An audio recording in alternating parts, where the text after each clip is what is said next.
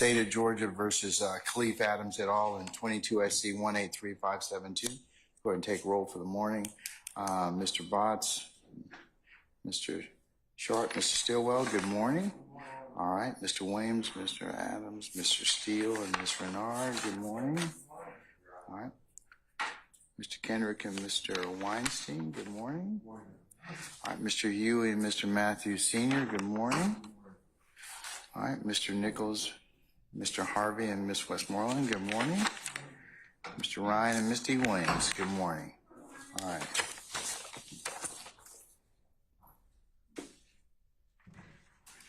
Y'all are kind of light today, State. All right. Good morning, Ms. Hilton, Mr. Halski, and Ms. Atkins. Good morning. All right.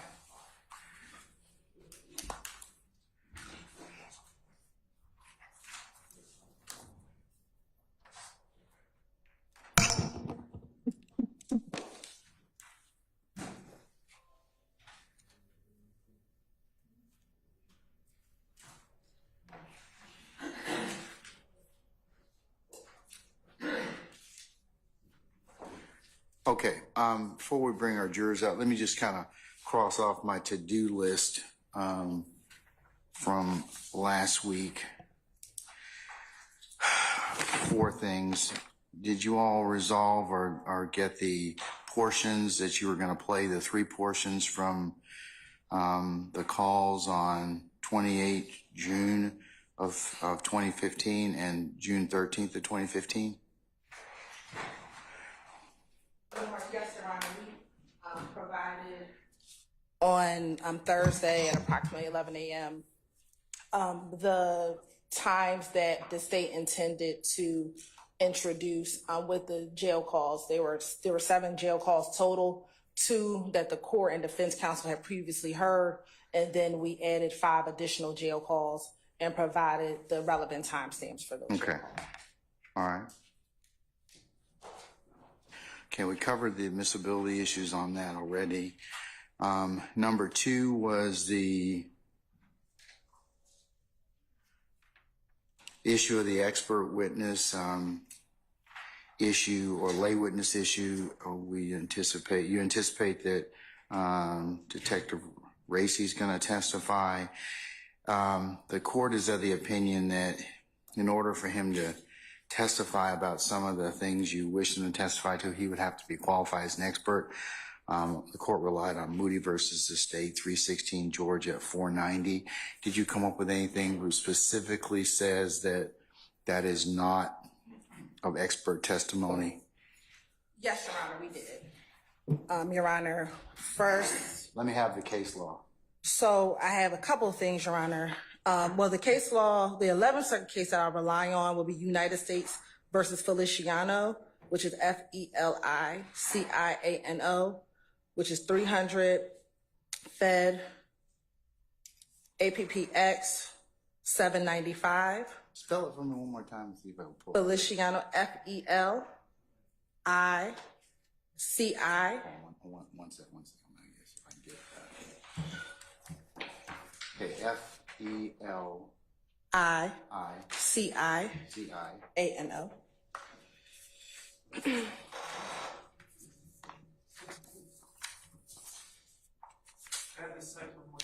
Sure. 300 Fed period APPX period 795.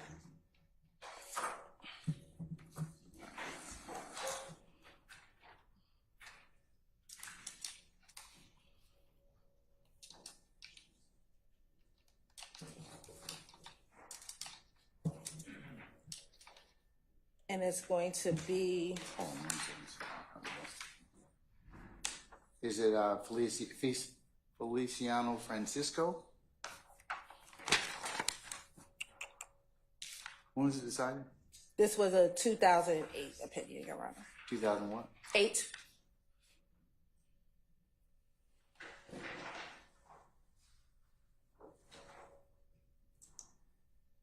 And his name was Jimmy Feliciano.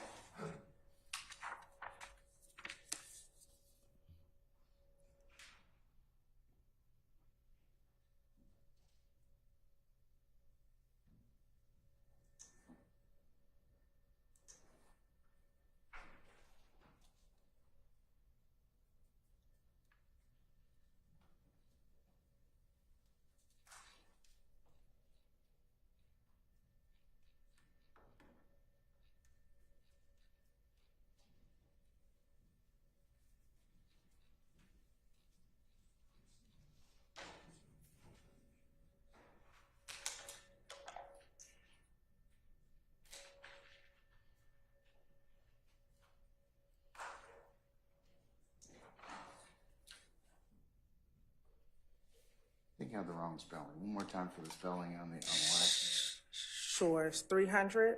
No, last name. Oh, FELICIANO.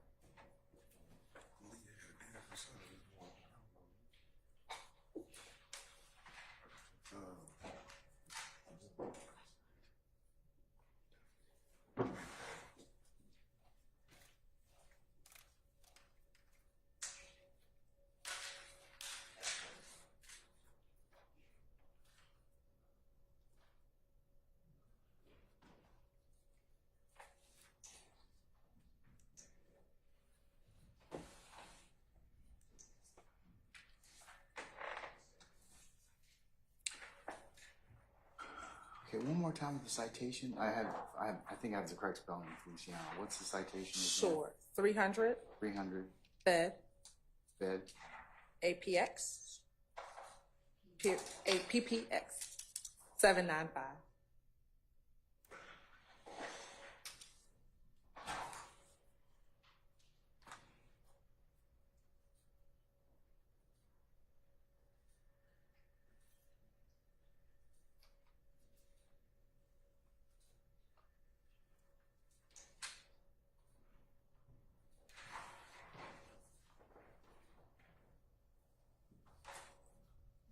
Okay, all right.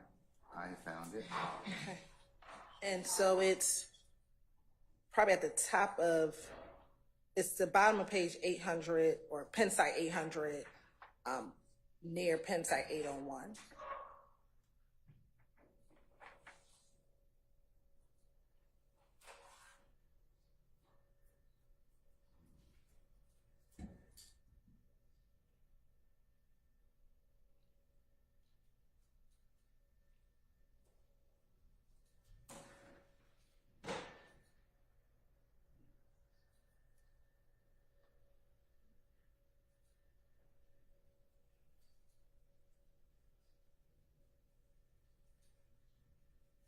Okay.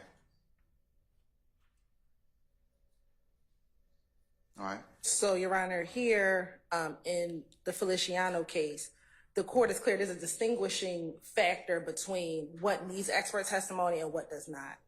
And what it says here, and I'll read this portion of the opinion. The court says, third, we are unpersuaded that the district court abuses discretion in allowing Detective Christie to testify about cell tower sites, which hindered Feliciano's argument that Manny Ortega, not Feliciano, was the sixth participant in the robbery.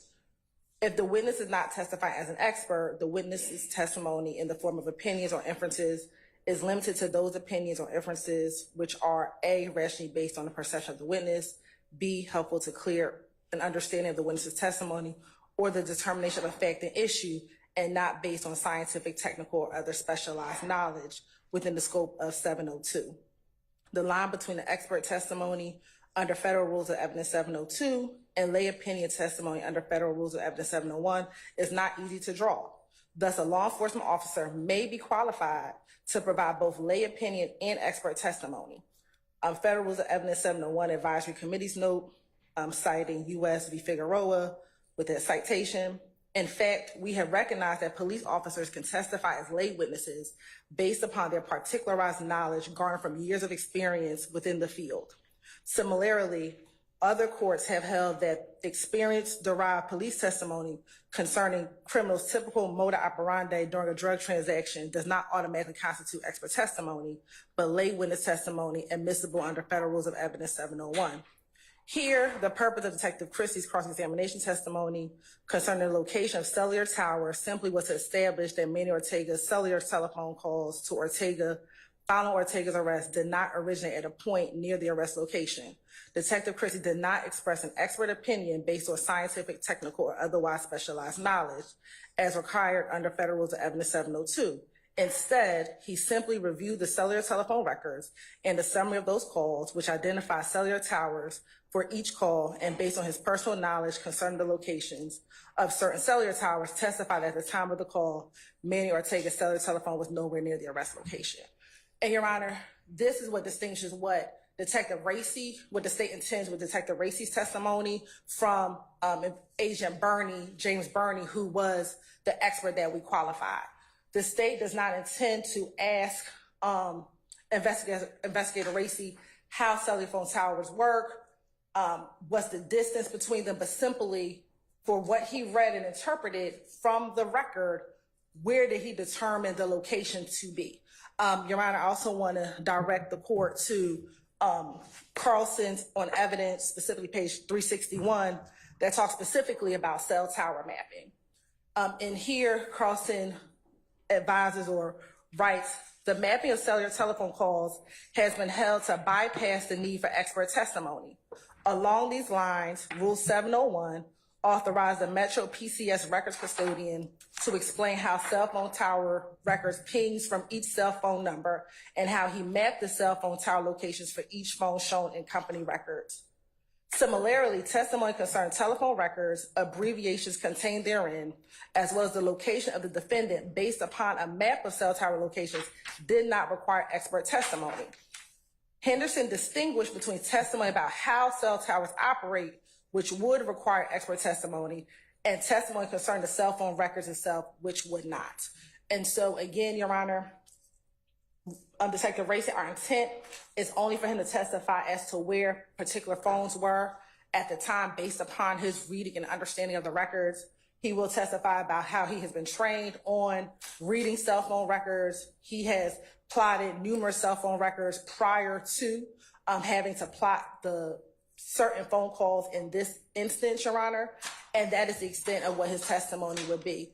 You will see that distinguished from Agent Burney later on, where Agent Burney will go into a more scientific analysis about cell phones and how they operate. And so, Your Honor, with that, we don't believe we need to qualify Mr. He's an agent now as well himself, Agent Racy, as a expert solely for what his testimony, we will get from his testimony right now. All right. Mr. Steele, anything further, sir? Yes, sir. Okay.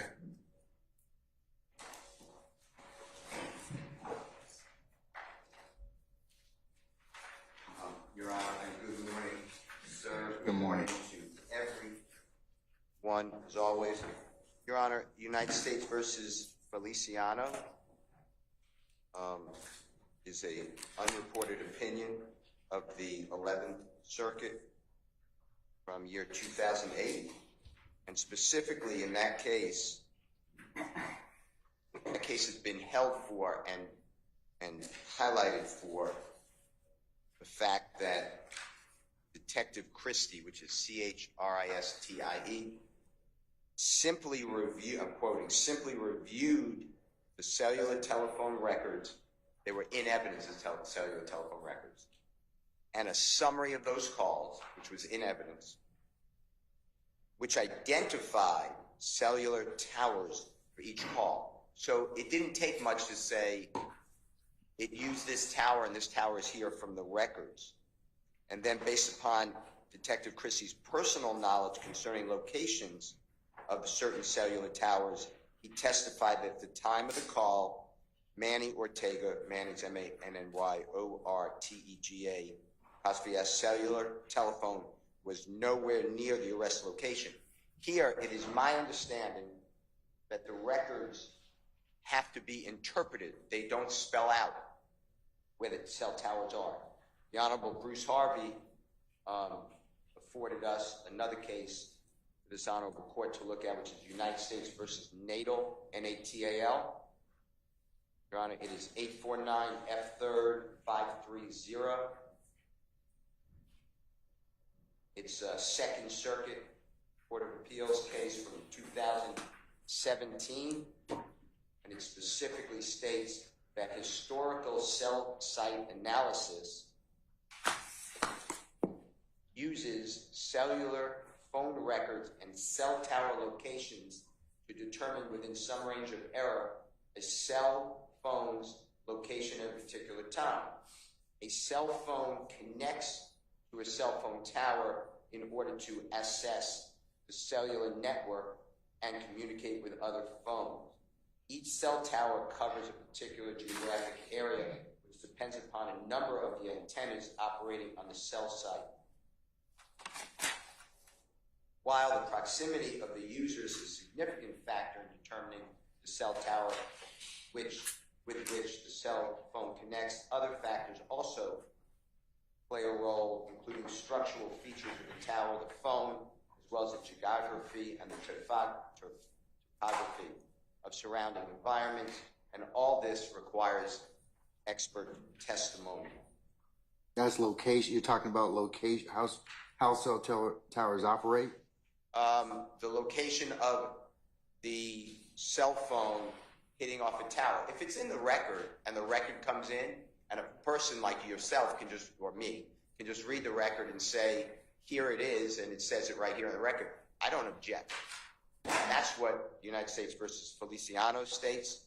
But what the state is going to do is extrapolate. As they told you, they're going to use Agent Bernie's information through Detective Racy, or Agent Racy now, and have him testify to location data, and then come in later, I guess, over objection, and now try to bolster that testimony or make it cumulative. And I'm not so sure that Agent Bernie even did this analysis that we were never given it, that Detective Racy is talking about. So it is really fresh testimony, that's expert testimony. I would object to saying.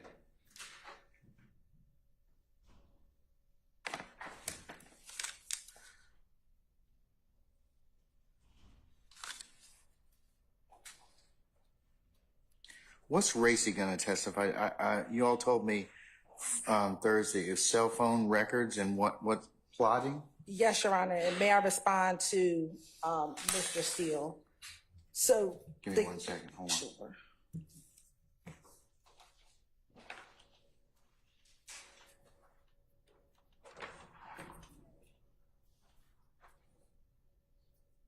Okay, it looks like the mapping of cellular telephone calls doesn't require expert testimony.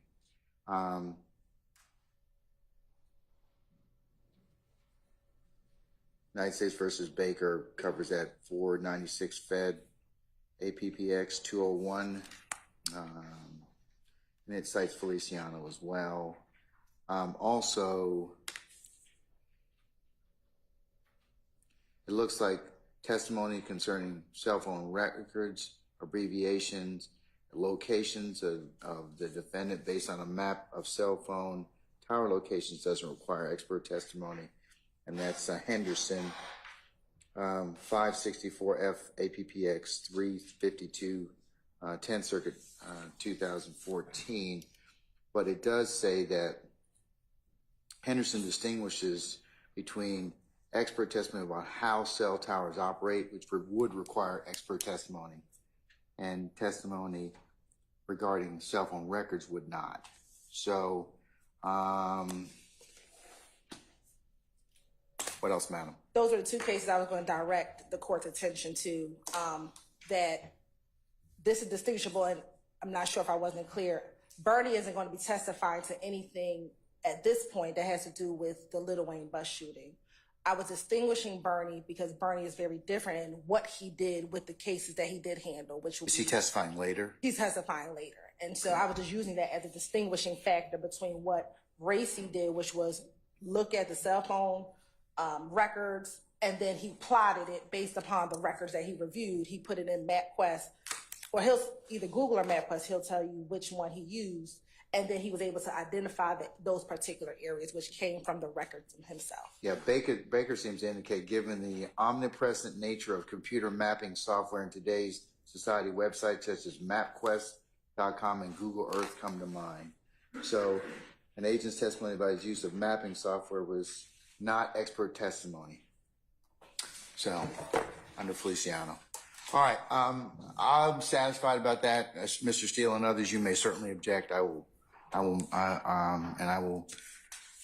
make a continuing for the record. If it crosses over in expert testimony, I'll reconsider at that point in time. But it seems like looking at the case law that there is a distinguishment between that. So that's two. I think the third thing was.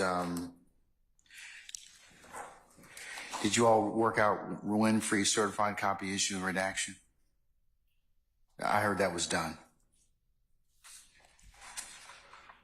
From what Ms. Love was telling us on Thursday, I should say. If I could just have a moment to confirm, I believe it was completed, but I just need to confirm. Okay, and then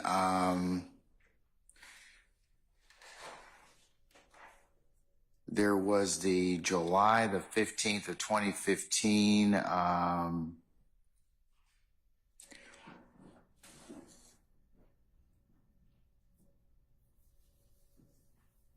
in custody. There was supposed to be some redaction of that as well. Is that correct?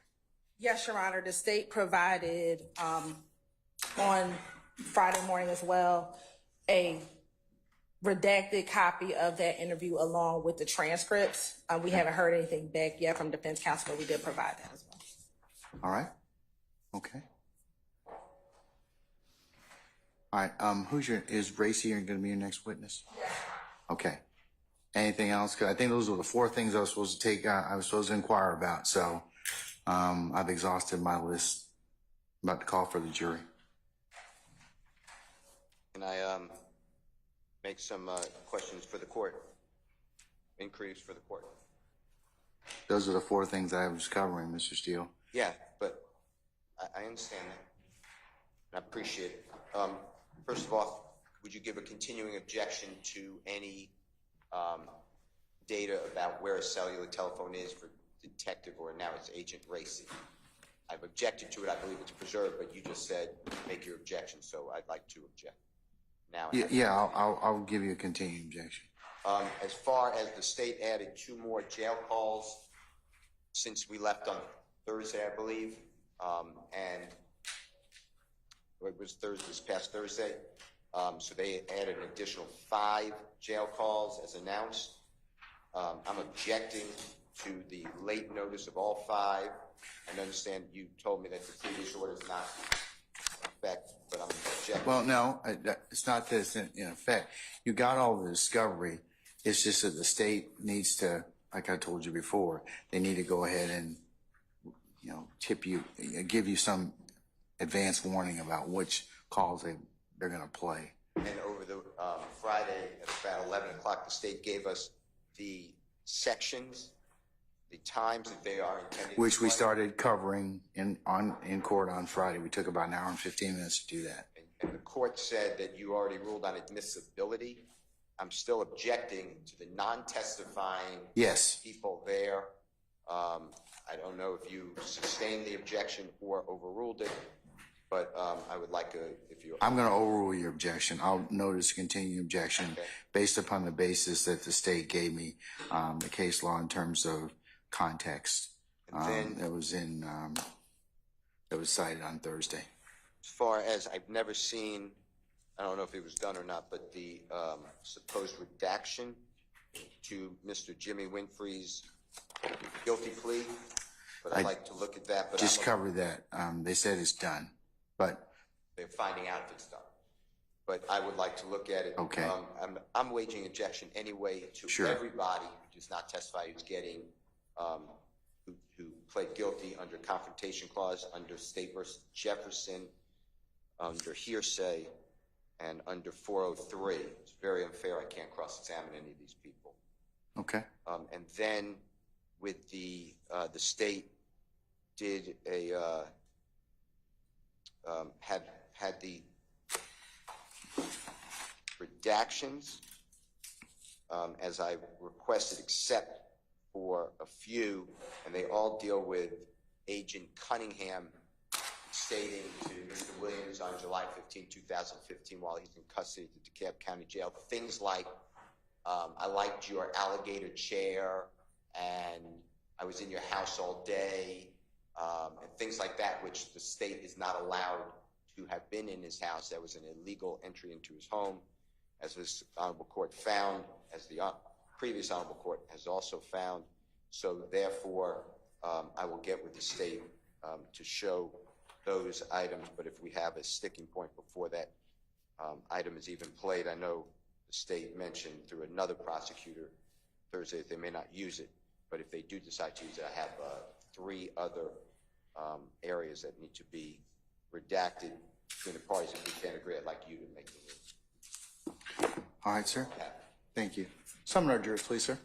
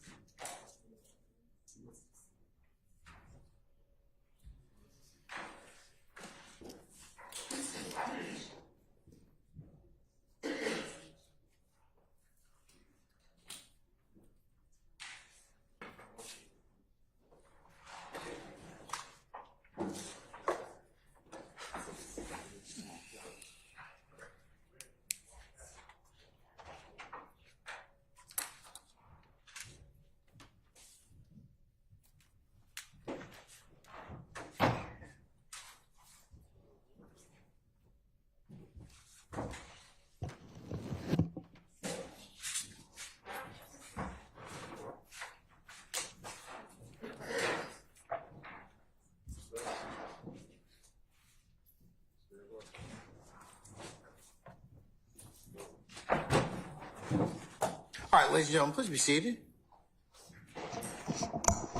Deputy Ham, all jurors present, sir? All right. Ladies and gentlemen, jury, good morning. Good morning. All right. Ladies and gentlemen, we're going to continue with the presentation of the state's case, okay? All right, call your next witness. Thank you, Your Honor. The state calls Agent David Race. All right, summon Agent Racy, please. Agent Racy, good morning, sir. If you would please approach the witness stand. Once you get there, if you'd be so kind to turn and face Deputy Ham to be sworn as a witness before you sit down. Yes, Your Honor. Please swear affirm the testimony you're about to give the court, the truth, and all the evidence that you said. You may be seated. Can you state your first and last name from the book, please? Yes, my name is David Racy, David Raissi.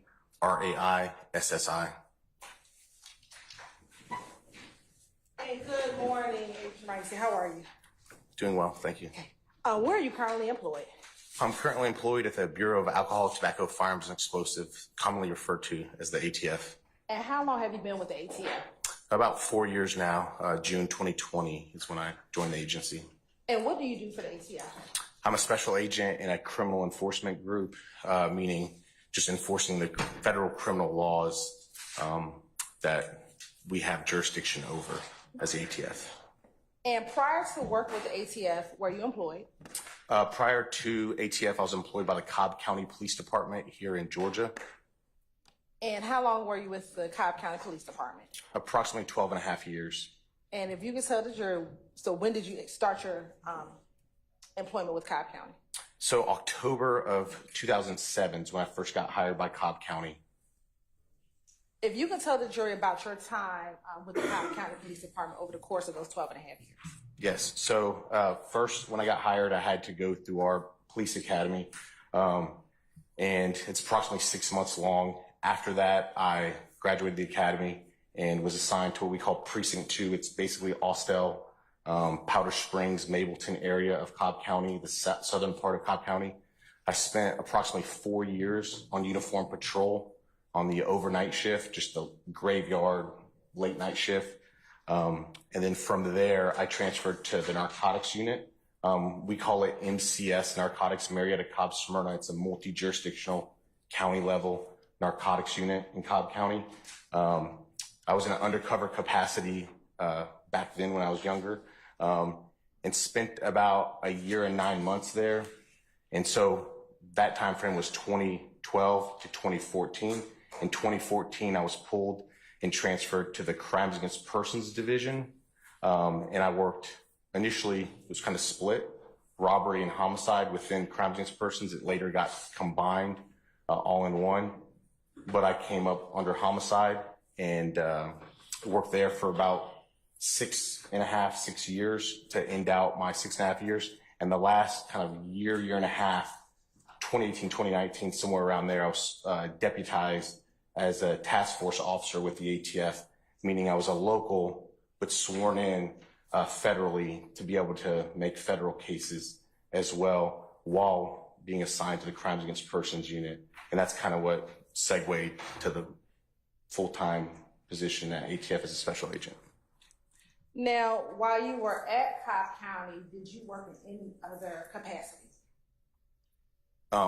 So I was in the military reserves at the same time, yes. And in the military reserve, what was your role with the military reserve? Okay, so starting off kind of 2003 to 2007, I graduated high school and enlisted in the United States Marine Corps on active duty. So I served on active duty in the Marines. My primary job was a machine gunner. I had a secondary MOS or job as a Marine security guard. I was stationed at Camp David, the presidential retreat, basically doing security there for my whole enlistment. In 2007 is when I got off active duty, and that's when I went to Cobb County Police Department. But after the Cobb County Police Department, I re-obligated to a Marine Corps unit in the reserves, which I had a different job, had to go to another training, and I became an ammunition technician. So basically the housing, classification, storage of ammunition, small arms ammunition for the Marine Corps. And then in 2010, I transferred from the Marine Corps Reserves to the Air Force Reserves here at Dobbins Air Force Base. And my job changed again to just, they call it security forces. It's different than Marine Corps security forces, but it's basically military police. So I changed my job in the Air Force to be military police. And then from 2010 to 2015, I did that. And then 2015, I left military police security forces and went to the Office of Special Investigation for the Air Force. So what that is basically NCIS, everyone's seen the show, or Army CID. OSI is the Air Force's version of their felony level investigative service. So I'm still in Air Force OSI. So from 2015 to present date, that's what I do in the reserves. is just basically a special agent for the Air Force, is basically what it comes down to. Now, I want to go back to your time at the Cobb County Police Department. Were you post-certified during your time at the Cobb County Police Department? Yes, I was. And specifically during your time where you were assigned to the Violent Crimes Unit, did you have or receive any type of training? Yes, absolutely. What type of training did you receive as being an investigator with the Violent Crimes Division? So when I transferred to the Violent Crimes Unit, Crimes Against Persons, I went through basic level investigations, violent crime investigations, interviews and interrogations, search warrants, homicide investigations, advanced cell phone investigations, social media exploitation investigations. You name it, if there was training that involved violent crime, I pretty much went to the training. Cobb County Police sends us to the training. And then while I was at Crimes Against Persons, I also went to the Federal Criminal Investigator Training course for Air Force of Special Investigations for the Air Force. That's the Federal Law Enforcement Training Academy to be a criminal investigator. It's in Glencoe, Georgia. It's FLETC, the Federal Law Enforcement Training Center. So that's a whole nother criminal training course to become a federal investigator. So I did that while I was at Crimes Against Persons as well. So quite a bit of training. I want to specifically now focus on two areas of training that you talked about: cell phone training and social media. So first, talking about training regarding cell phones. When we talk about training regarding cell phones, what type of training did you receive regarding cell phones? So I went to two different courses that were specifically kind of geared or had a large training portion. One was an advanced cell phone training class. It was put on by Patsy, the Peace Officers Training Council. It's just a private company that hosts post-certification training classes. That was specifically for cell phones, reading CDRs, call detail records, cell phone exploitation for like search warrants on the actual device. They touch on geofence search warrants as well. Then I also went to the advanced homicide course. It as well touched on that. The FBI CAS team, the cellular analysis survey team, taught a portion of the advanced homicide course where they also taught the same thing: cell phone analysis, reading historical data, geofence search warrants, and kind of the same thing. And then, of course, like the basic investigator training courses also touch on that.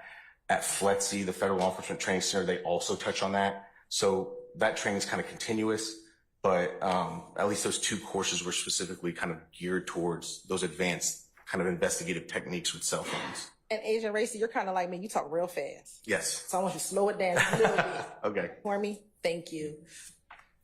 About how many hours of formal training did you have with cell phones? So formal training, specifically geared towards it, I'd say probably 80 hours because it's two training classes, two 40-hour training classes, I believe it was, give or take somewhere around there.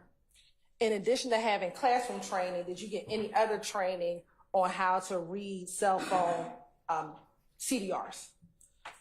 Yes, absolutely. So basically on the job training as well, senior detectives or analysts that we work with, kind of when you get a criminal case and you're a baby detective or baby investigator, you have a detective training officer that kind of walks you through learning your first cases. And so those first couple of like months when you're a detective, you're getting the search warrants, you're kind of cutting your teeth basically doing investigations. And so you would have the senior detective training you and showing you as well. So on the job training as well. And did you have the occasion to get call detail records in the case that you were investigating while at Cobb County? Yes. And if you can give an estimation in about how many of your cases that you handled while in the Violent Crimes Unit did you receive call detail records for? We get CDRs for the vast majority of violent crime investigations that we do in Cobb County. I can't say every single one, but certainly ones where we know a phone number, we can develop a phone number, we develop a suspect, and we have a criminal prosecution. It's kind of standard. If I turned in a case file without kind of getting a call detail record or getting a search warrant for that, I'll stand as to form. You can defer. Was it a requirement of you to get call detail records and majority of the cases that you handled? you could call it a requirement. It was an expectation. Okay. And with the call detail records that you've received, have you had the occasion to plot cell phone tower information based upon the call detail records that you received? Absolutely. Overruled, sir. Yes. Now, in Cobb County, outside of yourself as the investigator plotting call detail records, did you have any other individuals within the department that would also assist or handle plotting or analyzing of call detail records? Yes. Who were those individuals? So we had crime analysts that had access to basically other tools, systems, computer programs that would help plot that data as well. We kind of changed companies that we had a lease with as a provider during my time there. But yes, we utilized two primary companies that I could recall. And let me ask you this. When you were plotting records for yourself, what type of system would you use in order to plot the data? So if I had the raw data and I was looking at it initially, I didn't use a computer program. I did it myself. So what I would do is look at, depends on the cell phone provider that we're discussing, but sometimes they come back as an Excel document with different columns and it would give you different information. Sometimes, depending on the provider, it would come up not as a Word document, but kind of like a PDF, and it would give you the same data, but stylistically different on the return from that company.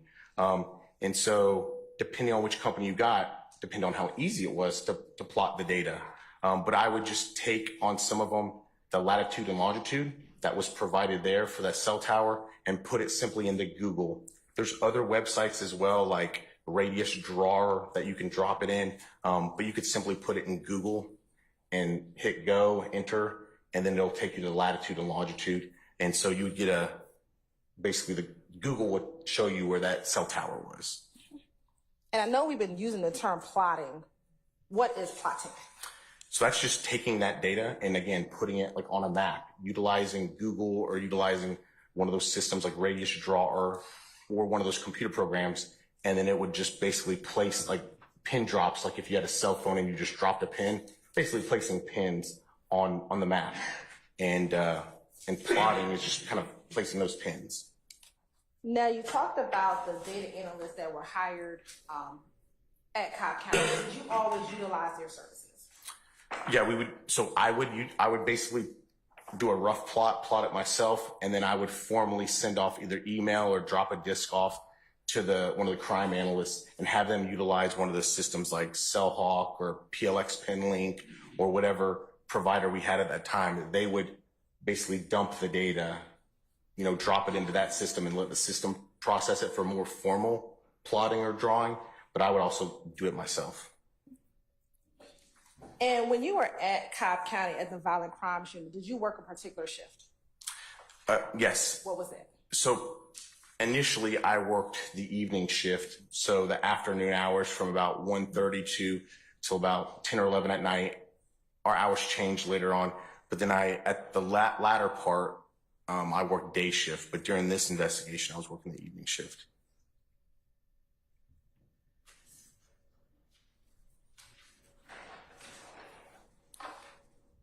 Now, you also talked about you received training on social media. Tell the jury briefly about your training that you received with social media. Very similar. So on-the-job training, right? We all have social media. We all know how to search things on Facebook or Instagram or one of the social media platforms. So on-the-job training, but then also formal training from a post-certified instructor that basically teaches you the course covered, obviously seeing an open profile to how to actually get a search warrant and upload it in the different programs, because every provider has a different way to upload a search warrant. So from step 1 to step Z or A to Z, just explain the whole process of how to get search warrants, what you're looking for, what kind of information you can get out of a search warrant or subpoena to those social media platforms, and just kind of covering everything, what they are, to how to exploit them in an investigation. Okay. Now, while in the violent crimes unit, did you ever get any training as it related to gangs? Yes. What type of training did you receive? I think it was another 40-hour, or it was a 3-day or 5-day gang training put on by our gang unit at Cobb County.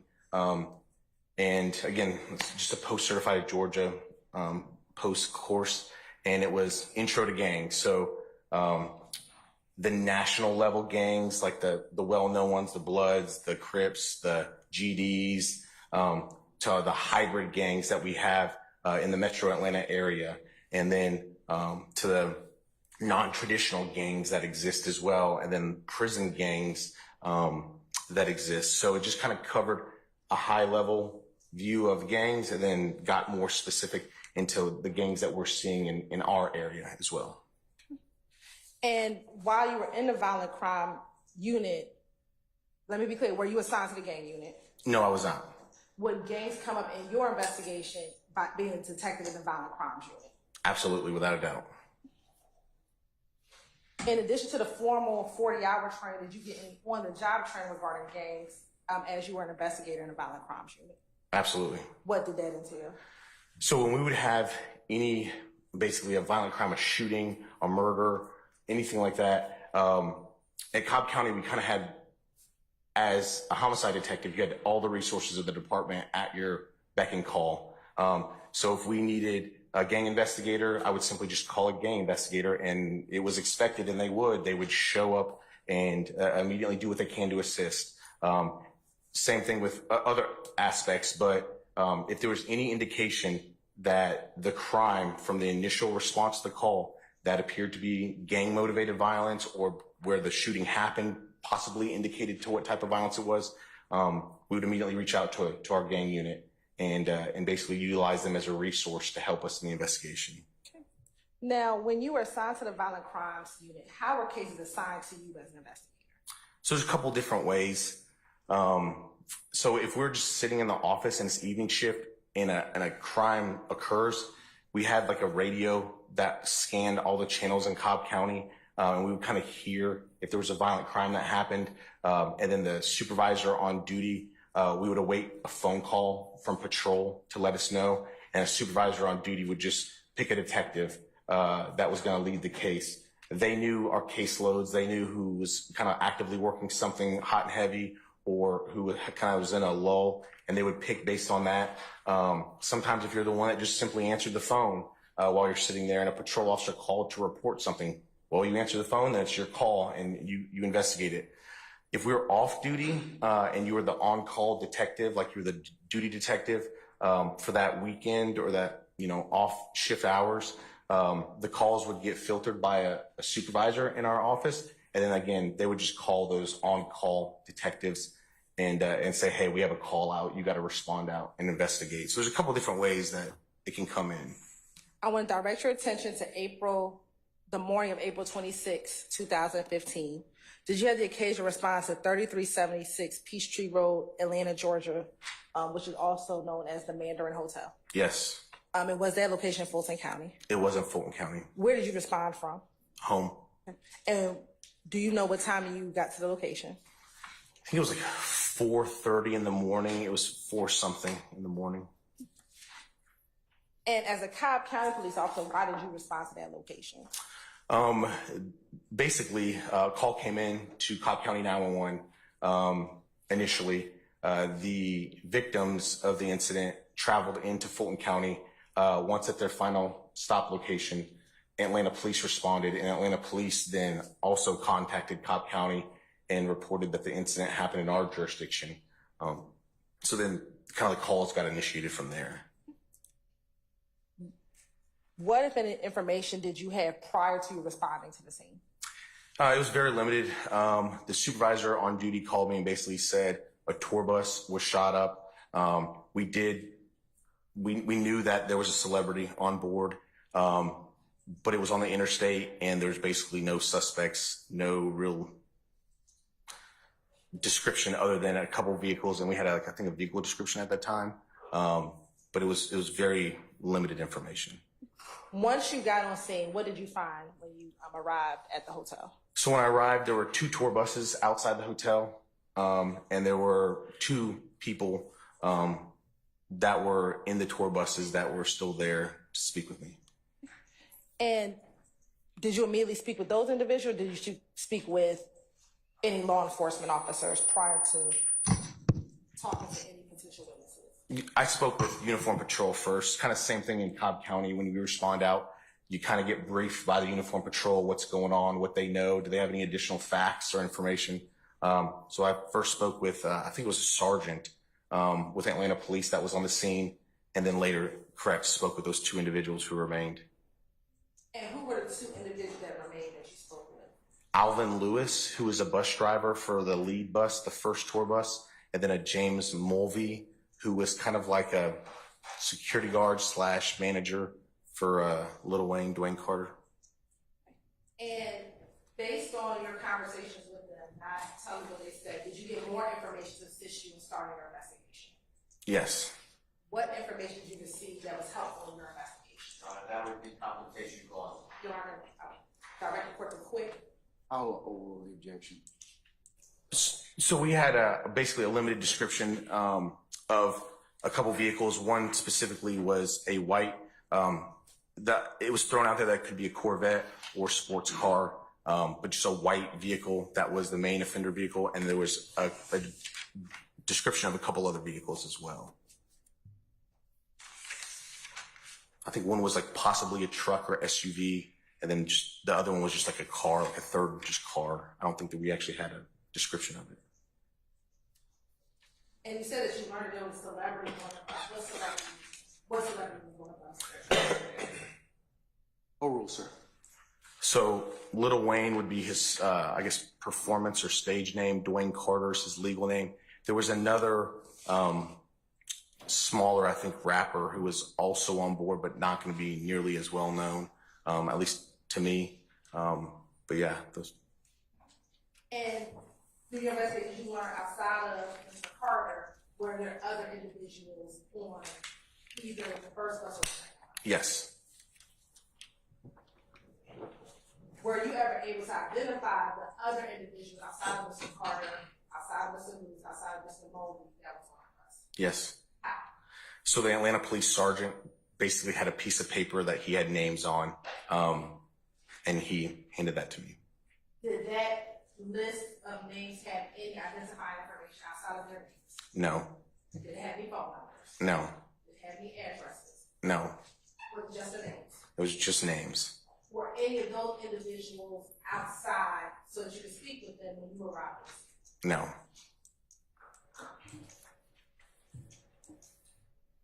About how long were you on the scene with them?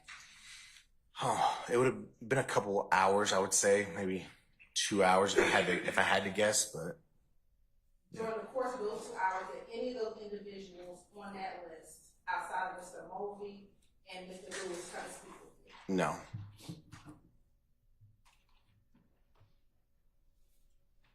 At any point during your investigation, were you ever able to speak with any of those individuals? I think I briefly spoke with one. No, I mean, nothing substantive. I think we might have spoke with one person on the phone that basically said they didn't. Don't tell me what they said. Okay. So you spoke with one person. Maybe one person.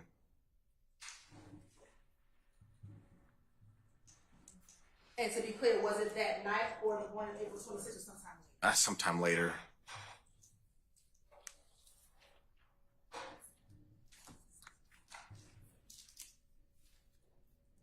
And again, don't tell me anything that you said. Was there anything that provided you any evidentiary value from that conversation? No evidentiary value, no. Now, while you were on scene, what did you do as part of your investigation? So again, interviewed the people that were involved, looked at the tour buses. A crime scene tech responded out with me. I requested a crime scene tech. I discussed what we had with that crime scene tech. She photographed the scene for me while I was standing there. We were able to walk on. Alvin Lewis gave us permission to walk on his tour bus. So we were able to view the damage on his tour bus and collect some physical evidence from his tour bus. Why did you have a crime scene technician come out to the scene? Why did you have a crime scene tech come out to the scene? I wanted formal photographs taken, and I wanted evidence collected in the best manner that could possibly be taken and collected. And you said that Mr. Lewis allowed you on his bus. Were you ever allowed to go into the interior of the other bus? No.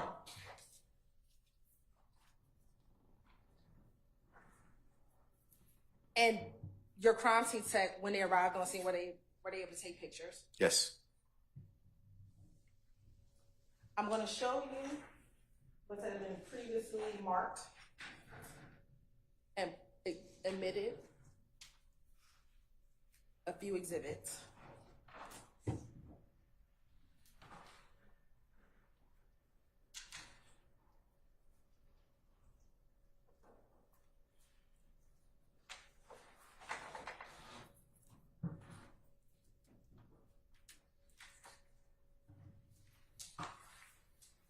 First, looking at exhibit 40E, is this one of the pictures that the crime tech took while there that morning? Yes. And do you recall if this was the first or the second bus? I think this is going to be the second bus. Looking at 40E, do you have certain types of pictures that you want to take or that you want your crime scene tech to take while she's out there? Yes. So first, crime scene tech or detective is going to take overall photos and then basically move their way in. So overall, medium, close-up photos. Why is that? I mean, you're just trying to be able to provide the totality of what happened and then also get detailed photos of kind of what happened. So just getting a perspective of from outward to inward, kind of where you're going and what you're looking at. Okay. We're going to look at 41E and 42E. Is that same concept of having the outward pictures first before you go into more detail? Correct. Looking at 43E, what was significant for you as an investigator for the crime scene tech to capture and when we're looking at 43E? We're starting to look at defects from presumably projectiles. All right, and are those two defects that you were focused on? Yes. All right, looking at 44E. What is 44E? Again, that's going to be a defect from a projectile. Is that a close-up of what we saw in 43? Yes. Okay. And what is the purpose of taking this close-up? I mean, it's to show us the damage. And depending on the type of material that has the defect, you can tell which direction the projectile is going based off of pattern of movements. So we're always going to take close-up photos to try to capture as much detail as possible. And in your experience, can you tell the direction of travel, and we'll go back to 43E, of these two defects that you see here? Sure. So, I mean, if you want me to go into detail, the bottom one is kind of more angled versus straight on. So if we took like a guide rod, we could probably put it actually in that hole, and that would actually show us the trajectory of that bullet. But that looks like it's a projectile. It looks like that's more kind of at an angle. This one kind of gets a little bit more head on. When you're saying this one, which you can circle. Oh, okay. Go to the bottom left. Sure. Oh. This should be a pen. Okay. Okay. Now, when you first said this one, which one are you referring to? So this one is the bottom one that kind of has a more left to right kind of linear pattern. So we could probably stick a guide rod if we could in there and be able to see the kind of the trajectory of where that projectile came. And again, this top one doesn't have that same left to right or right to left kind of motion. So that angle of impact likely changed versus this one. And you talked about the guide rods. Did you put any guide rods or do anything with guide rods as it relates to this, these two buses on the morning of April 26th? No, we did not. Any reason why? I mean, usually what you're trying to determine with guide rods is kind of the angle that shots were fired. So maybe if the crime scene was in a smaller vehicle and we're trying to see where the offenders were standing in relation to the overall crime scene, that could be beneficial, or if everything occurred in a small room or small vehicle. But on this is the interstate. I have no idea where the shooting even started. I have no idea where the shooting occurred. So getting a guide rod showing us the angle is going to have limited probative value for me as an investigator at this point in time. We know what we know. Projectiles were shot at the tour bus. The angles kind of really don't matter to me that much from at least initially on scene right here. We're gonna go to 44E.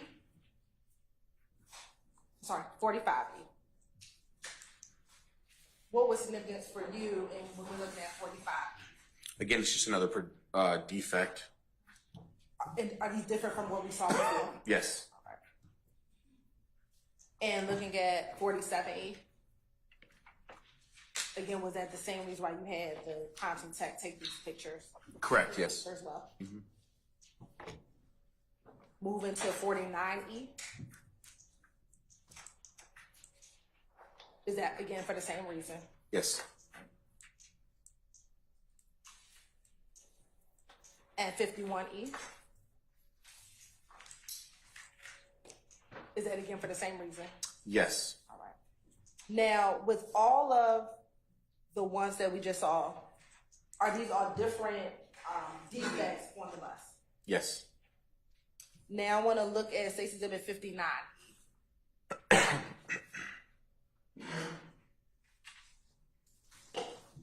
Looking at State's Exhibit 59E and 60E, what is depicted in 59E and 60E? So that's going to be a projectile that's kind of flattened out from hitting the surface. And where was that projectile found? That's going to be inside of a bus.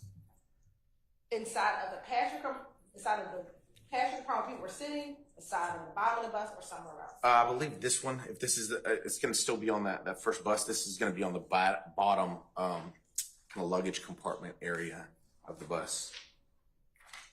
Now looking at State's Exhibit 67E,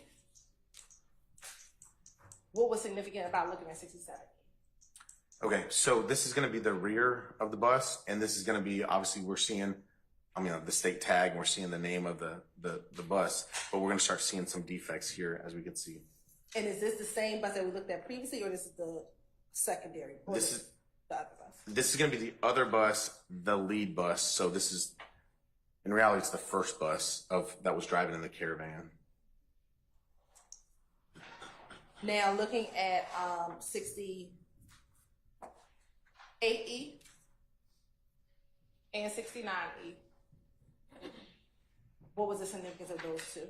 So this is going to be like the back side, like where kind of like the radiator is of the bus. The engine's actually in the back of the bus for this tour coach bus, and so that's kind of like into the engine radiator kind of area of the bus, and we can see the damage kind of like in the middle center bottom.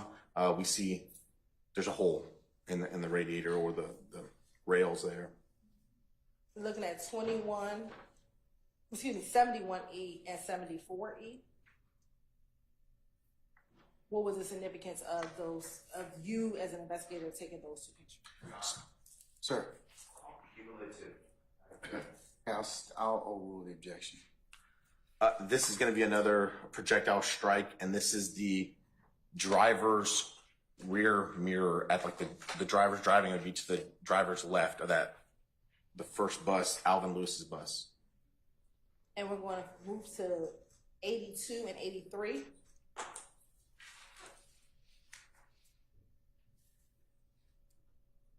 So I'm going to overrule myself. I'm going to sustain this objection. We have had testimony about this already. So Okay. we'll move on to something else. Sure. If we can go to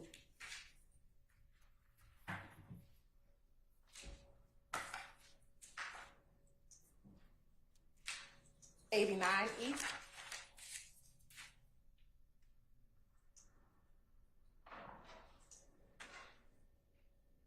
Look at 89E.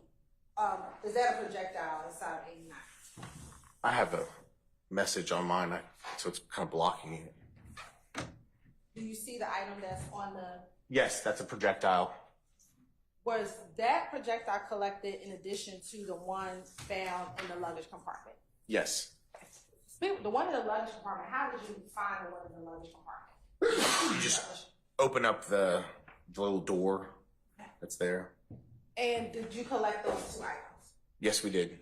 In addition to those items, did you receive any other projectiles? Yes. How many additional projectiles did you receive? 2 additional. When did you get the first additional projectile that you received? It was like the following day, or I think it was like maybe the 28th, so like a day or 2 after the incident occurred. And from whom did you get it from? Mr. Alvin Lewis provided it to Investigator Dennis, and Investigator Dennis provided it directly to me. Okay. And then the fourth projectile that you received, from whom did you receive it from? Pioneer Coach, the actual tour bus company themselves. And how long after did you receive that fourth projectile?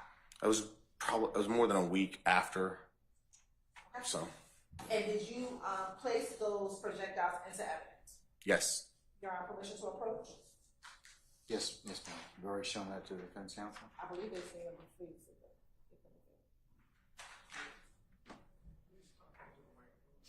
I believe they've seen it previously, but I'm going to show it to them again. Okay.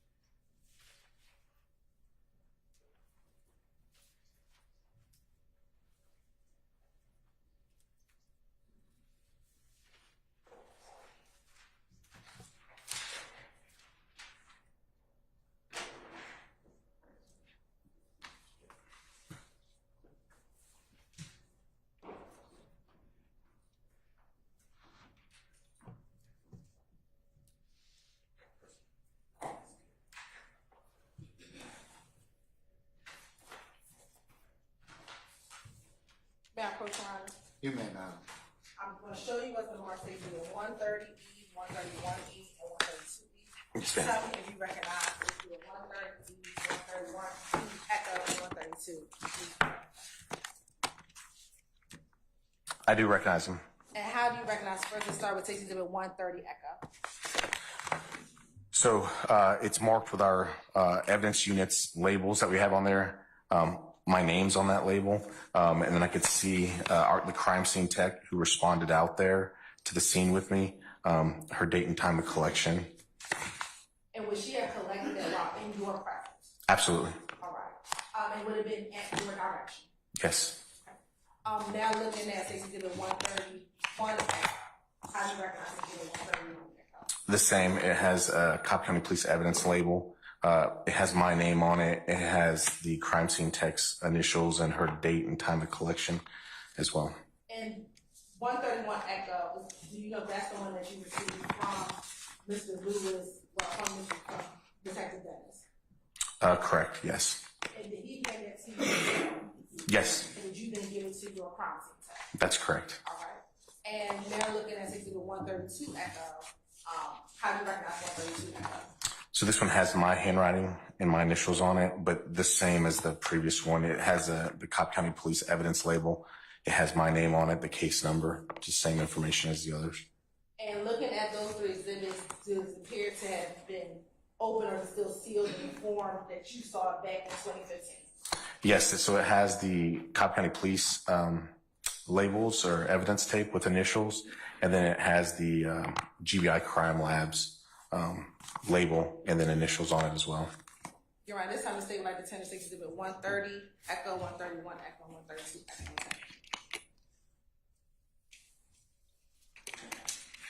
132. Sir, any objections to states 130, 131, or 132 echo?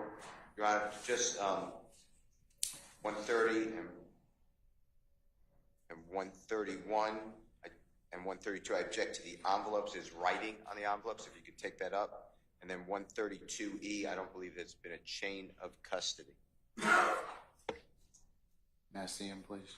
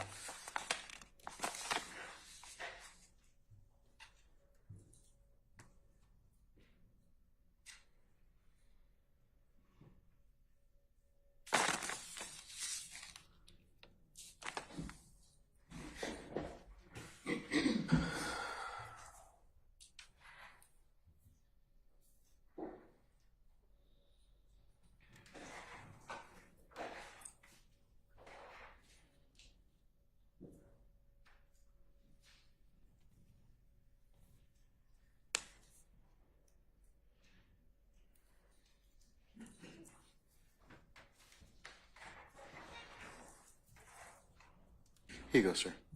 Yes, Your Honor.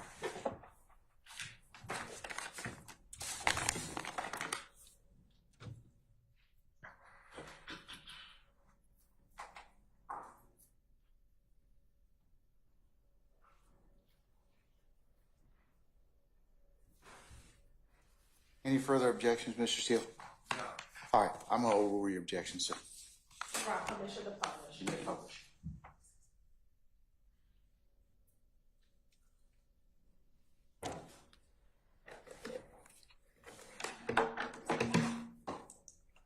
Can you start with Stacey with a 130 echo? And if you can open up Stacey with 130 echo. Okay.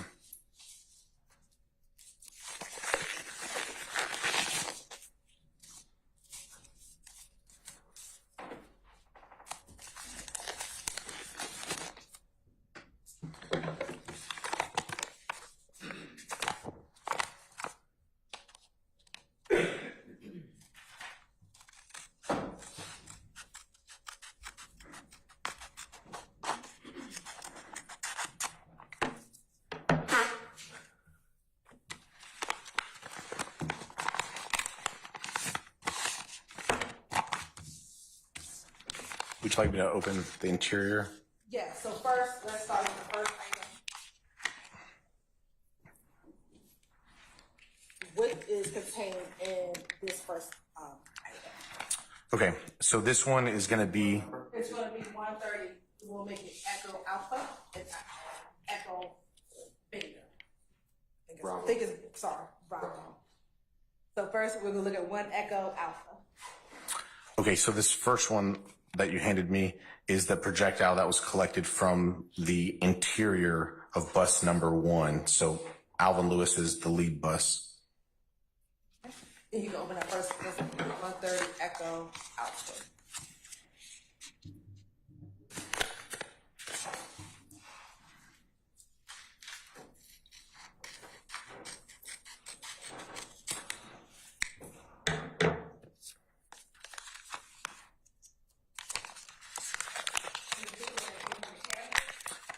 Yes, from the kitchen cabinet, yes.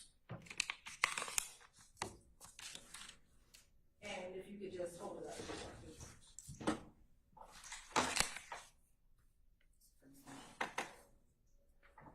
And would that be the same one that says Stacey's at 89? Yes, it appears to be the same one. Now we will open up 130 echo Bravo.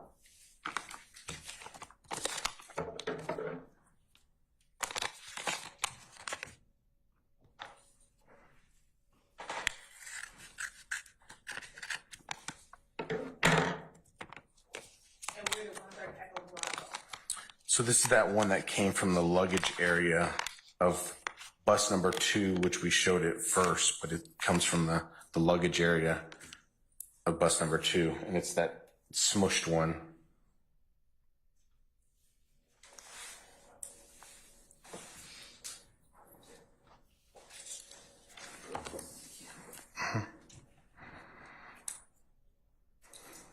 All right, and now you can put a, open up 131.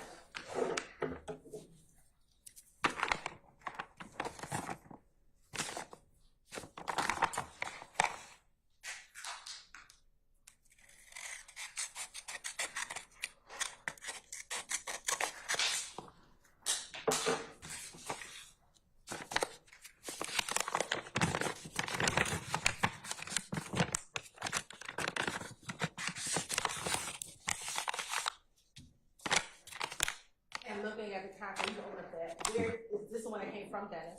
Correct. And do you know where on the bus it came from?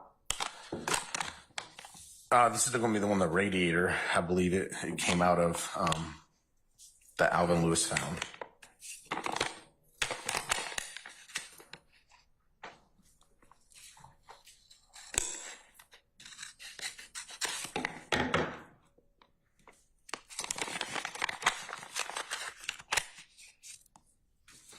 Oops. Thank you.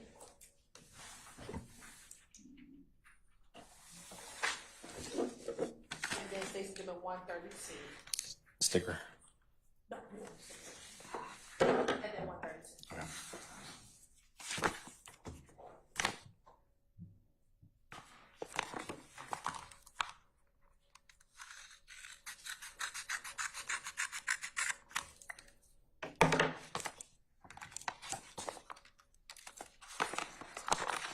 Trying not to cut over another seal.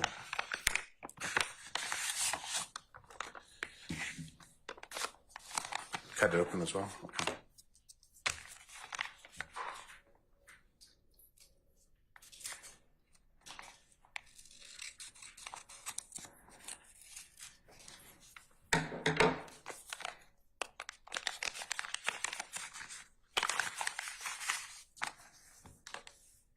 Okay.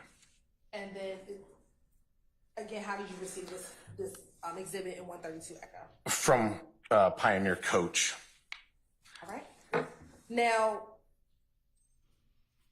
going back to the crime scene, once you had the crime scene tech take the pictures, you spoke with the APD officers, and you spoke with Mr. Lewis and Mr. Mulvey, did you do anything else in that early morning hours as it relates to your investigation? I don't think so. I think we just spoke with Uniform Patrol, those 2 witnesses, victims, and then photographed the scene. And I returned to Cobb County Police Headquarters. And then, of course, we placed into evidence and then sent out our necessary notifications that were required to do so. And what you put in evidence were the first 2 projectiles that you had from the cover from the luggage. Sorry. Sure. Were the 2 projectiles you put in evidence, the projectile from the cabinet and the projectile from the luggage? Yes. I sustain the objection. Should I rephrase it, Your Honor? You should rephrase. Yes, ma'am. I'll waive the objection. Okay, all right. Now, during your investigation, did you ever obtain the Cobb County 911 call and CAD report in this case? Yes. For the CAD report, are you familiar with the CAD report? Yes. And what is a CAD report? So it's a computer-aided dispatch or automated-aided dispatch. And are you familiar with how the call automated dispatch works? Yes. Is the CAD report, is it often called the CAD report? Yes, we refer to it as CAD, just common speak, yes. Is the CAD kept in a regular ordinary course of business with the Cobb County Communication Center? Yes. And with the CAD, is it generated at or near the time of the call in which it reflects? It's contemporaneous. It's while the call comes in, it's CAD's being generated. Okay. And have you had the opportunity to see the CAD as it relates to this investigation involving April 26, 2015? Yes. You're on permission to approach? You may go on. And, Shown that to defense counsel already. yes. Or they've had it previously, Your Honor. All right.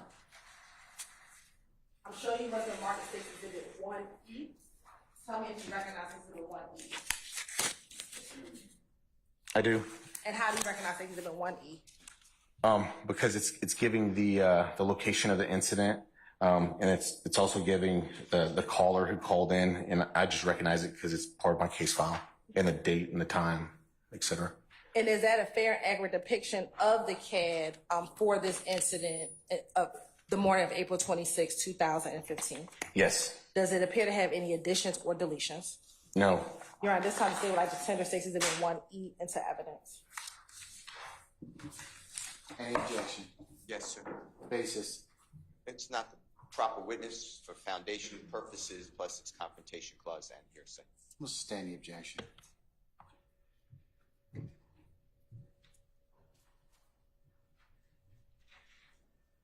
Let me ask you this. Do you know approximately what time the call from Mr. Lewis came in? Yes. About what time did the call from Mr. Lewis come in? I'm Your going Honor. to rule the objection. 3:14 a.m. on April 26, 2015. And based on your investigation, do you know who made the call? Yes. Who? Your Honor, he's not testifying to hearsay. He's testifying to what his investigation revealed. Again, that would be. I'm that- going to rule the objection, Mr. Steele. Alvin Lewis. And based on your investigation, do you know approximately where the call was made? Overrule, sir. It was made on 285 North between Atlanta Road and I-75. Now, during the course of your investigation, were you ever able to determine the route that the buses took to get to 285? Yes. What did you determine that route to be? So club compounds off Brady Avenue in Atlanta, Fulton County, they basically turned right onto Marietta Street. You have an objection, sir? Basis. No, you may have a continuing objection, sir. Absolutely. And also, the gentleman, shooting agent, is reading from a item that's not him. Yeah, and detective, you can, or Agent Razor, you can't read from the document. You Yes, Your Honor. just turn it over and leave it there for the time being, unless your memory needs to be refreshed. And were you reading from that document right now? No, that doesn't have the direction right on there, Your Honor. All right, sir. Yes, so club compounds on Brady Avenue. The investigation determined that the convoy, the buses, escorted by Atlanta police, turned right going north on Marietta Street. Marietta Street turns into Atlanta Road when it enters Cobb County. And from Atlanta Road, they turned right going northbound on 285.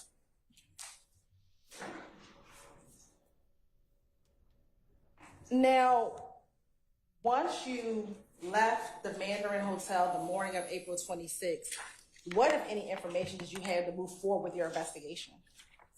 Not much at all. We had a basic vehicle description, and that was it.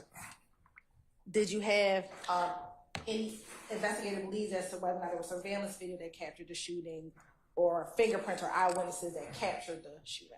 We had nothing, and by the nature of this crime, we did not have fingerprints or DNA or anything like that. How did that impact your initial investigation? It was detrimental. By the nature of this crime, we don't have the typical leads that we would try to go down at that initial onset of the investigation. Did you eventually get information that assisted with your investigation? Yes. How did you receive that information? A gang investigator from Atlanta Police Department, Investigator Tyrone Dennis, contacted me and advised that he potentially had information that could assist in the Confrontation clause also accused who was testified to execute. And you mind if I can respond? He has to tell you how he got the information. The reason why we brought Dennis first is so. I'll rule the objection. Okay, continue. Investigator Dennis contacted me and advised he might have some information that could assist in the investigation. When did he first make contact with you? It was either the day after the incident or that Monday. So either going into the Sunday, he either contacted me Sunday or that Monday, the first work day. And how did you all first interact with each other? Over the phone, in person, or something else? He called. It was over the phone. Once he called and you spoke with him, did you ever meet him in person? Yes. When did you meet him in person? immediately thereafter. It was either that same exact day or the following day. There's really no delay. Where did you all meet? The Atlanta Police Headquarters. And when you met with him, did you go with anyone from Cobb County? Yes. Who?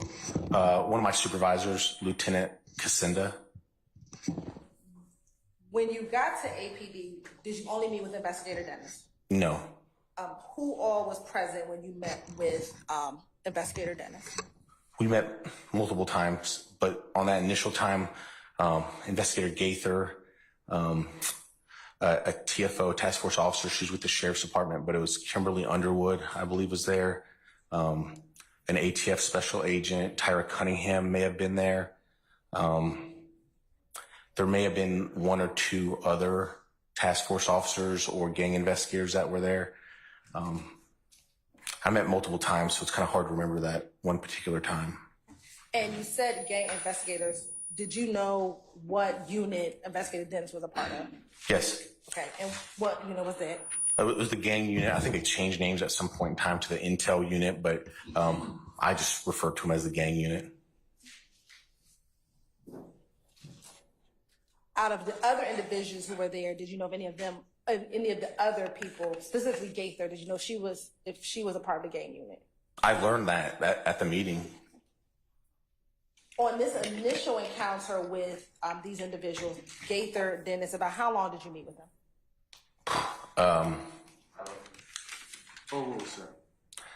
It was probably at least an hour, 2 hours maybe. It wasn't all day, but it was lengthy enough to gather intel. Okay. And did that meeting with these individuals provide you information that assisted with your investigation? Yes.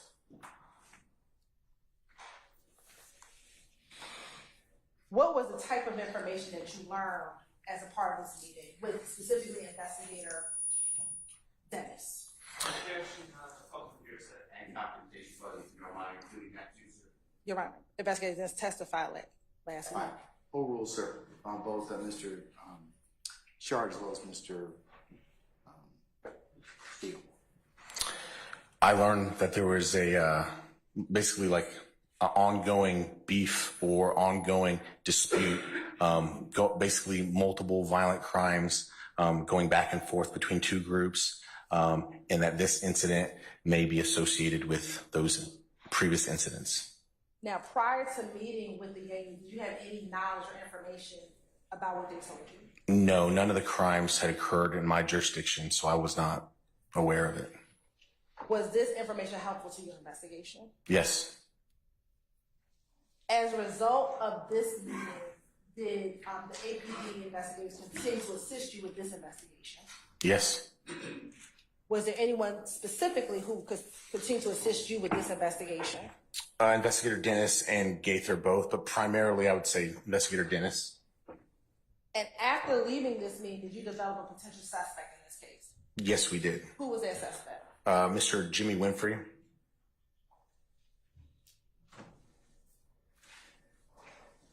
Now, as part of your investigation, did you ever try to obtain surveillance video?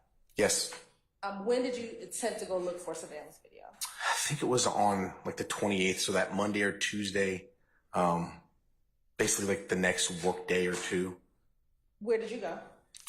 So we went to Club Compound, Brady Avenue, and that area. When you went, did you go with anyone? Yes. Who? There's another crimes against persons, Detective Tracy Ritchie. And when you went to the compound, did you meet with anyone? We spoke with I believe it was like the owner or manager of the club at the time. Do you recall his name? Oof, no, not off the top of my head right now. I'd have to look at my report. Will look at the copy for help. It would, yes. You have permission to approach? He's shown that copy to defense counsels already. Yes, I'll direct him to a page. I'm going to show you what's in Marty State's Exhibit 171E.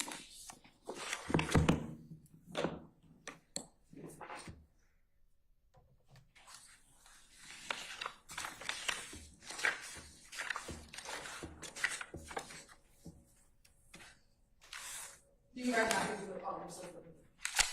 I do recognize it. I can answer that, yes. How do you recognize This appears to be our prosecution checklist. It's a prosecution packet that we basically build to turn over to the district attorney's office.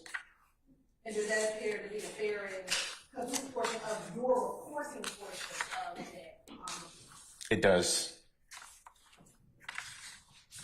Your Honor, to refresh, Detective Racy, the statement of you have intended for the purpose of refreshing recollection case number 171. It'll just be noted for purpose of the record. It states 171. Yeah. Okay. And we'll come back to that in a moment, who you went with. Were you able to find, where did you go look to go find surveillance video?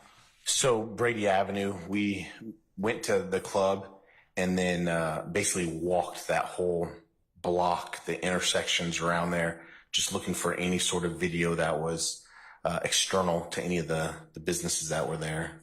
And did you find any surveillance video that would assist in your investigation? No. Okay. Outside of looking at the compound, as you walked up and down Brady, did you find any surveillance video on any of the businesses up, down Brady? Did they have surveillance video that would assist in your investigation? I'm sorry. You talked about going to the compound and you talked about walking up Brady Avenue. Did you see any businesses that had surveillance video that would assist in your investigation? Oh, objection. No, I didn't see any businesses with surveillance cameras that would assist, no.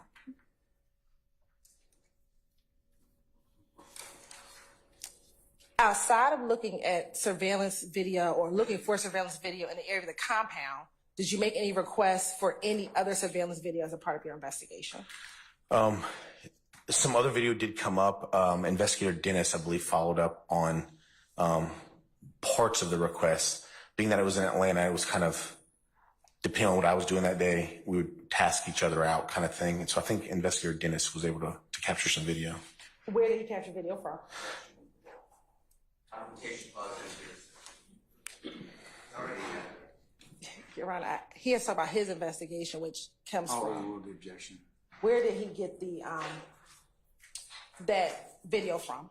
We called it the Vault, like a recording studio, but it was on Metropolitan Avenue. I don't remember the numbers, but Metropolitan Avenue in Atlanta.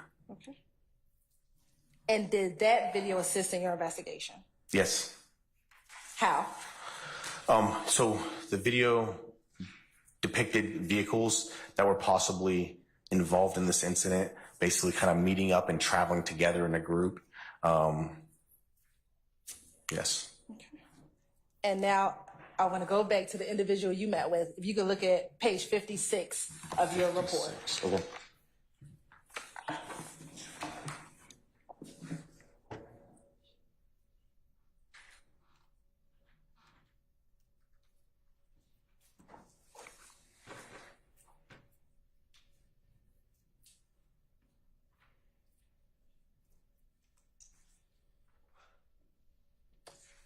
Did looking at page 56 help refresh your memory? Yeah. Yes. Yes. Okay. Yes. Who was the individual that you met with? It looked like a Michael Gitawan or Gitawan, depending on pronunciation.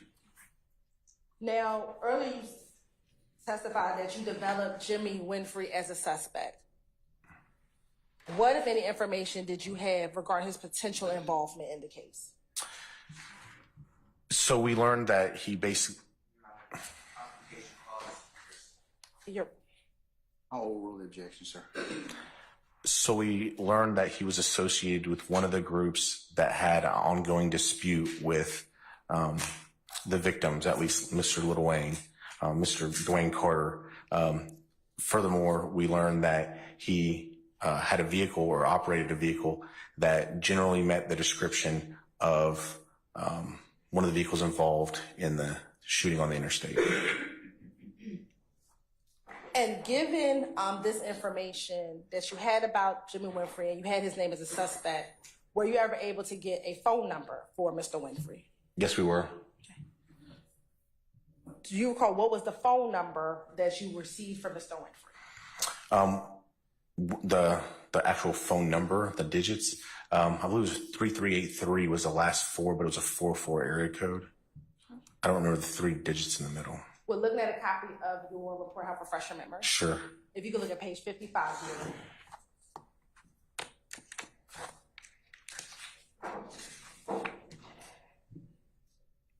Okay. Yes. Look at page 55, help refresh your memory as to the Yes. phone number. Yes, ma'am. What was the phone number? 404-664, excuse me, 404-664-3383. And once you received his phone number, what, if anything, did you do with that information? At that point in time, I was authored and applied for a search warrant for call detail record and historical cell site data. Why did you want to obtain his call detail records? Well, if he's a suspect in this incident and there's multiple parties that were involved, we wanted to know who he's talking to, who he's associated with. The cell site data can provide somewhat geographical location information. So it would help us at least rule him out as a suspect or rule him in as a suspect. And did you ever receive his records? Yes.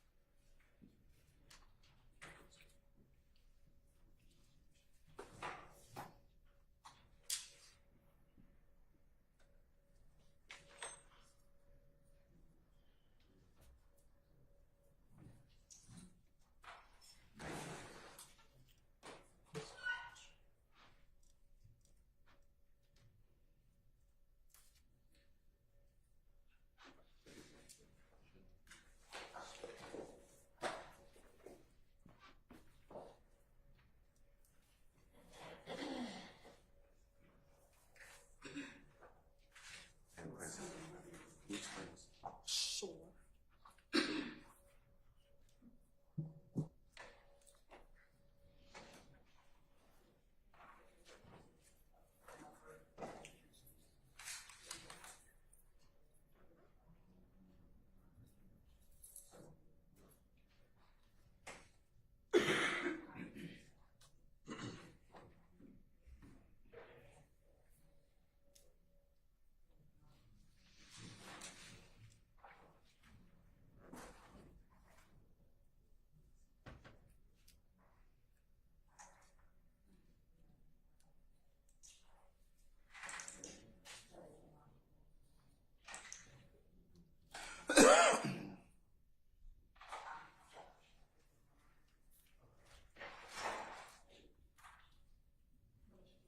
You may approach, madam. I'm going to show you a few documents.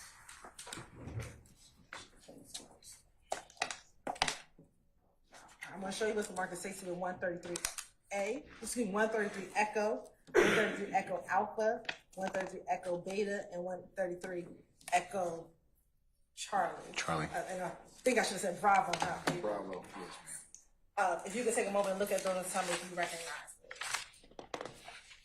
it.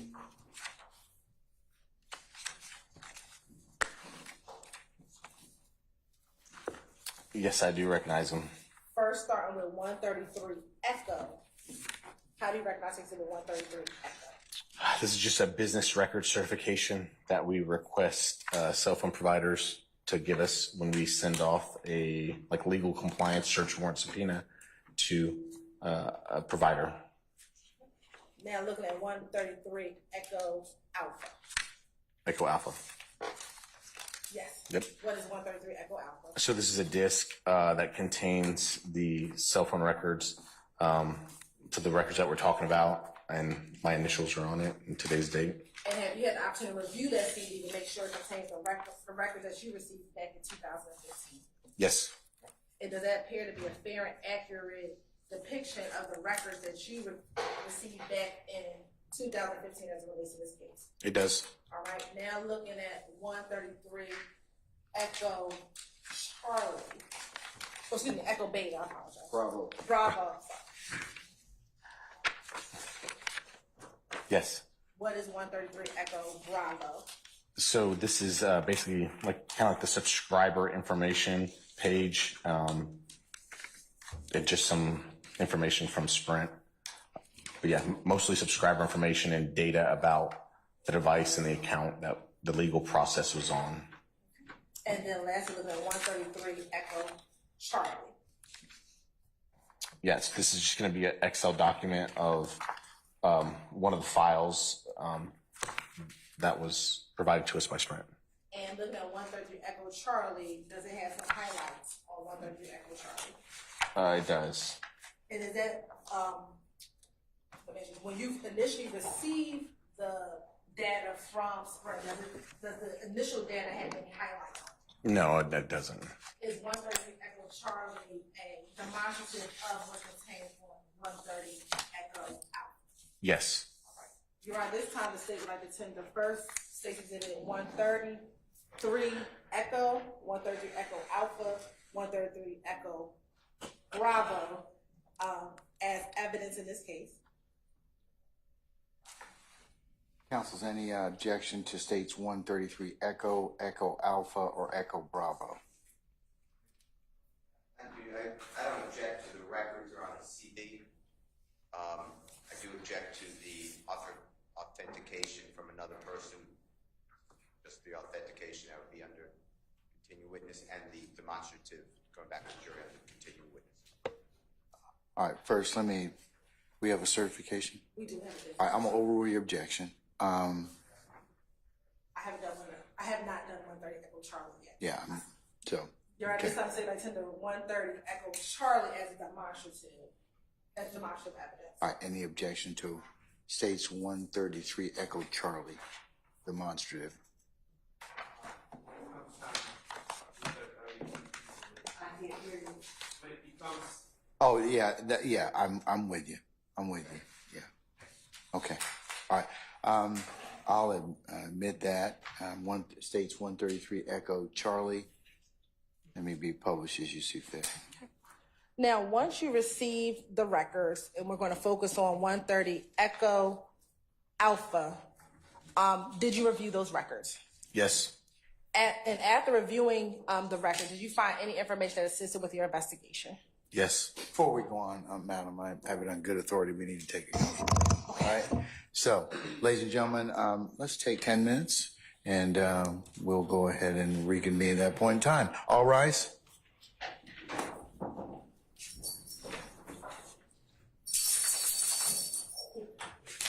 It's my dog. It's my dog. All right. Detective Racer, you may take your break at this point in time, too, sir. All right.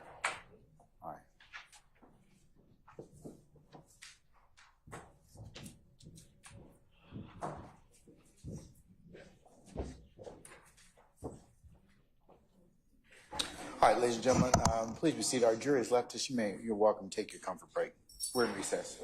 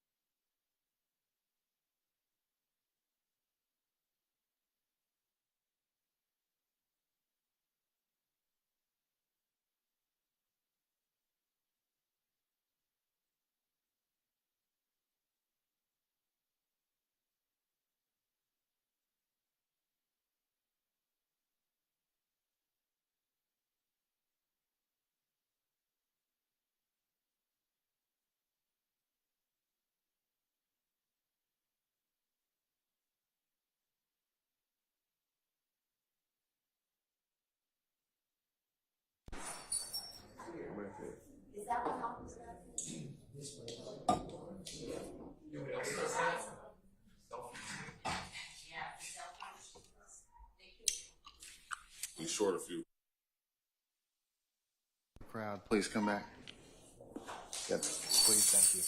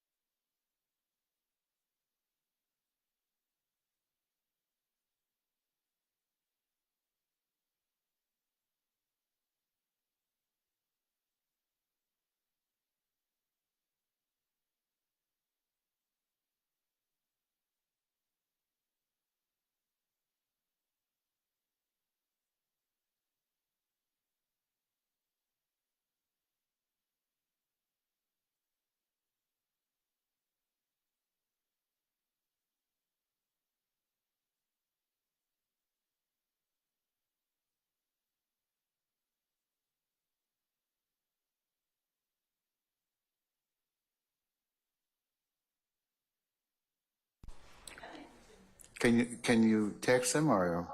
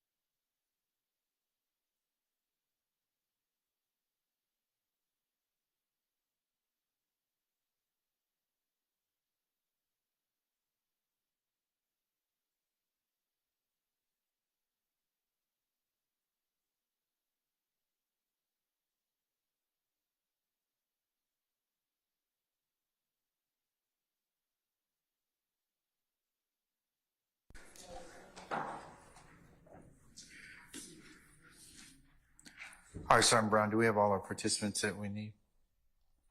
Okay. Yes. All right, okay. All right, Council, if you all could gather your seats, please, and we'll go ahead and, yeah, go ahead and we have our witness, summon our jury, please.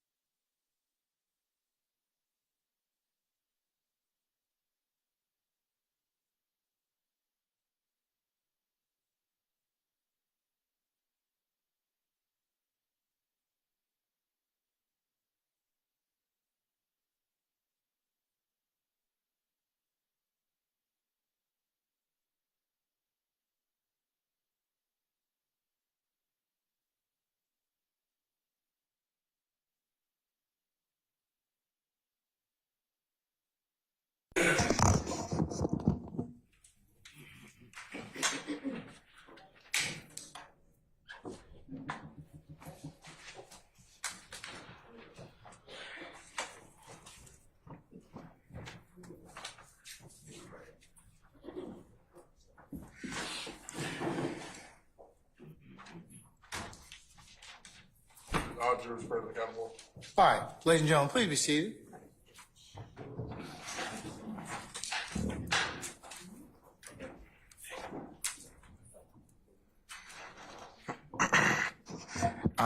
Ms. Hilton, before you continue, just to make it clear for purpose of the record, the court did admit, or I did, was asked that I admit 133 Echo, 133 Echo Alpha, Echo Bravo, and Echo Charlie.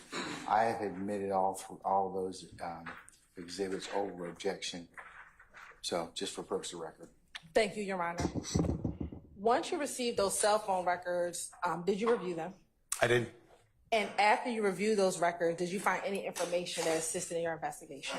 Yes. What information did you find that assisted in your investigation?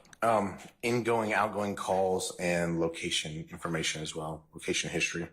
All right. So let's first talk about the location history. Did you, when we talk about the location history, are you referencing plotting the calls? That's correct. And did you plot the calls yourself initially? Yes. And after you plotted the calls, did you give it to your analyst, as you talked about earlier, to plot as well? Yes. I stand objection. Specifically as it relates to these calls, did your analyst plot these specific calls in addition to you? Yes. That's Mr. Steele leading. Yeah, and I'm going to overrule the objection. After your analyst specifically plotted these calls, did you have to amend anything that you did initially when you plotted the calls? No. Now let's talk about the calls you plotted. Do you remember all the calls that you plotted? I mean, I don't have them memorized exactly, but I know I went to focused in on initially at least the time and date of the incident, particularly the location information or location history, cell site data for that specific time frame, just to see if Mr. Winfrey, his cell phone, at least, or the cell phone we associated with him, was in the area. And the location that you plotted, did you put that in your report? Yes. We're looking at your report, help refresh your memory as to specifically which data points you plotted. Yes. All right, I'm going to direct your attention to page 61 to 62.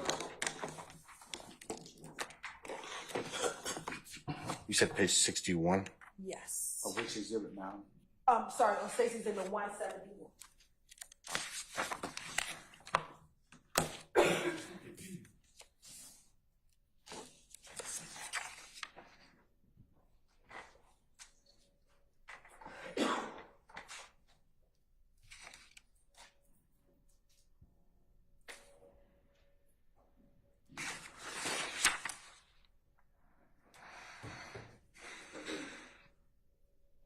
Yes, my report has the lat and the long in the time in which the record shows that latitude and longitude for the specific cell towers. And about how many plots did you plot initially when you did it yourself? Oh, okay. If you don't mind. Okay.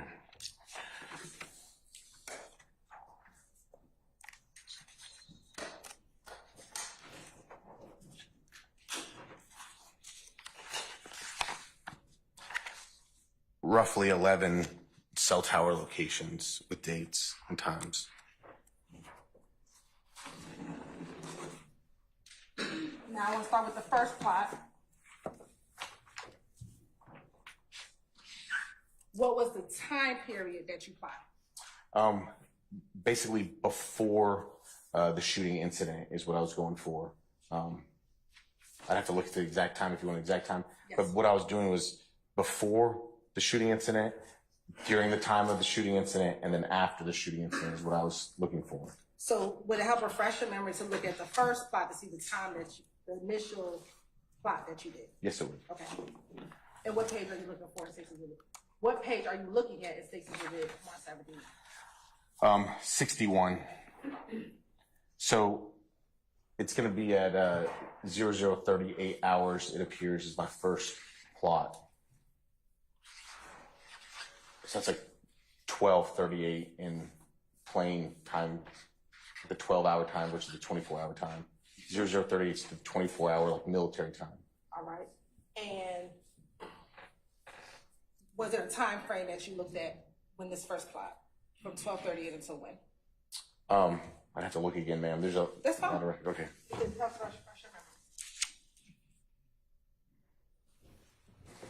memory. 138. So it's 0138 if you go military. And what day is this? This is the 26th.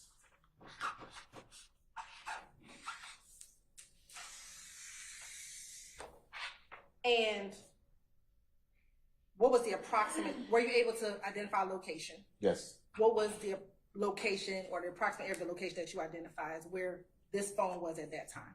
So the cell tower was in the area of Metropolitan Avenue, the Vault Studio, generally.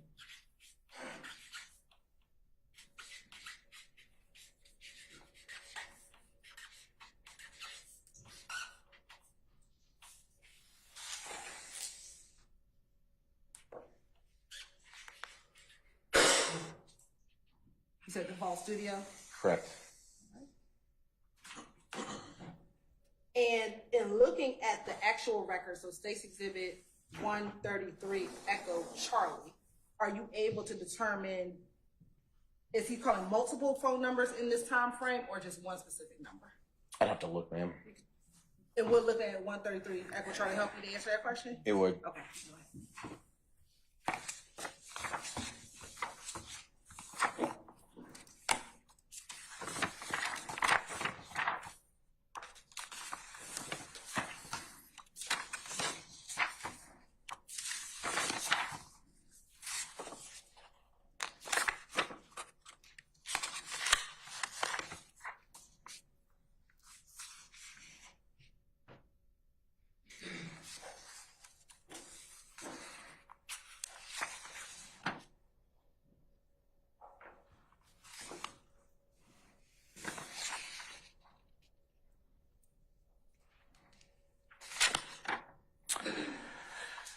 Okay. Go ahead. It looks like it's primarily calling one other number, but there's another number in there. But the vast majority of calls are to one number, is what it appears to be. What's the one number? It ends in 1990. I'd have to look again and refresh my memory for the full, like, 9-digit phone number. That's in evidence, so you can read from it. Okay. So what's the phone number? 404-583-1990. And what's the other number that he's calling? So the one other number, it appears to be a 702-626-8730. But the primary number is in 1990? That's correct. I'm over the objection. Okay. What is the second time frame that you plotted? Can I refer to my report? You sure can.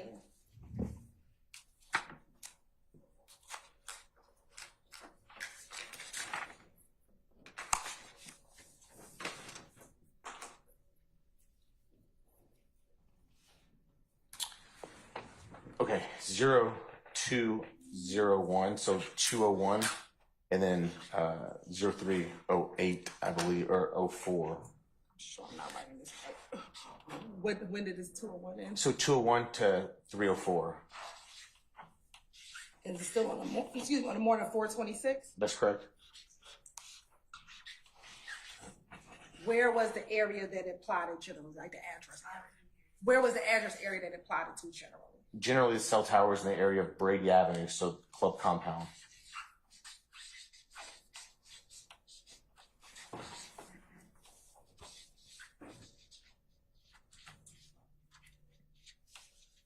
During this time period, is he calling multiple numbers or is there a primary number? What is he calling? Can I look at the records? You can. Okay.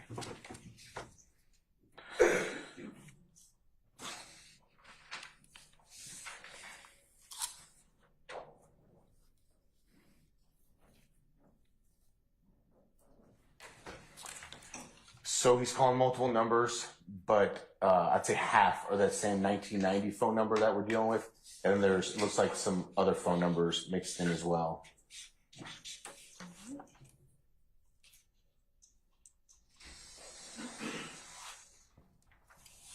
What's the third area that you plotted? What's the time frame there?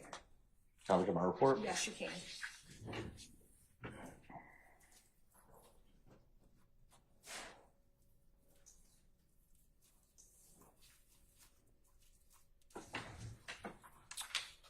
Okay. All right. To make sure I'm right. So it's 0307, so 307 to 308, so a 1 minute time frame, Still on 426. correct? What's the general area address wise? It's generally a cell tower in the area of Atlanta Road and 285 kind of area. So it's kind of like basically getting away from Brady Avenue, the club compound, going towards 285.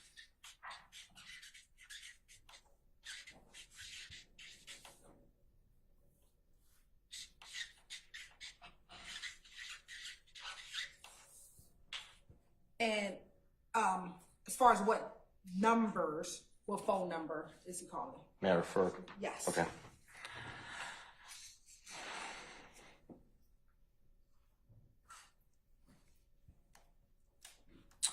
You said I could read from this because it's in evidence? Yes. Okay.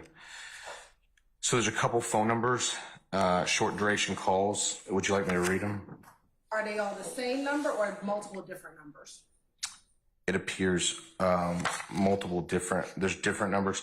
Looks like there's 3 numbers is what it's going to be from that 0307 to 0308. It looks like 3 phone numbers are contacted during that time period. What are the 3 phone numbers? The first one is 404-579-2614. What's the second one? 770-710-4466. What's the third number? 404-583-1990. Is that the same 1990 as you talked about earlier? That's correct.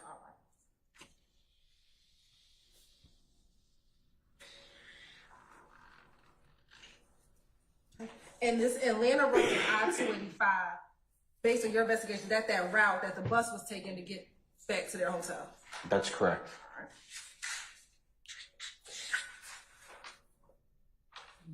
What is the plot that you do after that? May I refer to my report? Yes.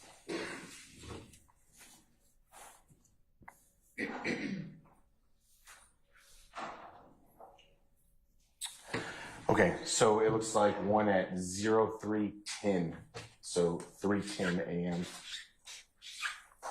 Still on 426. Correct. Okay. Where's that? Where's the general area that call is? So the cell tower is located at 285 in Atlanta Road. So just the other one was Atlanta Road near 285. This one is a little bit more towards the intersection, 285 and Atlanta Road. And is this in Cobb County? We're in Cobb County now. Okay. And do we have any phone numbers? What are the numbers that he's calling at that time? I'll refer to my call detail records.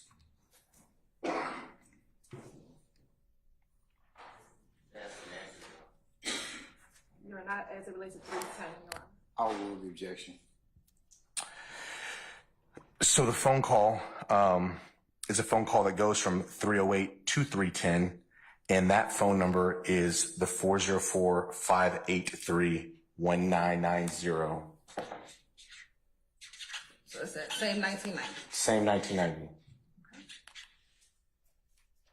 Now, what is the next area, or time that you plotted?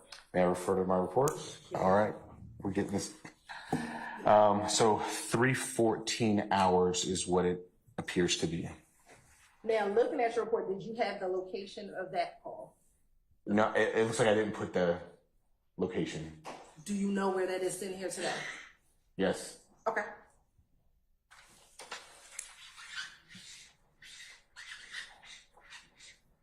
Still 426? Yes, All right. What is the general area of that call? that's gonna be on 285. That one's like, if I recall from when I plotted it, I think it was on the north side of 285, right there, 285 between Atlanta Road and 75.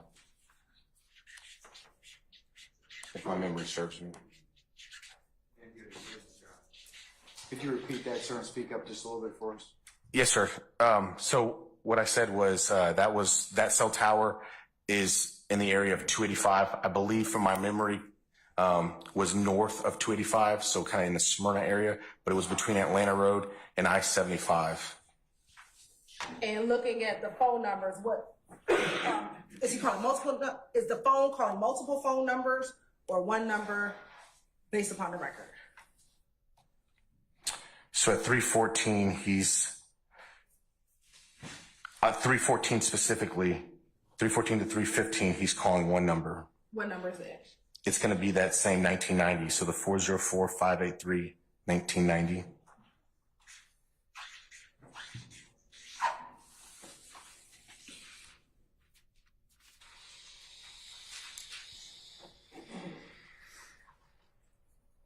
All right. What's the next area?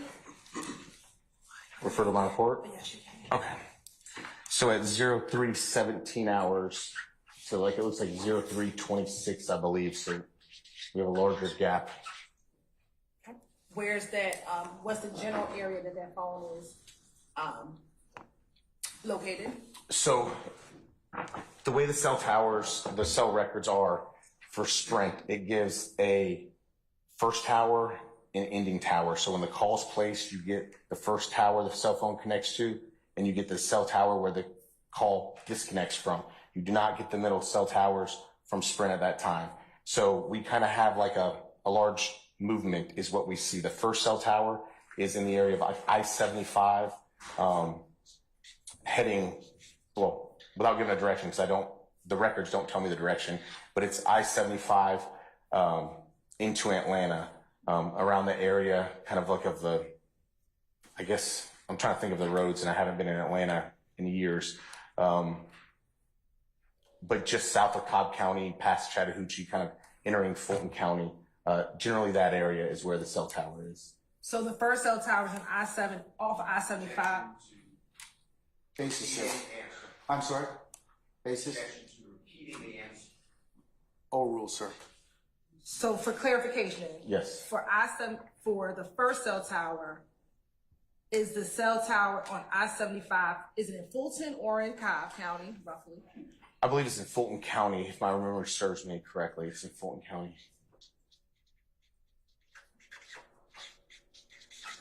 Where does that call and where's that tower? It's down south towards Brady Avenue. I'm sorry, not Brady Avenue. I'm sorry, Metropolitan Avenue, I believe is what I have in my report.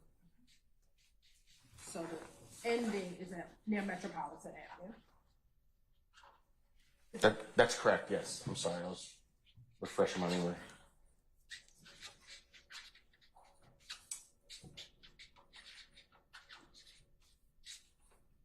And for the Metropolitan Avenue portion, was it that same area here as in the vault or somewhere else? The same area, the vault, correct? And what phone number is the phone connecting to for this time period? Okay, I'm gonna refresh my memory with the CDRs, if you don't mind. So 317.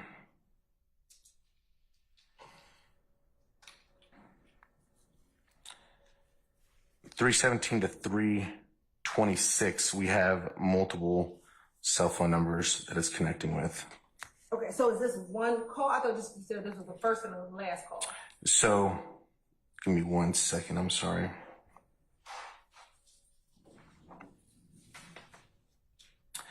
So we have, basically what occurs is when it's on the same towers, it zeroes out below where it has the cell tower. So it looks like it's going to be on the same pattern of cell towers.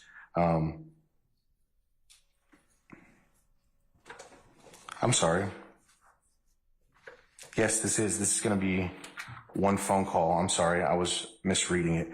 This is one phone call for 535 seconds duration, and it's to one phone number. And what's that phone number? 504-319-2920. Is it 2920? That's correct.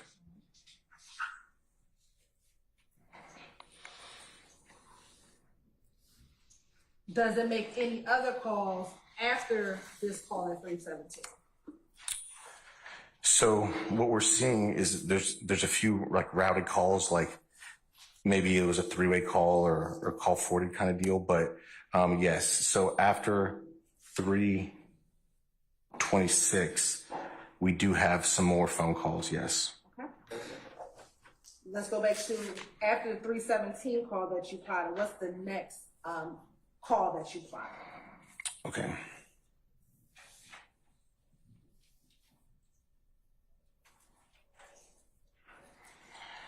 So at 0334 and 0335, so a 1 minute time frame, 334 and 335.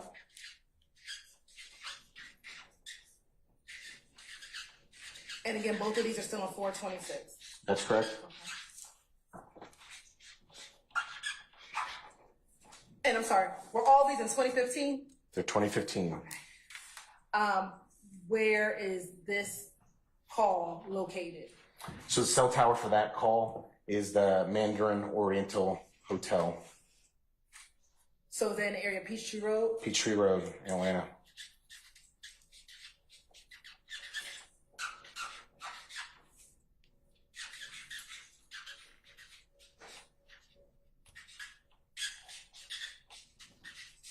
And is there a specific number he's calling? Is there a specific number that this phone is calling? Yes, at 0334. Give me 1 moment.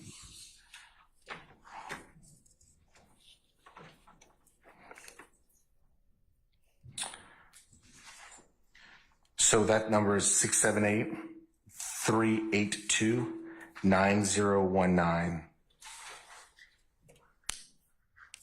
To 9019? Correct. Do you plot anything else after 335? Yes. What time is that? 0358 to 0426, it looked like. I'm sorry, it's 427, I believe. I'd have to look again, but it's 427. You want to look? It's 427. I spoke incorrectly. And is it the same date? Correct. Where's the area that this phone is paying to? Metropolitan Avenue, the vault.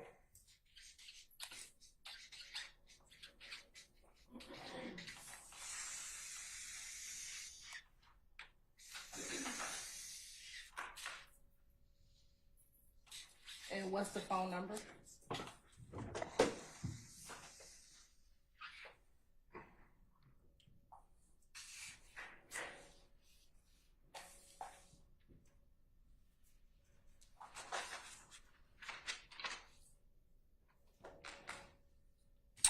So that specific one from 0358 to 0, well, I'm sorry, it looks like there's two phone calls there during that time period. 0358, there's one to a 718-791-8682. That phone call goes from 0358 to 0407. And then there's another one at the 0427, and that's a short duration call. But that one is going to be to 404-632-7080. And 632. What's the number? yep, I'm sorry. 404-632-7080. And when I say two, I'm not saying who's actually initiating the call and who's receiving the call. I'm just speaking generally about who connected to who. Okay. For clarification.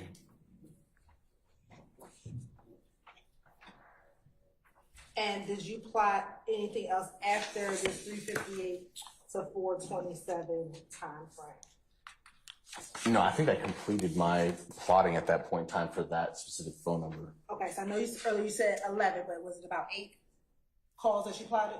That's correct. There's multiple plots, but that's the time frame, yes. And when you say there's multiple plots, what do you mean? So I plotted different Latin longs, but that consists of the movement. That's the total body of movement. But I plotted a couple more phone calls or information. All right. And so starting about 12:30 in the morning, start at the vault, and then do they end at the vault? Basis, sir. A summary question, please, if you're an answer. I'll sustain the objection, sir. And did you plot anything after this last one here? Objection asked and answered. I'll sustain the objection on other grounds. You rephrase that vague. Okay. Was this last call before something? For this particular portion, was that the last call that you plotted when you received the records? Objection asked and answered. Overruled, sir. That is the last set of phone calls for that phone number at that period of time I was plotting, yes. Now, you said that in addition to plotting calls, you also looked at identify certain phone numbers. Correct. What stood out to you about these phone numbers that you identified? So the timing in which the phone calls took place, but then also I was looking at the frequency in which numbers kept reoccurring or reappearing in the records. And about how many calls did you phone numbers did you identify as notable to you?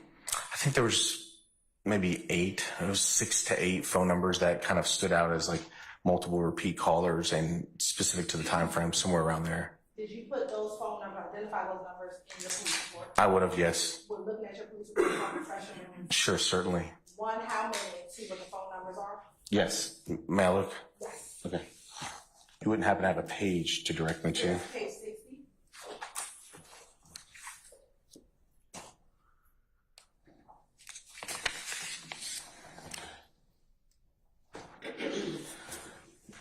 Okay, so there were 7. And then the numbers, I'm going to have to refresh my memory for 7 phone numbers. Okay, that's fine. What's the first number? May I look at my report? Yes. Okay. 678-382-9019. What's the second? I'm going to have to look and memorize that one real quick. Yes.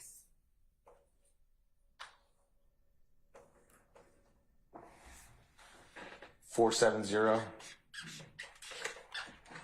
I'm gonna have to look because I'm trying to do this memorization game. 257 4889. What's the third one? 404 579 2614. 2614. You got it. What's the next one? 770 710 4466. Okay. 404 583 1990.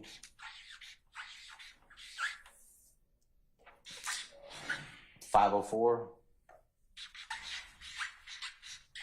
319 2920.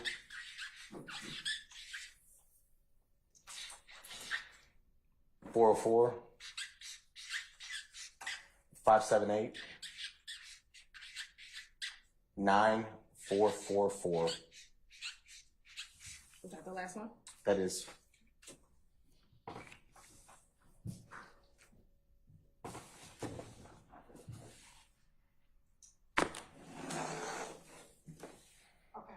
Now, after identifying these phone numbers, what, if anything, did you do with these phone numbers?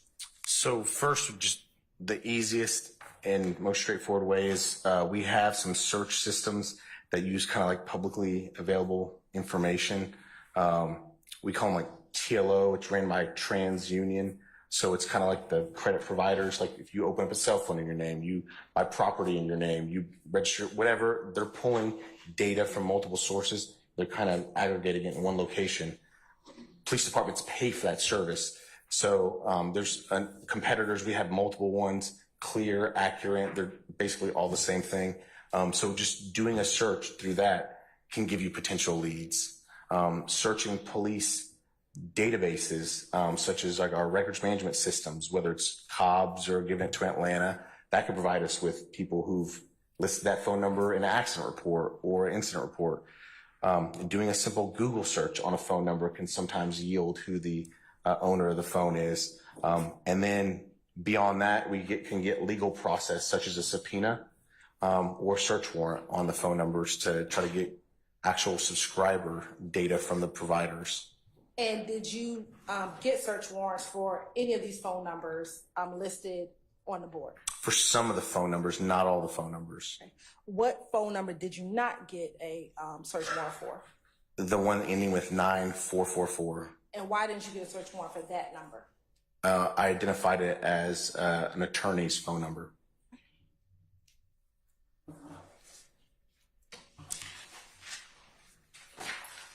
Now, for the other numbers, did you get search warrants for all the other numbers?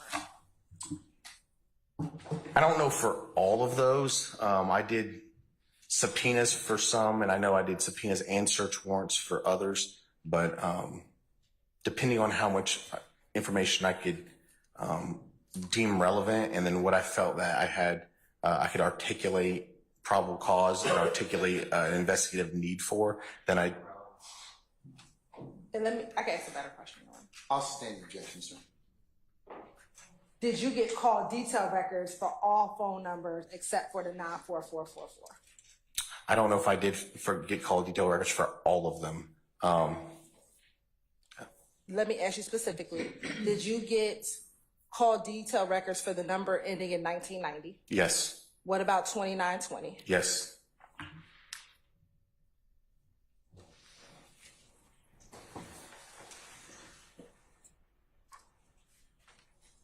Except for 944, no, right? No.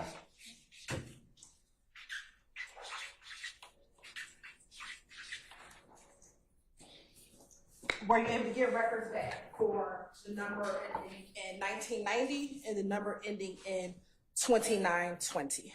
Yes. All right.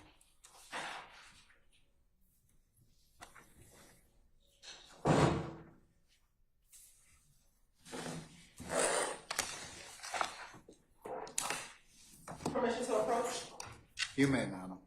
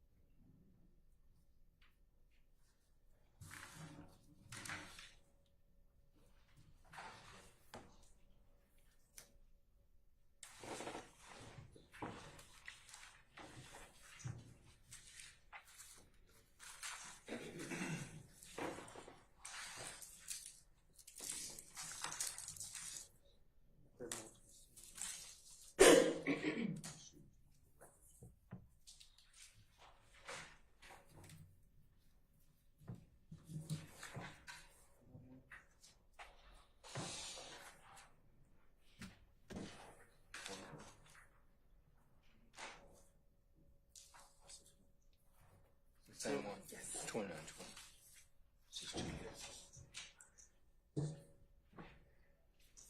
They're both records, so this one had additional records.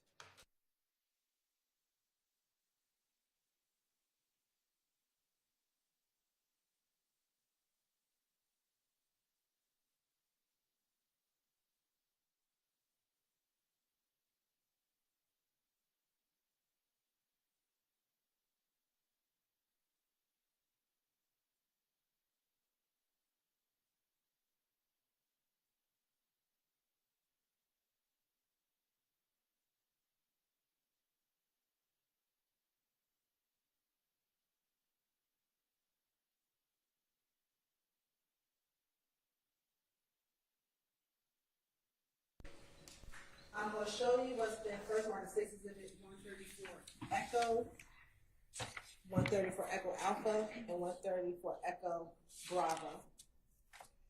And then 135 Echo, 135 Echo Alpha, 135 Echo Bravo, and 135 Echo Charlie. And tell me if you recognize. First start with State's Exhibit 134 Echo. You recognize State's Exhibit 134 Echo? I do. And how do you recognize State's Exhibit 134 Echo? So this is the business record cert, and then the subscriber information. So 134E is the business record cert. 134 Echo Alpha is going to be the disc. I reviewed it this morning. My initials are on it with the date. And then 134 Echo Bravo is going to be the subscriber information provided by AT&T. And looking at State's Exhibit 134 Echo, Echo Alpha, and Echo Bravo, do they appear to be fair and accurate depictions of the records that you received back in 2015? Yes. Around this time, it's like 260, 134 Echo, 134 Echo Alpha, 134 Echo Bravo into evidence. Any objection to states 134 Echo, 134 Echo Alpha, or Echo Bravo? Anyone? Okay. I don't have. Okay. They're admitted. Maybe publish as you see fit. Thank you, Your Honor. Now looking at State's Exhibit 135 Echo, if you can look at Echo, 135 Echo, 135 Echo Alpha, 135 Echo Bravo, and 135 Echo Charlie, do you recognize those items?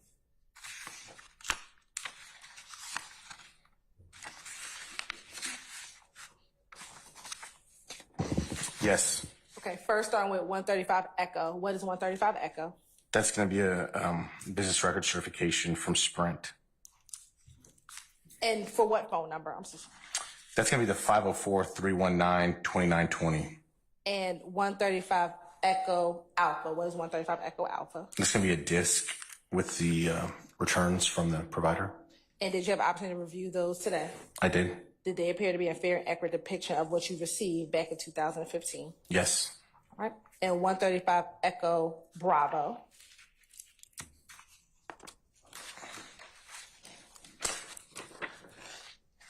So this is going to be the response from Sprint with kind of subscriber data, subscriber information. And does that appear to be what you received back in 2015? It does. And then last, State's Exhibit 135 Echo Charlie. Do you recognize the content on State's Exhibit 135 Echo Charlie? Yes, so that's going to be another disc with response data. Okay. Your Honor, at this time, the State would like to tender State's Exhibit 135 Echo, 135 Echo Alpha, 135 Echo Bravo, and 135 Echo Charlie. Any objection to states 135 Echo, Echo Alpha, Echo Bravo, Echo Charlie? Only on the certification again for the continuing. That's later, Mr. Steele. I'll go ahead and admit them. So states 135 Echo, Echo Alpha, Echo Bravo, and Echo Charlie to be admitted. Maybe publish as you see fit. Thank you, Your Honor. We're going to first start with State's Exhibit 134 Echo. Who was the cell phone provider? AT&T.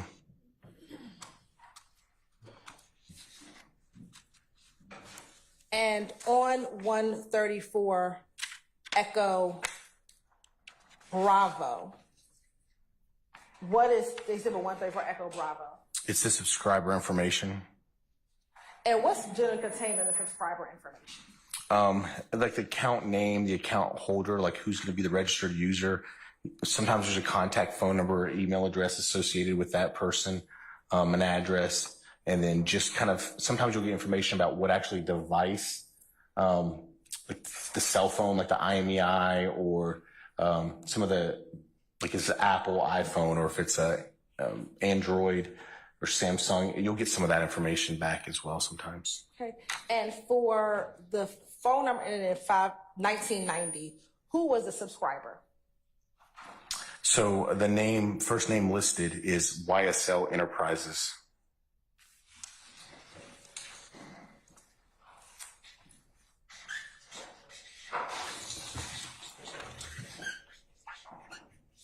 And did it have a name associated with the YSL Enterprises?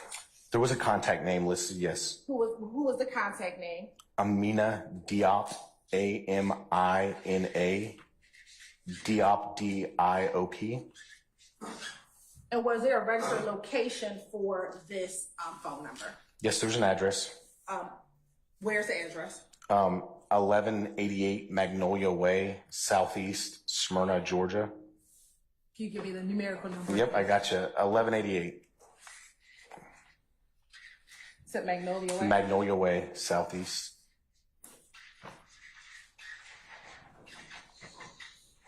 Smyrna.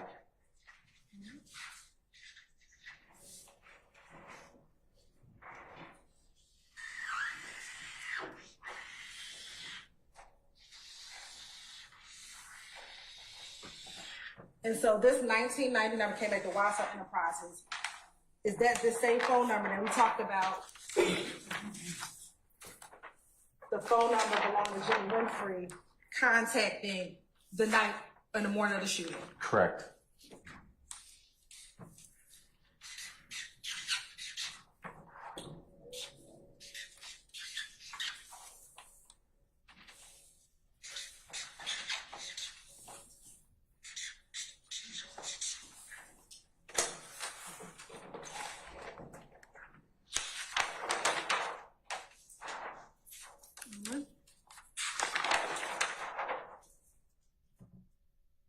And I believe I asked this, but if I didn't, the number that you plotted, did those records come back to Jimmy Winfrey? Was the subscriber on those records Jimmy Winfrey? You did not ask, and yes, the numbers for the 3383 phone number, the subscriber name on it was Jimmy Winfrey and had his address associated with his aunt in Atlanta. And if you could look back at 6 Exhibit. His records? Yes. Okay. What's the phone number again? Ooh, make sure this is right.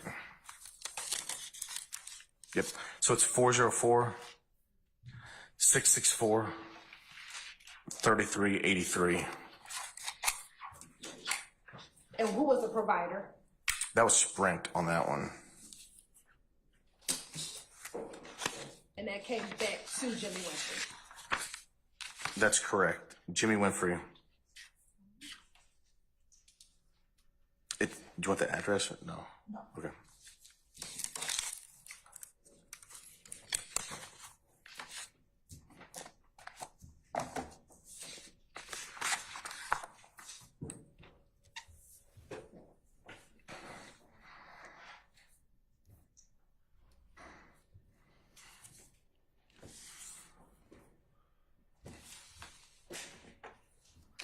And we're going to put up State's Exhibit 135, Echo Bravo. 135 Echo Bravo.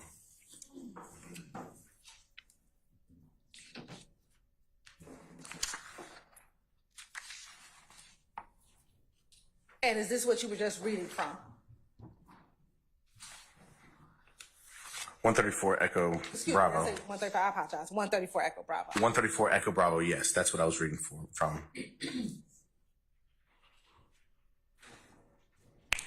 All right.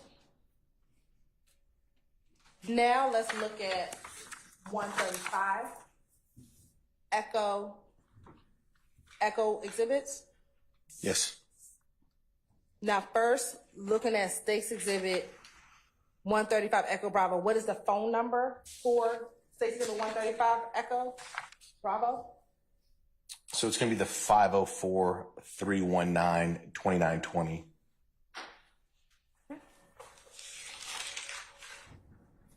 And in Echo Bravo, does it provide who was the subscriber?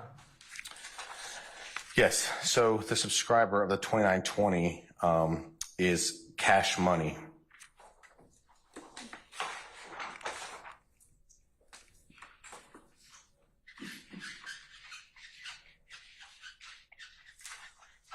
And did it have a person's name associated with this account? So through some of the records, we did recover a name that was associated with it. And what was that name? Brian Williams. And in your investigation, did you learn of a Brian Williams? Yes, Did Brian Williams have a nickname? he did. What was that? Birdman.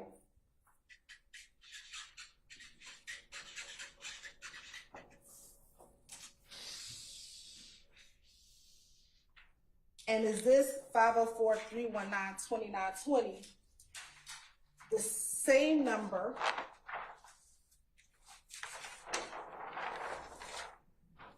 that makes contact with the Jimmy Winfrey phone number at 317 to 326 on April 26, 2015? That's correct. That after the time of the shooting at 317, that number calls Jimmy Winfrey's phone number. And again, what time did the 911 call come in? 314 is when the 911 call comes in. Okay. And then, so 911 call comes at 314. Is there also a call at 314 to that YSL phone number? That is correct.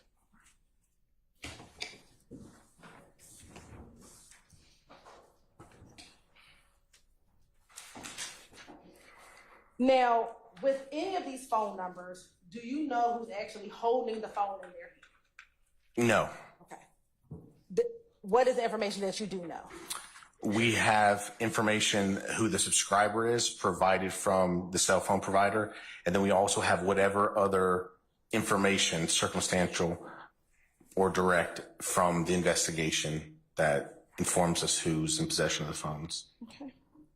And on the subscriber information for the phone number ending 2920, so 135 Echo Bravo, did it have an address associated with the subscriber?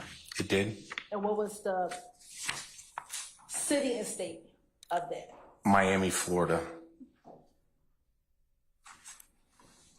And through your investigation, did you learn if Brian Williams, also known as Birdman, lived in Miami, Florida? Yes. Did he live in Miami, Florida? Yes.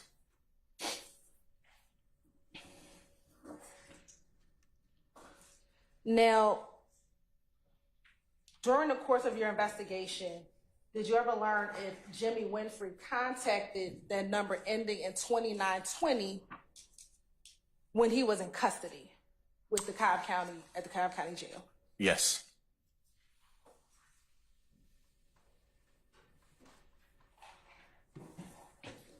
Do you know how many times, standing here now, that he tried to contact that phone number while in custody? I believe it was like 2 or 3 times. He requested to be like a 3-way phone call.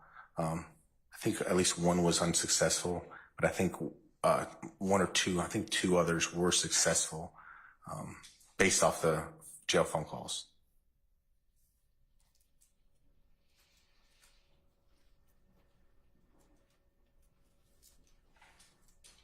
And in listening to, and I guess it's safe to say, did you listen to Jimmy Winfrey's phone calls while he was in custody? I did.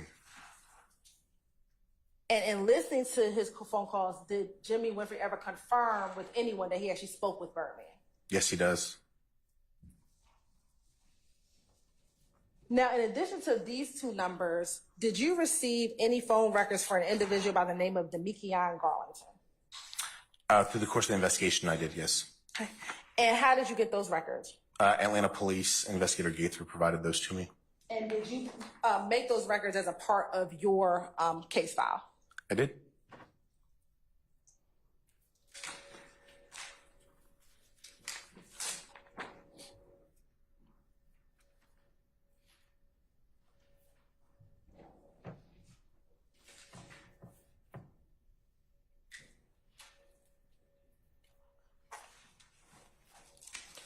I'm going to give you all of them, so you don't have to keep coming.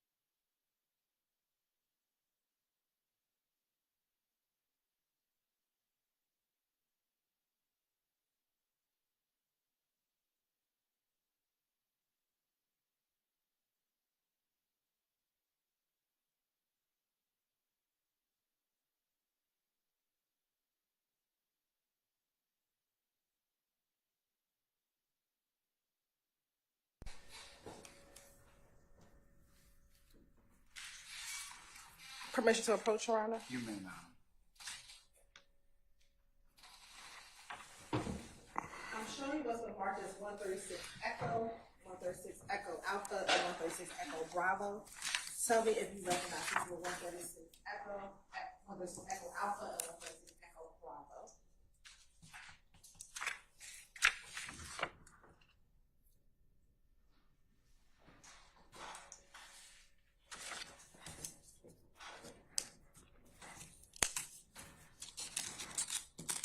Yes, I recognize them.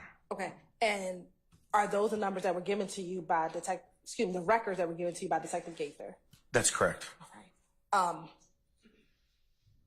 looking at State Exhibit 136 Echo, what is 136 Echo? So this is what we call a business record certification. They title it Declaration for Metro PCS Records, but it's a business record certification. Okay, and then 136 Echo Alpha, what is 136 Echo Alpha? That's going to be just the disc, which the response, the records were placed on. And then 136 Echo Bravo. It's going to be the subscriber records for Metro PCS T-Mobile. Okay. You're on this time, State Exhibit 136 Echo, 136 Echo Alpha, and 136 Echo Bravo into evidence. Any objection to 136 Echo, 136 Echo Alpha, or 136 Echo Bravo? Your Honor, does not know where the certification came from. He got it from another individual, specifically former or retired Detective Gaither. Can I see it? All of them, sir, or one in particular? On 136? Okay. And Your Honor, somehow said the business record is self-authenticating pursuant to 9901, 24-9-901. And it's an exception to the hearsay rule.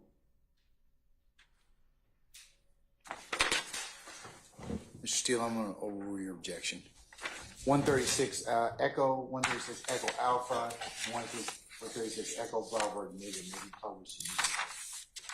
Now, looking at 136 Echo, what is the phone number for this record? They list it as a target number, but it's 678-353-9229. And that number was not a part of this initial numbers. Do you recall why she gave that to you? I can ask a better question. I'm gonna sustain the question. Did you request these records from her? Yes. Okay, why? The name came up in the investigation. And if you could just repeat the number for me. 678-353-9229. Now, who is a subscriber on this record? So it's just listed simply as KYBE. In your experience looking at phone records, have you seen occasions in which a phone number would not match who is actually the owner or the user of the phone? Absolutely. I sustain the question as to form. You specifically asked Detective Gaither for Demekion Garlington's phone number? I'll sustain as to form. You can rephrase, madam. As a part of your investigation, did you ask Investigator Gaither to provide you with a phone number specifically for Demekion Garlington? Yes. Okay. And is this the phone records that she gave you as it relates to Demekion Garlington? Yes. Is Demekion Garlington the subscriber name on this record? No. Was it odd to you that Kai B was the subscriber and not Demekion Garlington? One other question. I sustain the question, sir. Have you seen previously in your experience that a person who might be associated with a phone number is not the subscriber? Same question, just I objected to. Same objection. I'll overrule the objection. Can you ask it, please? Sure. In your experience, have you seen where the person whose phone number it is not the same as a subscriber? Yes, I have seen that. Is that common when you look at phone records? Basis. Vague speculation, no foundation. I'll sustain as to foundation. How many phone records have you looked at over the course of your career? It'd probably be impossible to say. It's into the hundreds of phone records I've looked at. And in looking at the hundreds of phone records that you have reviewed over the course of your career, have you seen occasions in which the number associated with a person is not the same name as a subscriber? Yes. But you asked for Demekion Garlington, and this is the number you received. That's an answer. Overrule the objection, sir. Yes.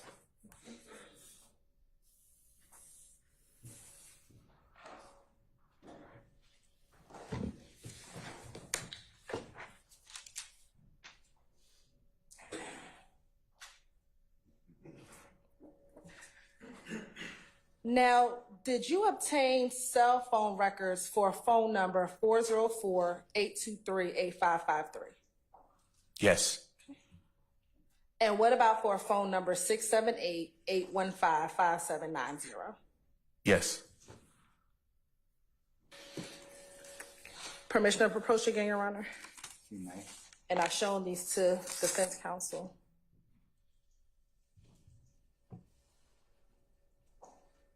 First, looking at State's Exhibits 137 Echo, 137 Echo Alpha, and 137 Echo Bravo. Tell me if you recognize 137 Echo, 137 Echo Alpha, and 137 Echo Bravo. I do. And how do you recognize State's Exhibit 137 Echo, 137 Echo So 137 Echo is going to be the business record certification. Echo Alpha, 137 Echo Alpha is going to be the disc that I reviewed this morning with my initials that has the data that came back from the provider. And then 137 Echo Bravo is going to be that subscriber information page for these records. And does that appear to be a fair, accurate depiction or the results of the records that you received back in 2015? Yes. Right, this time say like the tender states did it 137 Echo, 137 Echo Alpha, 137 Echo Bravo. Any objection to the states 137 Echo, Echo Alpha, or Echo Bravo? An objection made earlier, but also, continuing with it, which I believe you said is. I'll take that up later. All right, I'm gonna overrule the objection. And it states 137 Echo, Echo Alpha, and Echo Bravo. Over objection. Maybe be published as you see fit. Thank you, Ron.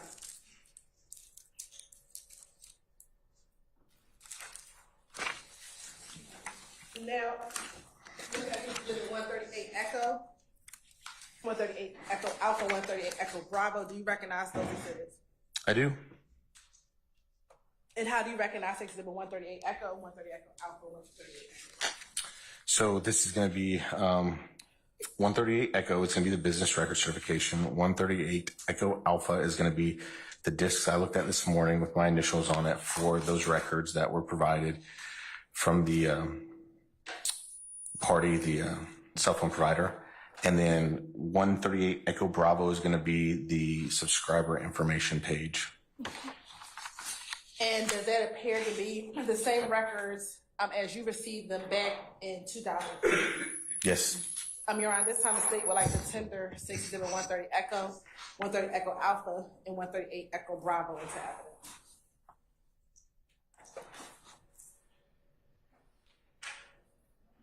Hold on 1 second.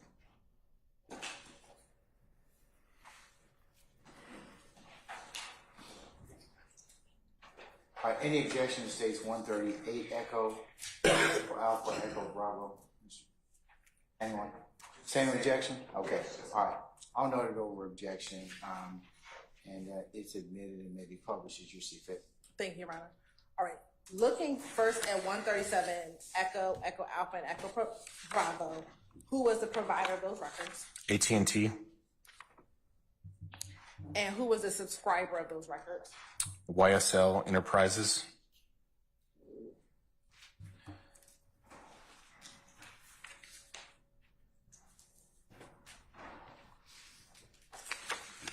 I'm sorry, for 137 Echo, what's the phone number? 404 823 8553. And you said the subscribers YSL Enterprises? YSL Enterprises. Was there a location, subscriber location? Yes, the address. It's the 1188 Magnolia Way, Southeast Smyrna, Georgia.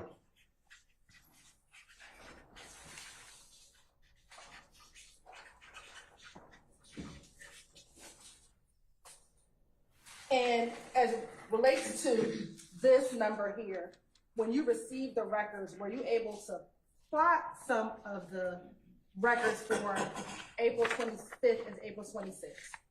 I did. Okay. Do you recall where this phone number was during that time frame? I believe this phone number was in Baton Rouge, Louisiana. We're looking at a copy, looking at your report. Yes, it would. I'll give you a page. 8553. Yeah.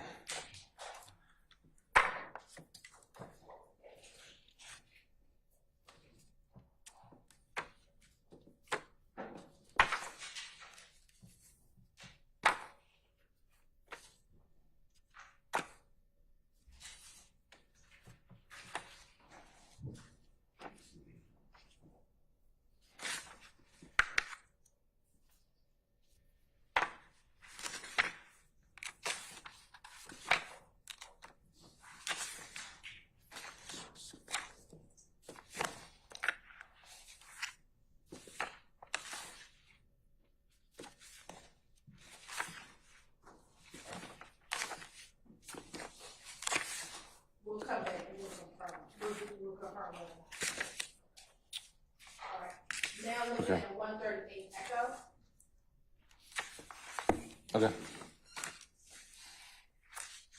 And 138 Echo Alpha and Bravo. What's the phone number for 138 Echo? 678 185 185? 815 5790. And who was the subscriber? The subscriber to this one was listed. The name was YSL Duke.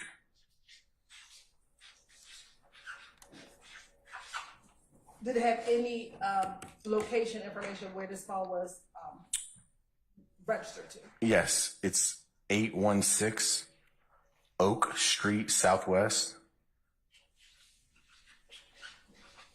Atlanta, Georgia. And did it have an email associated with this record?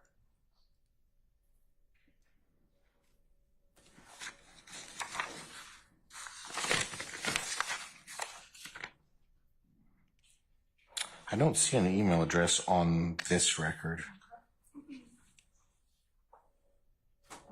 Yeah, at least on this page, I don't see an email address. Why did you obtain the record for these two phone numbers? Just their association with phone calls made. I believe it was going to be to the 1990 phone. So diving into first Jimmy Winfrey's phone records, I then dove into the 1990 because that was the most frequent phone call made. And then from going from the 1990, looking at the phone numbers that was calling, that's how it led me to these phone numbers. And when you received these phone numbers, did you review these numbers as well? Yes.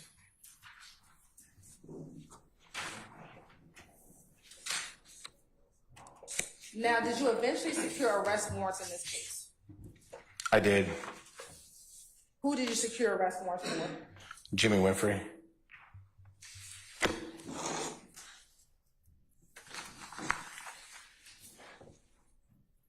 And approximately when did you take out your arrest warrant? It was, I have to look at my report to be accurate, but I think it was either the end of May or beginning of June, sometime around there. I have to refer to my report. But it was the end of May or early June. Correct. Was Jimmy Winfrey picked up immediately on your warrants? No, he was not. Why not? So at the time I secured the arrest warrant, we learned that Jimmy Winfrey was out of state in Miami, Florida. I got the arrest warrant, and 30 minutes later, I proceeded to the magistrate court of Cobb County to request a sealing order to have it sealed, so the arrest warrant wouldn't be made public. It was sealed. How is Mr. Steele relevant? I'm gonna overrule the objection. I attempted to get so I secured the arrest warrant.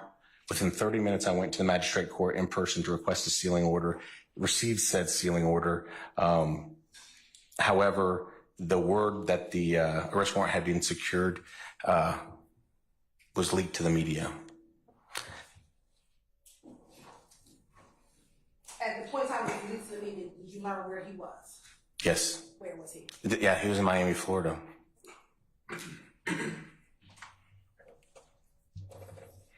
Now, I want to go back to the location of the 8553 number. If you go to page 174 of your report. 174, okay.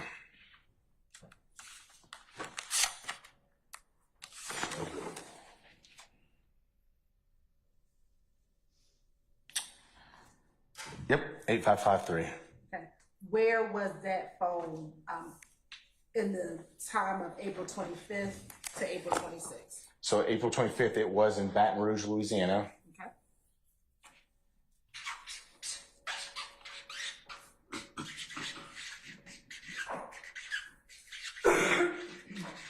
Did you plot anything else? Well, I plotted that phone number earlier late in the night of the 25th, and then I plotted it basically going into the morning of the 26th. And when you plotted it going into the morning of 26, was this phone still in Baton Rouge or was it somewhere else? It began moving, and yes, to answer your question, it began moving. And where did you see it start moving to? From Baton Rouge, basically moving the route of, I think it's I-85 from Mobile to Montgomery back towards Atlanta. So I call it the low route because there's a couple ways to get to New Orleans, the high route and the low route, but basically from Baton Rouge to Mobile to Montgomery back to Atlanta. And it was hitting off of cell towers along that route. So is this in the morning of 4/26? That's correct. All right. So he said the route of Baton Rouge to Mobile? Yes. So from Atlanta to New Orleans, you can either go I-20 out towards like Tuscaloosa and into Mississippi and then down, or you go the interstate from like I-10 to basically New Orleans to Mobile, then up through Montgomery, up I-85. And it went that low route back to Atlanta. Okay. Baton Rouge, Mobile. Montgomery.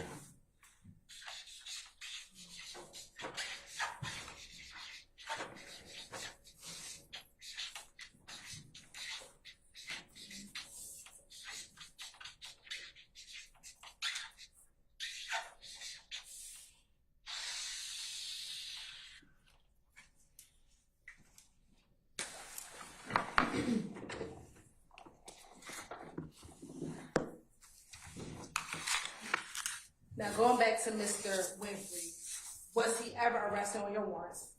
He was. And when he was arrested, was he brought to the Cobb County Jail? Yes. Or was he taken to the Cobb County Jail? Yes, he was at Cobb County Jail. Once he was arrested, did that end your investigation in this case? No.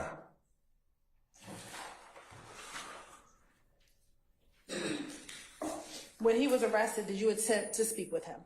Yes. Did he speak with you about the facts of the case? Basis.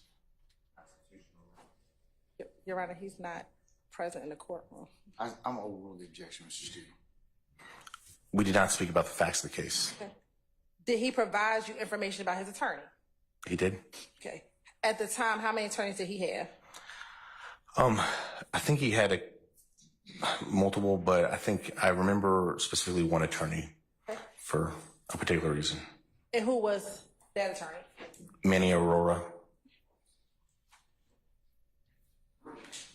And earlier you talked about one of these phone numbers belonged to his attorney. Was this name the attorney that phone number you found earlier in his record? Yes, Manny Aurora. I later identified that phone number as belonging to him. And again, was that the number ending in 9444? That's correct.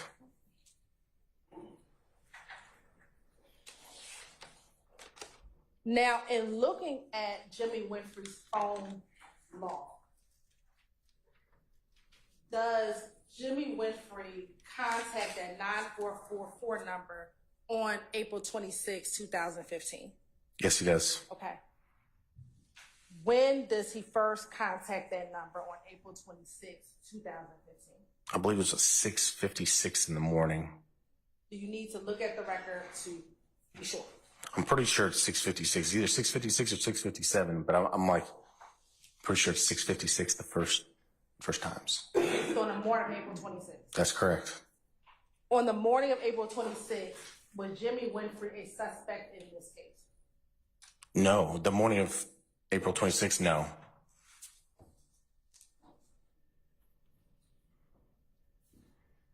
Is there only one call to that phone number on April 26th, or is there multiple calls to that phone number on April 26th? There's multiple calls. How many calls were made to that phone number on April 26th? So there's 3 that went unanswered kind of back to back at that 6:56 time frame. And then there was one, I believe was answered at 6:57, or I'd have to look at the records, but basically 3 back to back non-answered and then 1 answered. Were those the only calls made to that number on April 26th? No, I believe there's another one later in the afternoon of the 26th. Are those the only 2 calls for the 26th? That would be, so the 2 connected calls, is that what you're saying? Yes. Yes, those are the 2 connected calls on the 26th. All right. Now, as your investigation continued, did you obtain jail calls in this case? Yes, I did. Why did you obtain jail calls in this case? It's a routine kind of investigative tool that we utilize in investigations. And from what jailing facility did you receive these jail calls from? Cobb County. And back in 2015, what system did Cobb County use for jail calls? I want to say it was like Global Tel-Link.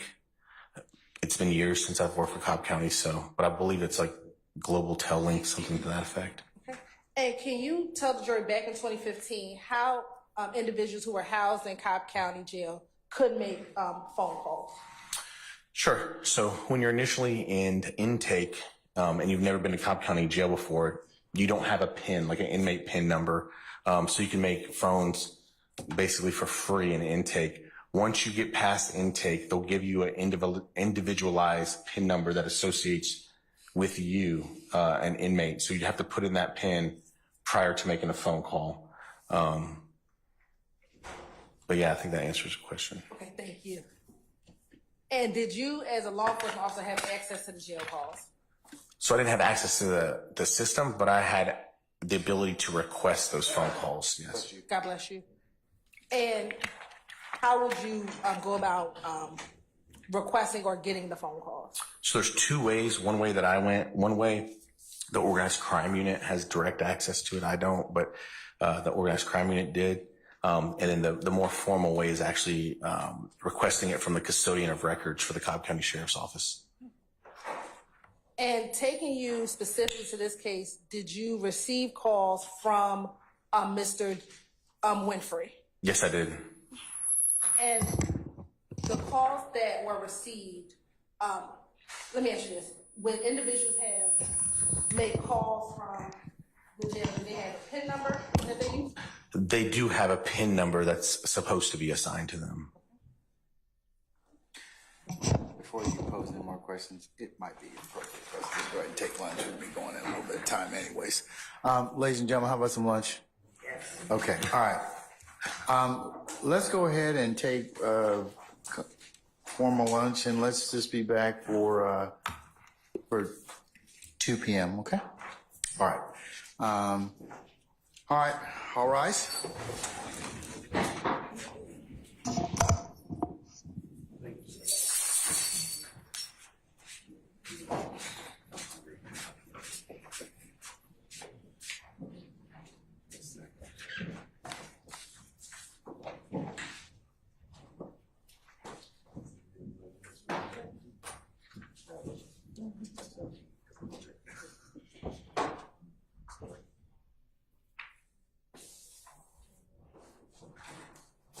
All right, ladies and gentlemen, our jury has left us.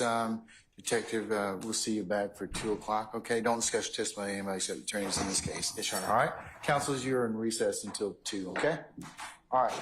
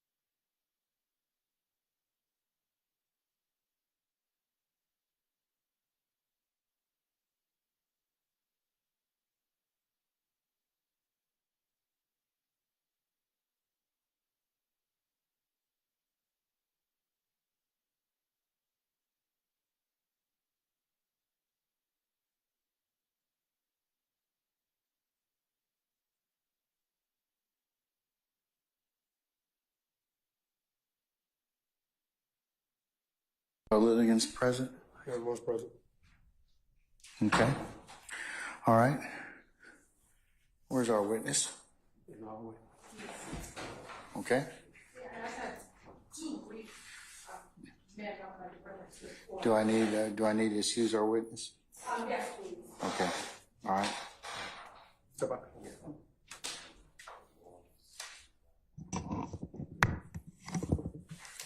And Your Honor, very quickly, the state at some point, either later this afternoon, depending on how fast the questioning goes, or tomorrow morning, the state intends to introduce two things that I just want to bring to the court's attention, just to see if there's any objections so we can deal with it.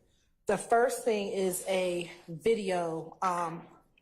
It's a social media video that Detective Racy pulled.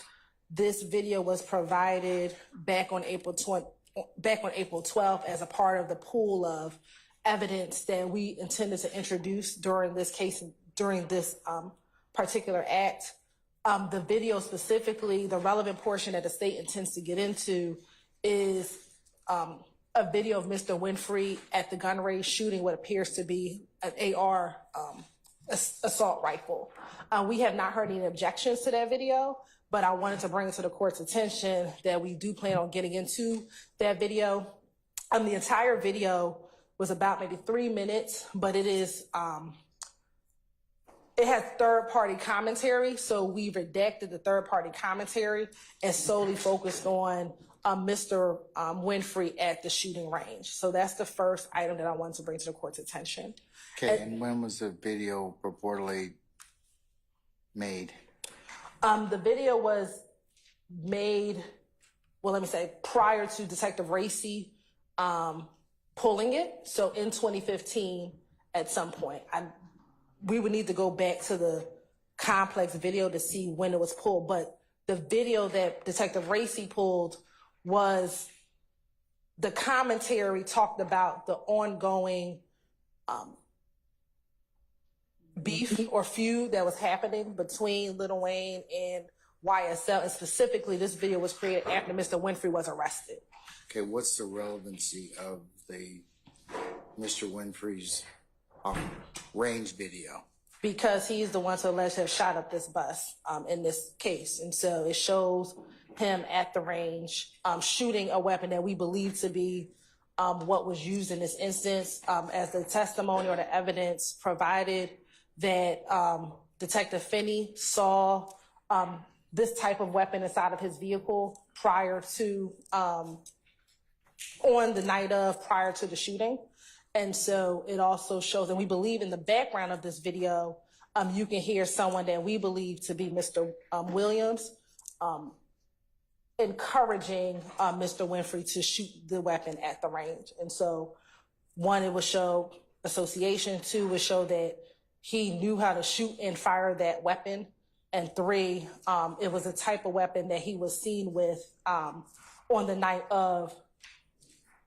And also, and I'm not sure if this is going to come up on cross or not, when this case was first investigated, there was some allegations that Mr. Winfrey did not have the ability to shoot a weapon. And so this video contradicted that assertion that Mr. Winfrey could not shoot a gun in that capacity. And so for all of those reasons, Your Honor, we believe that this video is relevant. Okay. Mr. Steele? And then I'll address the second matter after that. Good afternoon, everyone. Your Honor, over my objection, I believe that you are admitting Mr. Winfrey's guilty plea. Because, Redacted. over my objection, Yes. you're admitting it, and then yes, you did agree that has to be redacted. Yes. But, you know, he pled guilty to this incident. I don't know why we need a picture of him at a shooting range to prove that he can fire a weapon. That's one. Two, I never, to my knowledge, in your trial, I never heard anyone make an allegation he couldn't fire a weapon. I don't know how that's relevant to our trial, your trial that we're conducting. And then I won't address, unless I misheard, the audio would be muted, but I heard Ms. Hilton then say that possibly Mr. Williams is heard in the background encouraging, but if the audio is muted, there's no reason, you know, if you let it in over objection, there's no reason to address that. But if I'm wrong, I do have an issue with the voices. So anyway, those are my objections. It's not relevant. 403, it's a waste of time. I know that sounds kind of, you didn't like that when I said that earlier, but you know, that's what the 403 says. It's a waste of time. I would strongly object to any type of hearsay statements when I don't know who's in the background and about a beef that I can't cross examine. But I believe that that's or excuse me, delete. All right. Hearing from my colleagues that maybe last week this particular video was discussed and maybe Mr. Steele spoke of his client being in the background, but I think it'll be easier for the court to play it as a short couple of seconds to play so that you can hear what's going on in the background.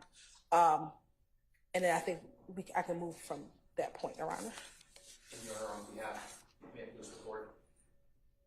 Sir. Thank you, Judge. Carlton Matthews on behalf of Mr. Marquavius Healy.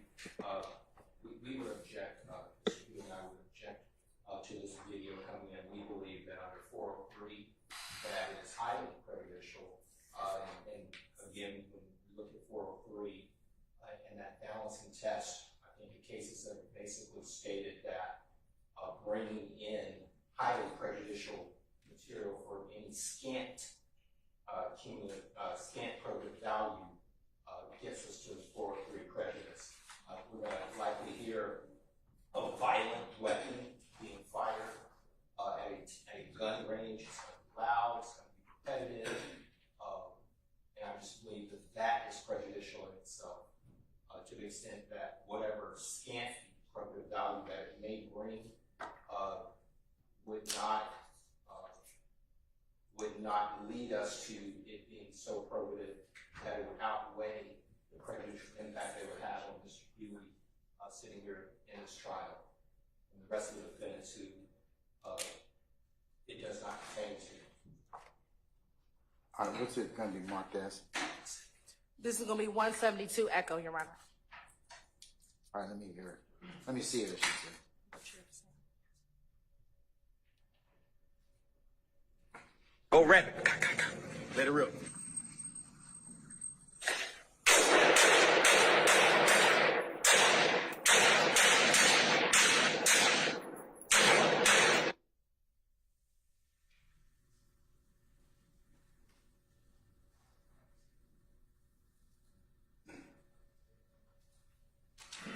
And we believe that the individual says, go rapid, let it rip, is Mr. Williams, Your Honor.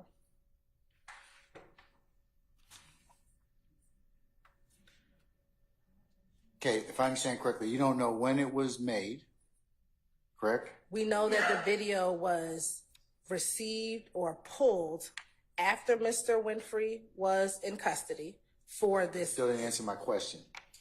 My question is, when was the video made? I don't believe that.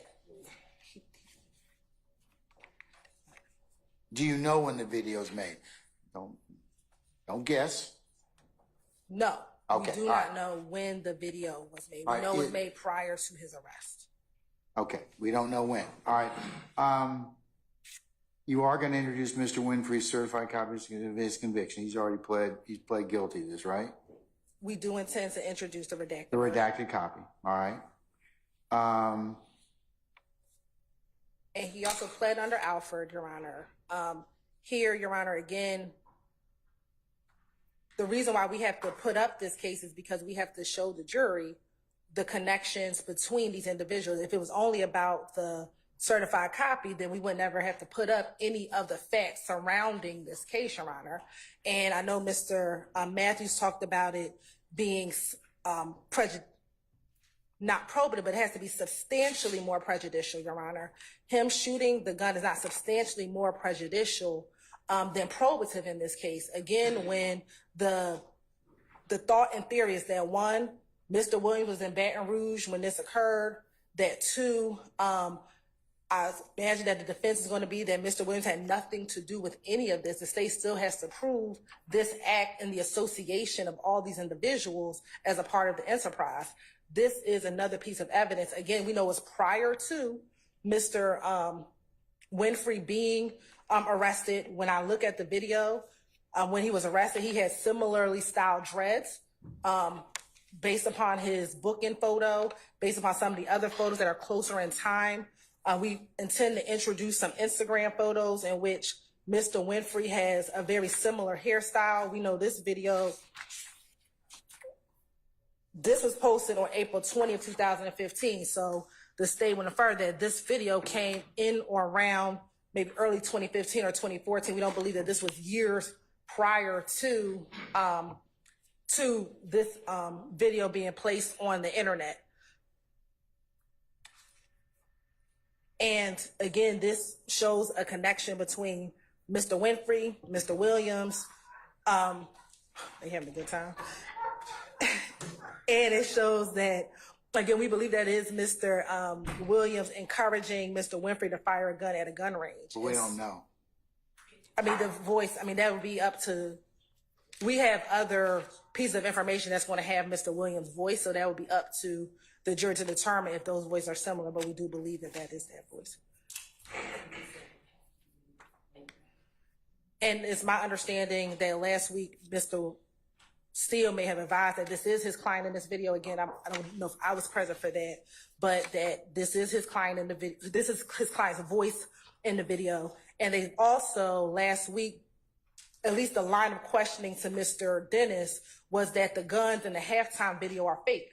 And so, again, this is a showing not a fake gun, but a real gun here. So again, them going down that line of questioning of in halftime, we don't know if it's a real AR or a fake AR. Well, here is Mr. Winfrey with a real AR in a video. And so we believe that the jury should be able to see this evidence and then make a determination at that point. I don't think so. Not with what I've heard so far. I think the defense's argument about a 403 problem is the court's concern, that it may be substantially more prejudicial than probative. Not saying that it may not be relevant for other purposes, but right now, given what I've heard so far, I would probably decline to admit it at this point. Not saying I wouldn't at some point, but not at this point. And is the court's concern the date of when the video was created? I have a couple concerns about it. We don't know the date. It's marginally relevant, and you've got some 403 problems at this point. Because you're going to introduce, you're going to introduce his certified copy of his redacted conviction, and I understand what you're saying, but there's not enough for me at this point in time. And if we see that it may become relevant, can we bring it back to court's absolutely. attention? Okay. Yeah, absolutely. Thank you so much. Okay. All right. What else you have? The second, Your Honor, is some So let me see if I make sure we understand this correctly. Defense counsels, I'm going to go ahead and I'm not going to admit at this point in time, but if other evidence becomes relevant, as with any ruling, I will go ahead and relook at it at that point in time, because it is relevant for certain things, but so you'll have to govern yourselves accordingly. Okay. That's all I'm gonna say at this point. The next. Understand, Mr. Matthews? I think the court is suggesting that if the door. If you open the door by examination or otherwise, either one of you counsels opens the door back up and makes this more relevant or makes it more probative than prejudicial, I will let the state revisit that. So if we say, hey, Mr. Don't give me any. I don't want to hear it. I don't want to hear any of your test questions. Okay, I'm just telling you that if you open the door as to it during examination, I'm going to relook it again. So you can't have your cake and eat it too at this point. All right. Okay. All right. You know where I'm headed. All right. Okay. What else you have, madam? Your Honor, next, very quickly, the state intends on introducing the Instagram records of Jimmy Winfrey, but it's the Instagram of Pee Wee Roscoe.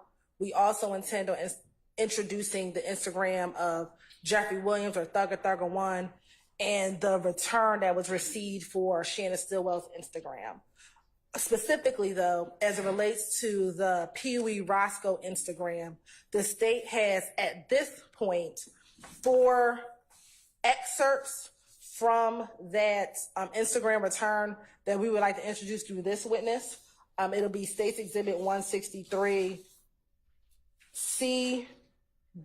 B, C, D, and E. I've shown it to defense counsel in order for them to review. And so I didn't know if there would be any objections to. Can I see them, please? Yes, you can. You said 163 BC, Bravo, Charlie, Delta, and Echo? Bob? Or is there an alpha? No, alpha is the actual record itself. Okay, so 163 alpha. For the excerpts, it's going to be 163 Echo Bravo, 163 Echo Charlie, 163 Echo. I can't even figure out y'all's nomenclature. But, okay, so it's 163 what? 163 Echo Bravo. I'm not talking about that now. So for this discussion right now, we're going to talk about 163 Echo Bravo, 163 Echo Charlie, 163 Echo Delta, and 163 Echo Echo. All right, let me see those, please. Okay.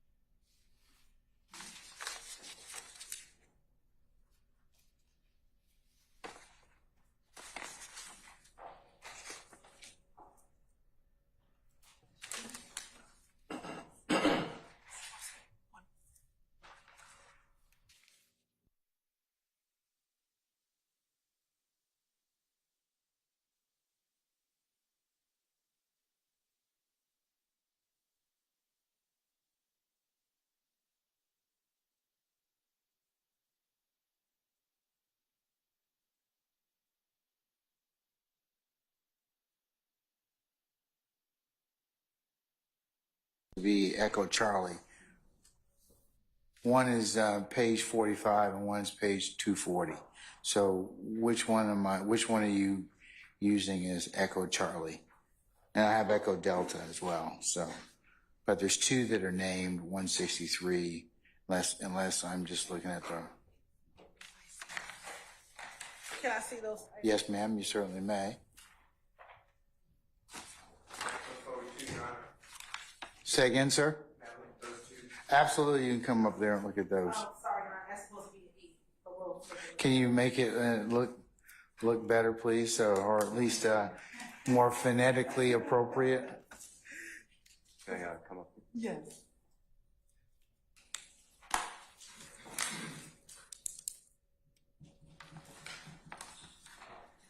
Let's just see. That's the C. So you're not.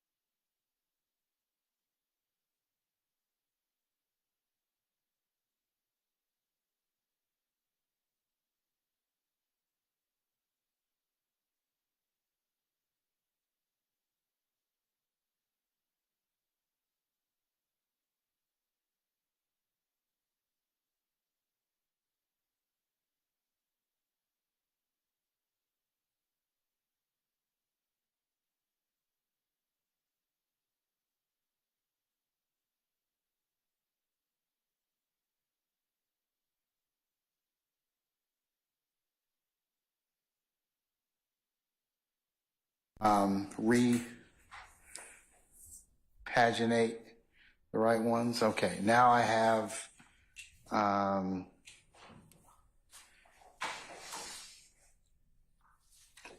Echo Charlie and Echo Echo. Is that right? Yes, Your Honor. All right, so I have, just to recap once again, 163 Echo Bravo, 163 Echo Charlie, 163 Echo Delta, and 163 Echo Echo. All right. Okay. And at some point in time through Detective Racy, you wish to get these in? Yes, Your Honor. Or evidence? Okay. All right.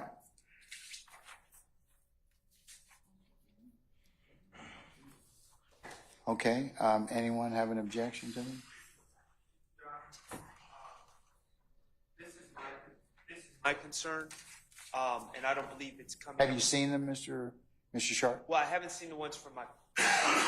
They didn't have those printed out. Why don't you take a look at them? Or I don't believe those are the ones from my client. They are not. okay. But Mr. Steele, do you have? I've seen them. You've seen them. Do you want to go ahead and specifically object to them, or? Yes. Okay. I'll come back to Mr. Sharp. Okay. Or if you want to, you can come take a look at them so you can have a basis to talk with me at that point. So, all right, go ahead, sir. My objection is to the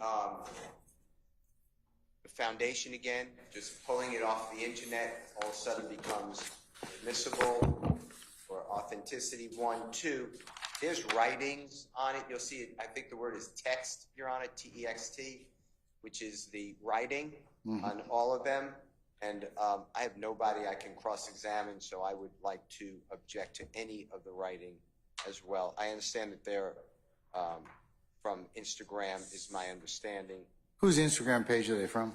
Winfrey, I believe. And it's not just from the page, Your Honor. I want to be clear. This is from the actual company itself. Oh, So it's from Instagram itself. Did you get an authenticity or certificate that came along with this? Yeah, so we have a business. Do you have that? Yes, Your Honor.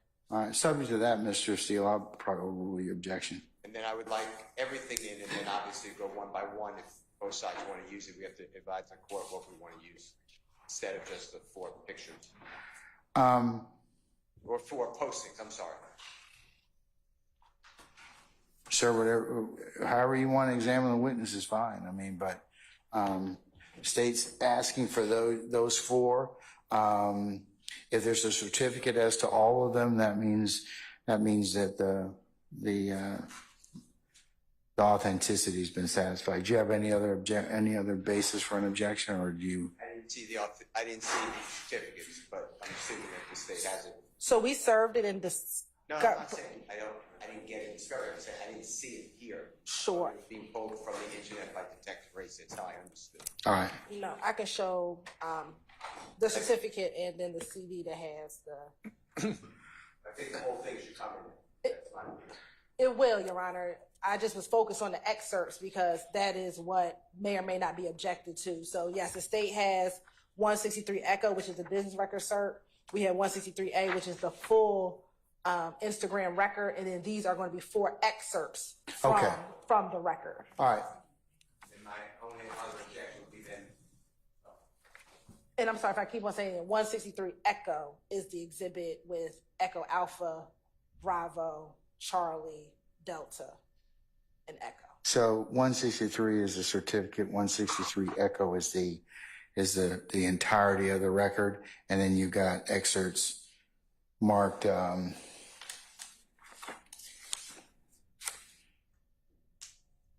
Bravo, Charlie, Delta, and Echo, correct? One correction, 163 Echo is the certificate, 163 Echo Alpha is the full record. Okay, all right. And my objection goes to, if you rule on it, I'd like you to rule on it, if you don't mind, I don't want to waive anything, is to the writings, again, as hearsay. The writing is the business record itself. The text in the document, yes, sir. That's what I'm objecting to. On what basis? Hearsay. Out-of-court statement offered into evidence. Are you offering any of the statements on the business record itself? So, Your Honor, I'll first start with 163 Echo Bravo.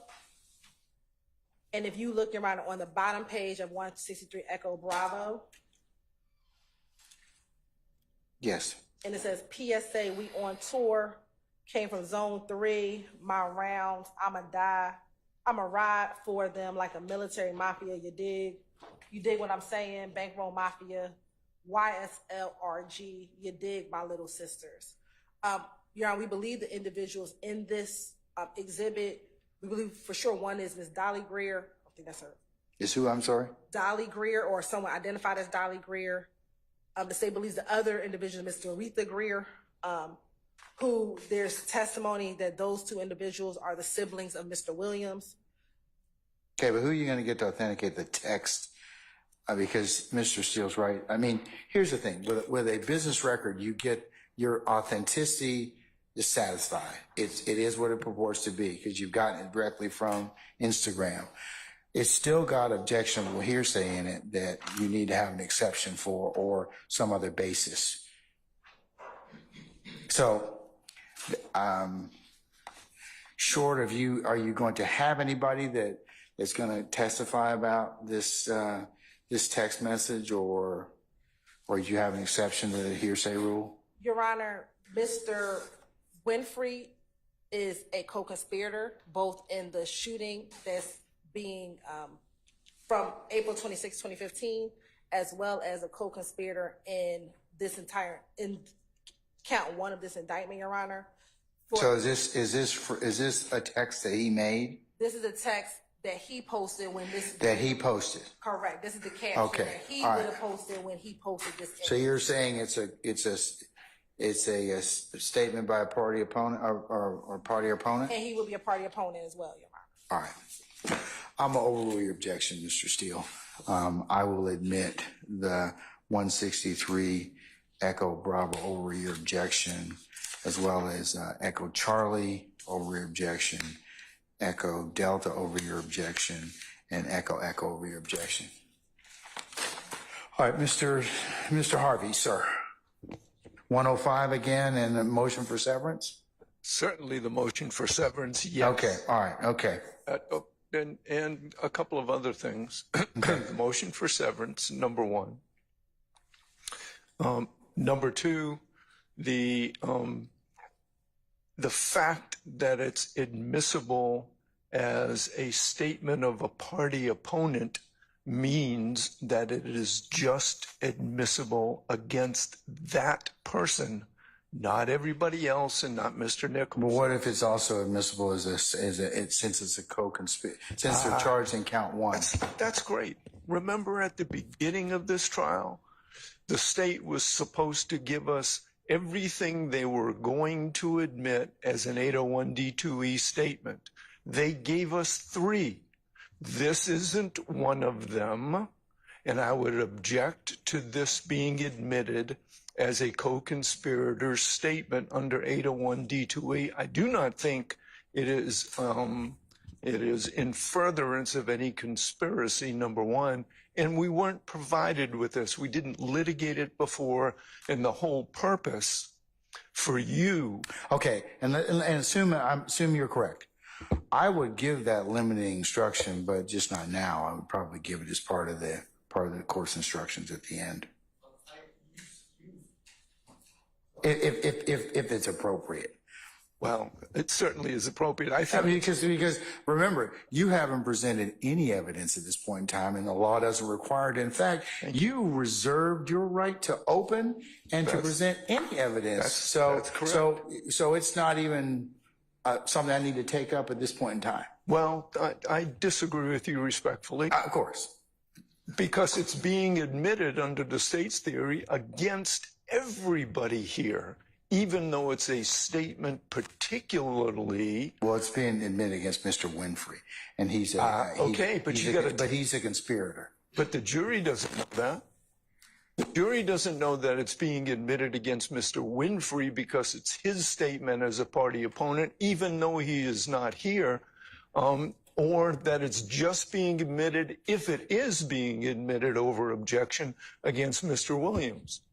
And that's the purpose of a 105 instruction. All right, ladies from the state, or sir.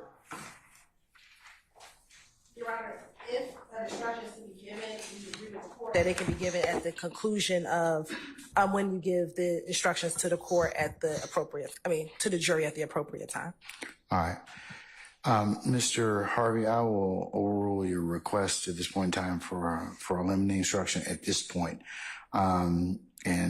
But however, I will take it up and I will give you continue to give you a continuing objection as to that issue. Okay? All right. And I'm going to deny your motion for severance at this point in time. But I'll give you a continue your objection as to that. All right, Mr. Sharp. Thank you, Your Honor. So my understanding is the state, through, I believe this witness, is going to seek to admit my client Shannon Stillwell's Instagram records as well. My concern, I don't believe that they have any specific pictures or anything or postings regarding this overt act, but they're going to seek to admit the records in totality. My concern, Your Honor, a couple of weeks ago, maybe a month ago, I was observing Court of Appeals, Federal Court of Appeals, and there's an 11th Circuit case, U.S. v. Quentin Simmons, that's being considered right now. And the issue in that case is when records, in this case... It hasn't been decided yet, right? Well, but... Just answer my question. Has it been decided yet? Been decided. Okay, all right. Okay, but the issue is when, whether it's records or surveillance state, when it's admitted in totality, it's in evidence at that point. And even if we are just focusing on one or two pictures, say, of my client's Instagram photos, if we admit the records in totality, that puts it all in evidence, and that makes it all fair game for closing and fair game for arguments, whether those individual excerpts or pictures are prejudicial, whether they're relevant, and the like. Well, I disagree with you. I respectfully disagree with you, sir, because just like these particular photos have writings on them, remember, it's just because a certificate just gives you admissibility of the records or authentication of the records, they're still subject to other objections. Right, but there's going to come a time where the state's going to walk up with a thick pile of papers and say, we move to admit state whatever 153 EQZ into evidence, and then you're going to look at me as if I have an objection. And the problem is, if they're just being admitted in their totality, even if we know that the only thing that's been discussed is one or two things within those records as a whole are in evidence and become potentially fair game for argument later on. So if we're going to move to admit my client's Instagram records or anything else, I'm going to ask that we be specific about what we're admitting as opposed to just admitting the entire record. Because that's my concern. Once it's admitted into evidence, it's in evidence. And that's what the Simmons case is all about, is once it's in evidence, is it subject to argument and things of that nature, even if it was never even discussed in the case? Okay, but I have no visibility on Simmons. It was argued, so no opinion's been released, correct? Well, it's my concern. No, but I'm asking you, but there's no appellate opinion from, it's an 11th Circuit case? Right, the defense admitted and played in closing parts of the surveillance video that was never discussed at trial. The state objected, and the question was, Okay. when you put the entire surveillance video, say it's 2 hours in the evidence, and you only discuss at trial 1 minute of that surveillance video, whether the defense was allowed to... Well, it's kind of the catch-22 things, okay? Because the rule of completeness allows you to admit the entirety of the document. Now, there may be other pitfalls of admitting that document. So that's why you, as the advocate, I'm sure probably need to make sure that if you decide, hey, I want that whole thing in there, it's going to cut for and against you. So you need to be careful, and you need to make sure you have a great understanding of the entirety of that document so you don't have issues that kind of come up. And since I haven't, just listen, since I haven't seen Simmons, and I don't know kind of the parameters or left or right limits of that, I can't really give you any more guidance on it. I'm really goes under the 4-1 judge is a happy judge, because when the state, I'm just letting Your Honor know, when the state brings forth hundreds of pages of my client's Instagram records, and they're saying, well, we just want to get it in for this one particular purpose, I'm going to have to halt proceedings and say, well, let's have an inspection of every single piece of paper. Well, that's up to you. Here's the thing. I'm telling you that you either can do one or two things. You can either acquiesce to the state and say, okay, those four are fine. Or you can say, under the rule of completeness, Judge, we want it all in. Okay, but that's up to you as an examiner, as an advocate. So, but you know that's your call at that point in time, Mr. Shard. Okay, well, my understanding is you're going to seek to introduce the records in the ballot.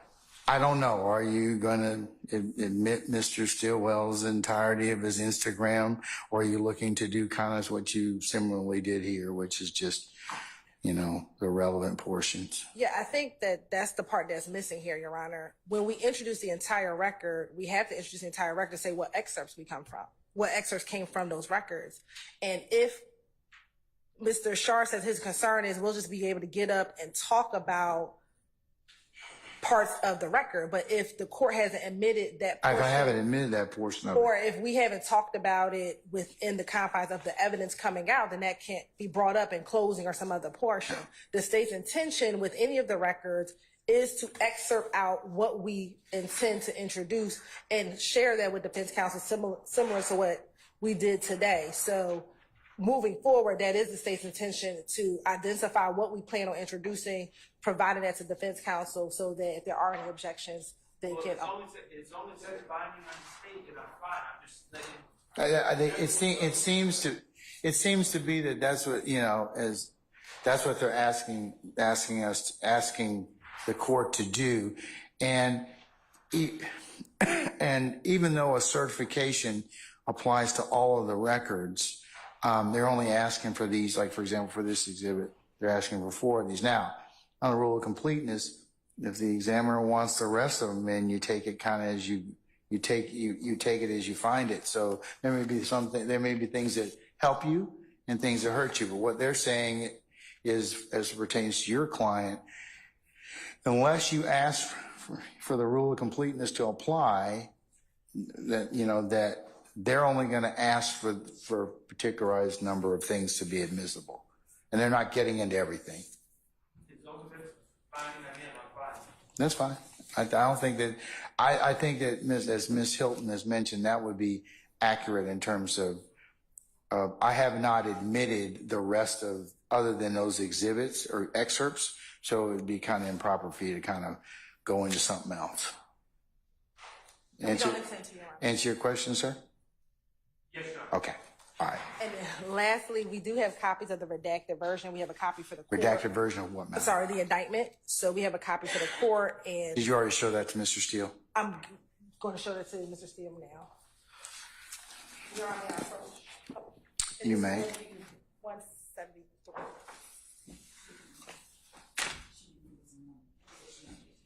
Okay.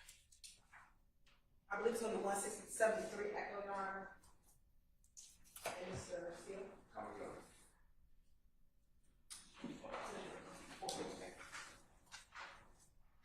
And because this is not coming up anytime soon, Your Honor, we can address this either later on or at another break.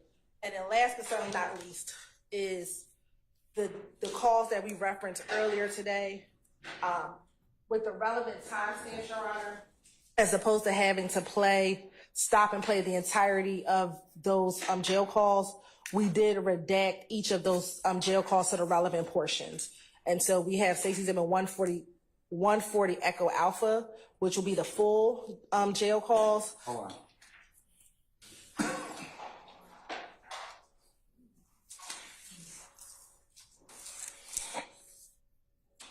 Okay, and which is the redaction? The redaction is going to be 140 Echo Bravo.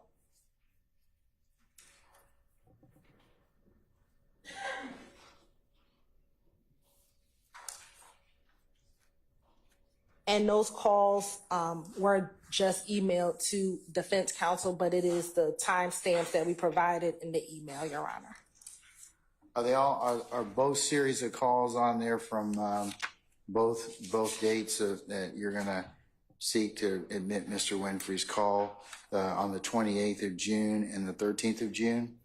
So it's the 28th of June, Your Honor, the 13th of June, the 5th of June, and then there's 3 calls from the 6th of June, and then 1 from October 22nd. All right.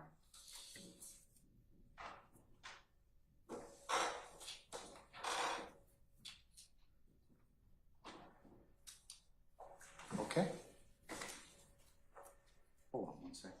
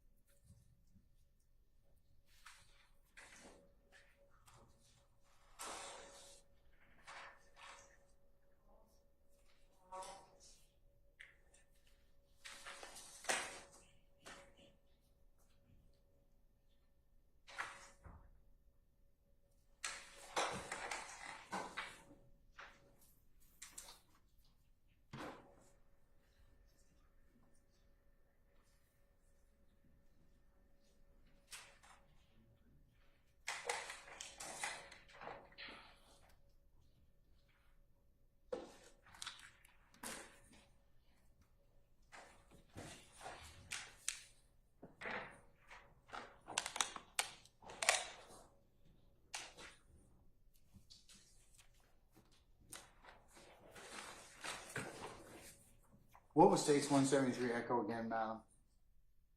Oh, 173 Echo, and let me confirm, is that the last number available? Yeah, 173 Echo will be the certified, the redacted certified copy of conviction. All right.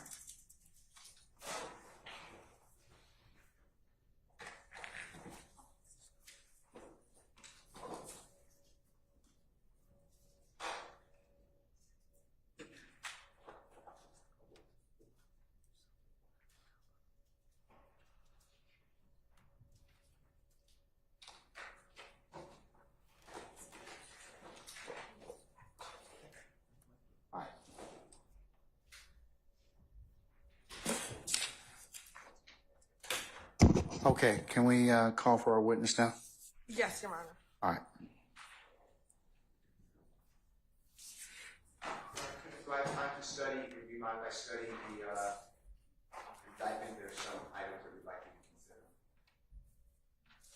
consider. I believe, Hey, Your Honor, that's not coming in right now, so. that's fine, Mr. Steele. All right. Sergeant Ingram, summon our jurors, please.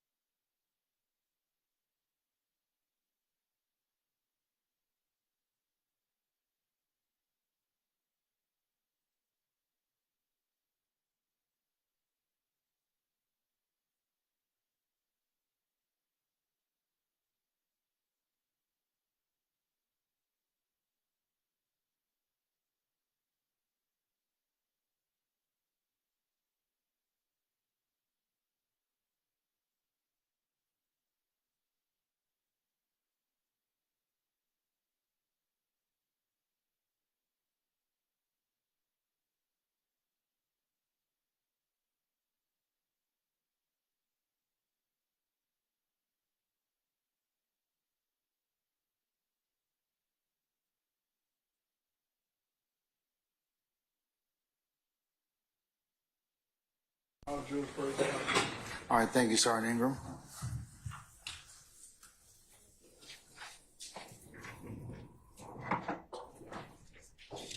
All right, Ms. Hilton, you can continue with the examination, madam.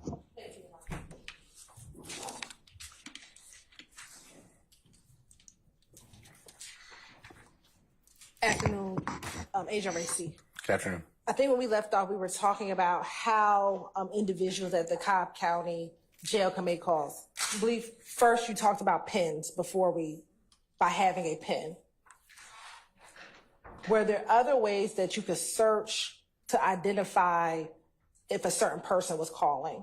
Yes, so we can request that the PIN be searched, but we can also request the numbers dialed be searched as well. And why would you request for the search to be done by numbers dialed?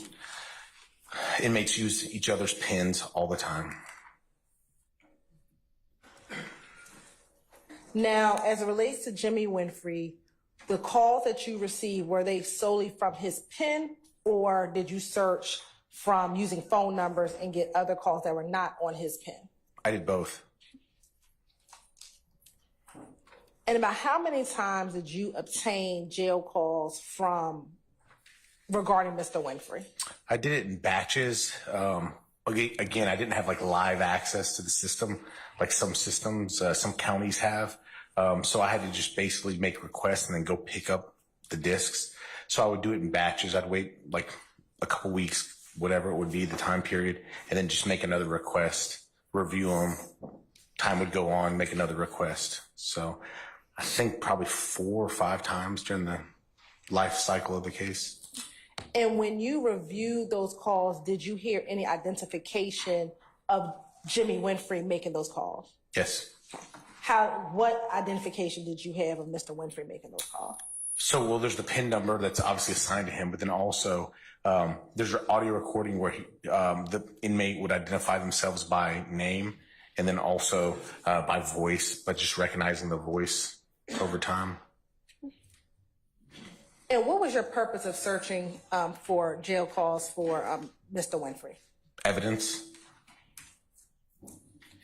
And did you find any calls of any evidentiary value? Yes. Now, when you would listen to the calls, was the entire call of relevance for your investigation in every call? No. Were you able to identify portions of the jail calls that were relevant to your investigation? Yes. And once you received those calls, did those calls become part of your case file? Yes. If you can give a number, about how many jail calls did you obtain? Oh, there'd probably be hundreds in the case. And in preparation for your testimony here today, have you listened to a sampling of those calls? Yes. How many calls have you listened to in preparation today? I want to say 7 that were relevant.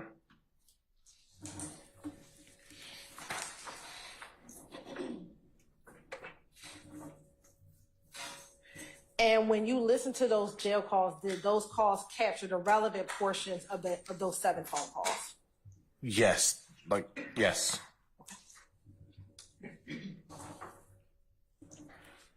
I want to show you. May I approach around there? You may.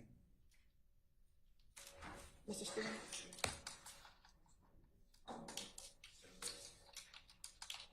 I'm going to show you what's in Mark 6 Exhibit 140 Echo Bravo. Tell me if you recognize 6 Exhibit 140 Echo Bravo. I do. And how do you recognize 6 Exhibit 140 Echo Bravo? My initials and today's date from when I reviewed the calls. And what is contained on 140 Echo Bravo? I think there's about 7, approximately 7 jail calls from Winfrey. And did those calls have the relevant portions of the calls that you listened to back in 2015? Correct, just the relevant portions. And does it appear to be a fair and accurate depiction of the relevant portion of those phone calls that you pulled back in 2015? Yes. Your Honor, this time the state would like the tender 6 Exhibit 140 Echo Bravo is added. Any further objections to states 140 Echo Bravo? Mr. Lyon, on previous Okay, all right. Subject to the earlier rulings of the court, I will admit 140 Echo Bravo and 140 Echo Alpha over objection. They may be published as you see fit. First, we're going to start with a call on June 5th, 2015. And what's it at 2040? What time is that? 2040 would be 8:40 Okay. And would it be 8:40 p.m.?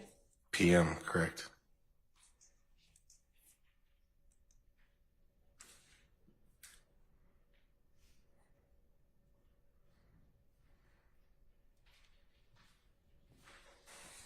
Nothing going on. I'm trying to find over there where the car is. They want it moved. Oh, at the studio? Yeah. That's the part I'm doing wrong. Well, I talked to Rashard, but Rashard don't know who got the key. No, the key in Milwaukee. You can go in my room and get the extra key. But that's what I want you to do. Call the man from the dealership, Kayla, right? Yeah. Yeah, and tell Rashard, take the car out there, 'cause I want to let Kayla, they got put my summer tires on them. No, you don't want to do nothing else to that car because Bank of America is looking for it. For what? Damn. Do you forget how dead? Oh, yeah, okay. So what, we need to turn the car in? We told you, and we definitely need to turn it in now. All right, you want to wait till I get out? You go out there and do it? Well, I'll see what I'll go back down and look for the key, so Rashard And that great Bank of America thing. Okay.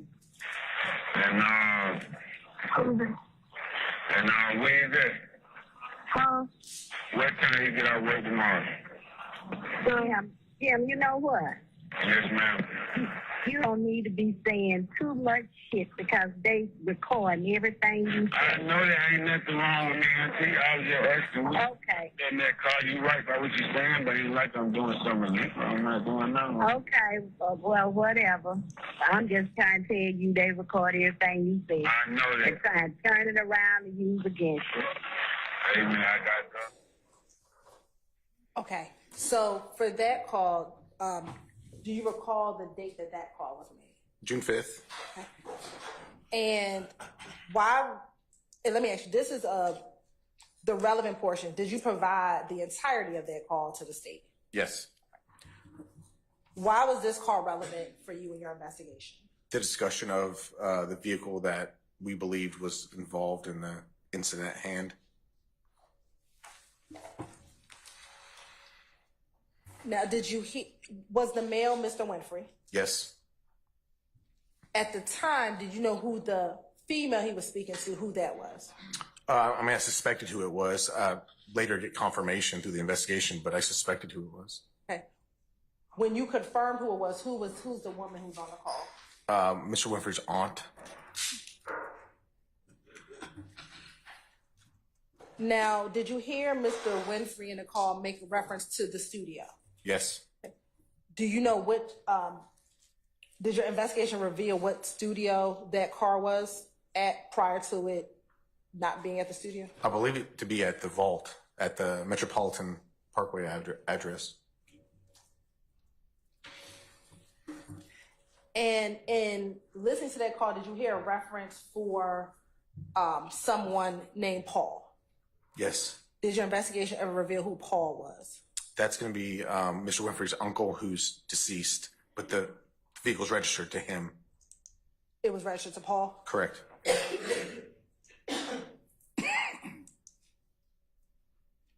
Now, I know we talked about the dates of the call. Do you remember the time of this call? We said it was at 8:40 p.m. And this is in 2015? Correct, 2015.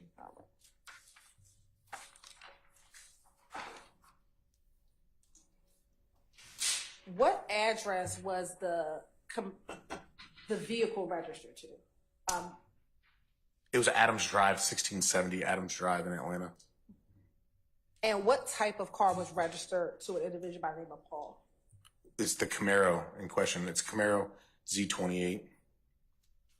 I believe it's a 2015, like brand new.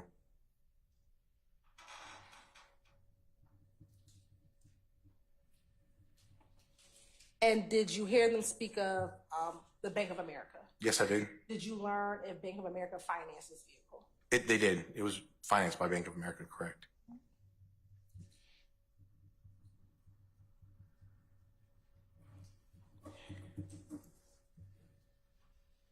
I want to take you to the next call, which is on June 6th.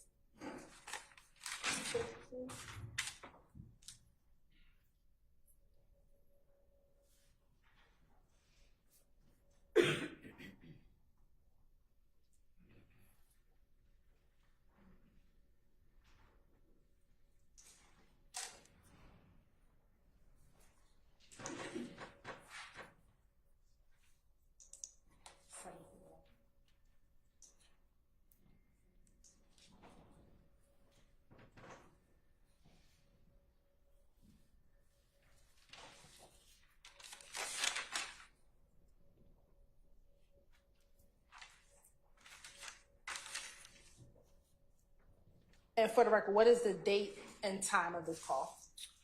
June 6, 2015 at 5:10 p.m. Okay. What I'm gonna say, you talked to Rashad? Yeah, I talked to him over there. I called him to make sure he did check on your oxy and all that. What did he say? He said you good, he put your money over there. You know, everything's cool. Yeah. Yeah, I don't hear him. I don't hear him. How you doing? I just don't hear him. Want me to holler at him? Yeah, Hey, I need to park my car at my auntie house in the house. I do. I'm take it to my brother's house. What boy you want? Huh? What you want at Joe? Yeah. I gotta, when I get back, I gotta go get with the man, because, you know, my uncle just got the death certificate back.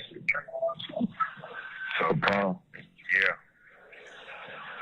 So, now I got the bank, they either send down money back against another car, like the money that we don't pay.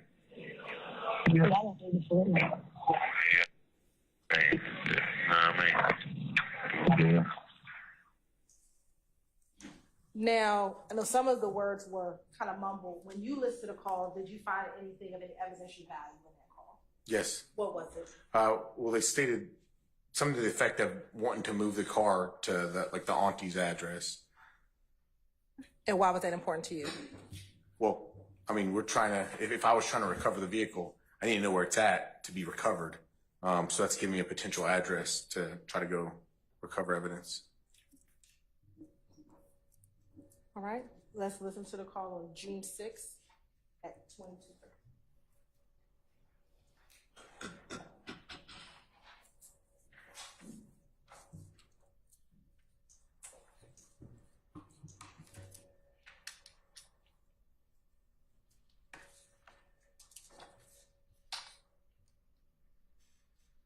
And for the record, what is the date and time of the call? June 6, 2015 at 22:13, so that's 10:13 p.m. Chad just left. What he did? Brought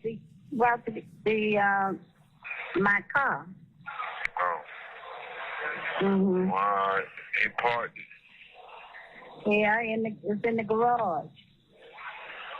They brought it over on a tow truck. He said he needs to know how to get them minutes so you can call him. I'm gonna call him when I get on the phone with you. What time is it, Auntie? It's after 10. It's 10:18. What time you supposed to be out the phone? 10:15, right? No, 11 o'clock. They say tonight or 10:30. I'm in the car with Rashad, and I'm gonna call you back. I'm making my last call. Oh, okay. I love you. Love you too. Bye. Where you that call, Rashad?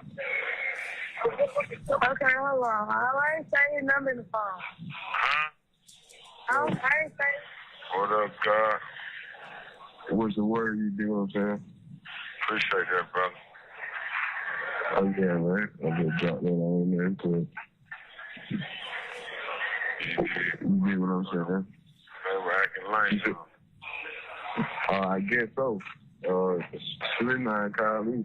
So me. To go get it. Yeah. So I go get it. And said somebody, told me go get it and whip it. I said, nah, I ain't gonna whip the ball. I'm gonna do it the other way. Yeah. Gotta get it right. You dig what I'm saying?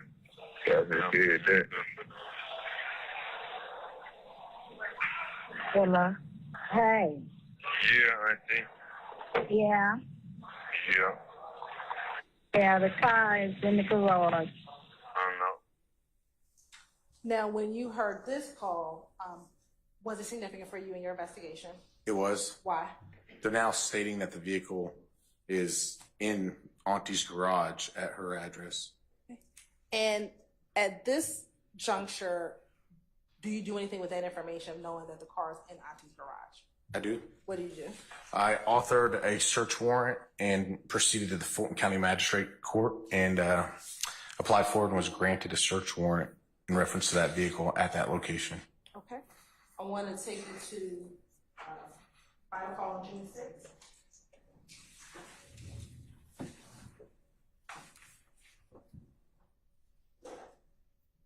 And for the record, what is the date and time of that call? June 6, 2015, 1958 hours.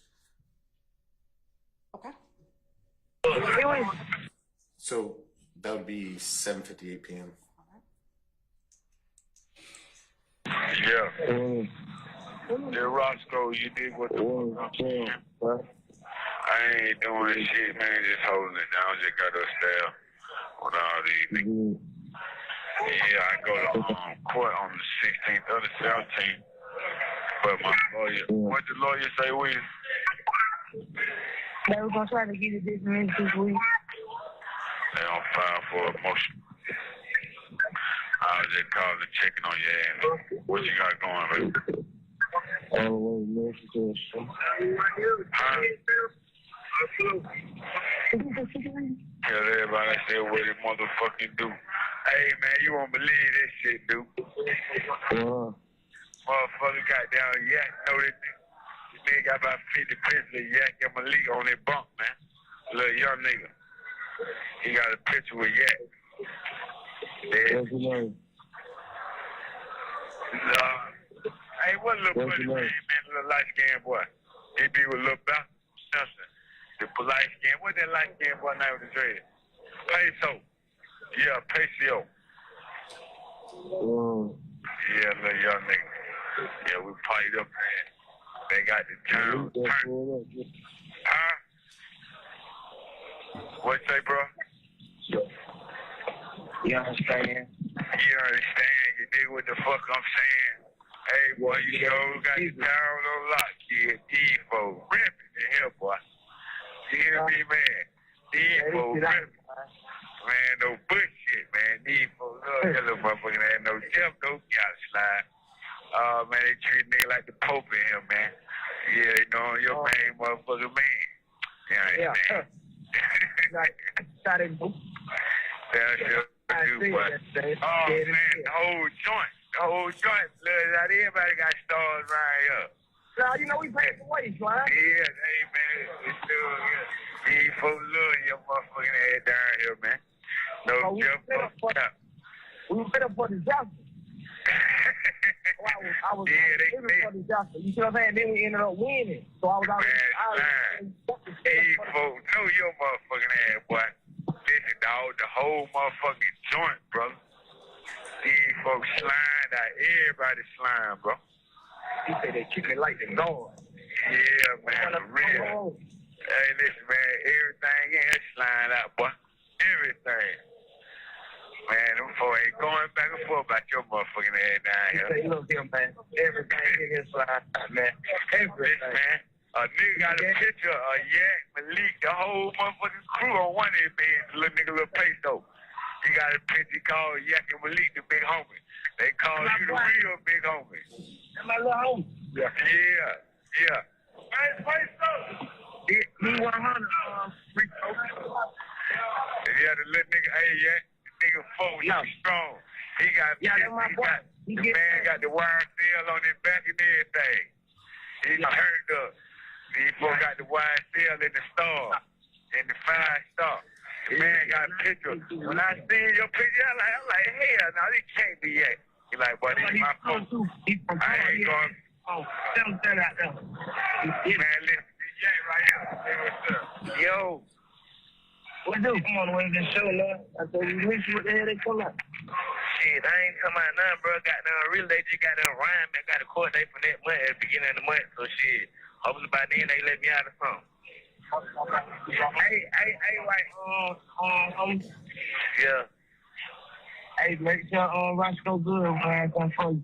I've been trying to get in touch with you anyway, Rico. Yeah. You know, I got him, man. This is my boy, man. You know, I got him. Well, no, y'all nigga ass up, man. What's this thing? Roscoe. That what's up. What is? Hey, yeah, you got your, hey, yeah. These folks singing y'all music, bro. It's on God, man. These folks singing the music, man. The folks beating the whole wall down from 11 to 5 in the morning, man. I ain't singing none of that slide shit, boy. The whole dorm. The whole dorm slide out. Straight up. Man, what? These folks love y'all, boy. No Jeff, no Cap.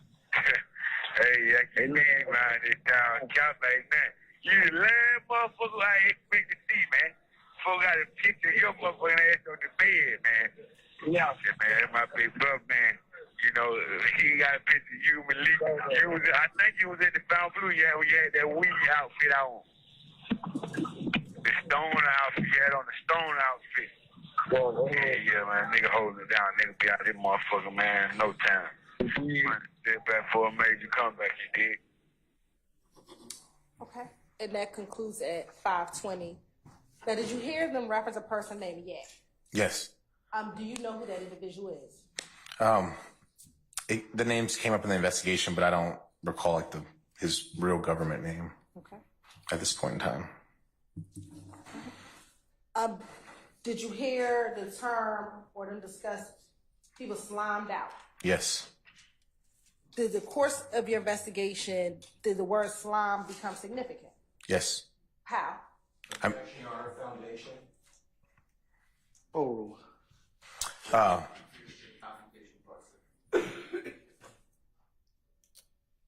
I'll sustain the form. You can rephrase, ma'am. Or you can lay it on the foundation. During the course of your investigation, did you learn of a gang called YSL? Yes. And what was your understanding of what YSL stood for? Your Honor, this is any testimony that I don't believe is under 701 or 702, and also competition was accurate. But we're not. I'll overrule your objection, sir. You can have a continued objection, yes, sir. Yes, through the course of the investigation, and prior to this investigation, I knew what YSL was, and I knew it to be Young Slime Life. And so, when you heard the term in this call, is this one of the calls that you pulled? Yes, it was. Did you make note of what they were speaking about inside of that call? Yes. And what was significant for you out of that call? So then, of course, referencing the names, referencing multiple people with stars, 5-point stars, saying everyone in the jail, Cobb County, is slime. Just referencing Yachty, Duke, I think I might have mentioned that. And then someone having a YSL tattoo on their back. Yeah, that was just a number of the things that I heard. Did you hear a portion of the call where the individual Yak gets on the phone and tells someone to roll out the red carpet for Roscoe? Yes.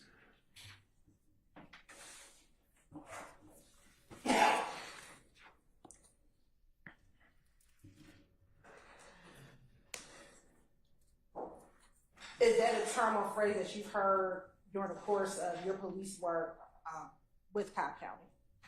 Well, yes. I mean, rolling out the red carpet isn't just in law enforcement. That's used in common vernacular as well. And what was your understanding of what rolling out the red carpet? Objection calls for hearsay, not beyond the jury also. I'm gonna sustain the objection.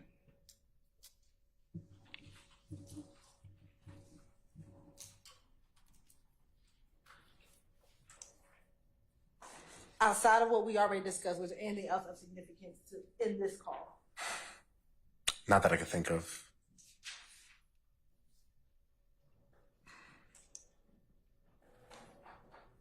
Now, you talked about the 5-point star. Why was that significant to you? I know it through my training and experience, and that 5-point star is related to the larger Bloods criminal street gang.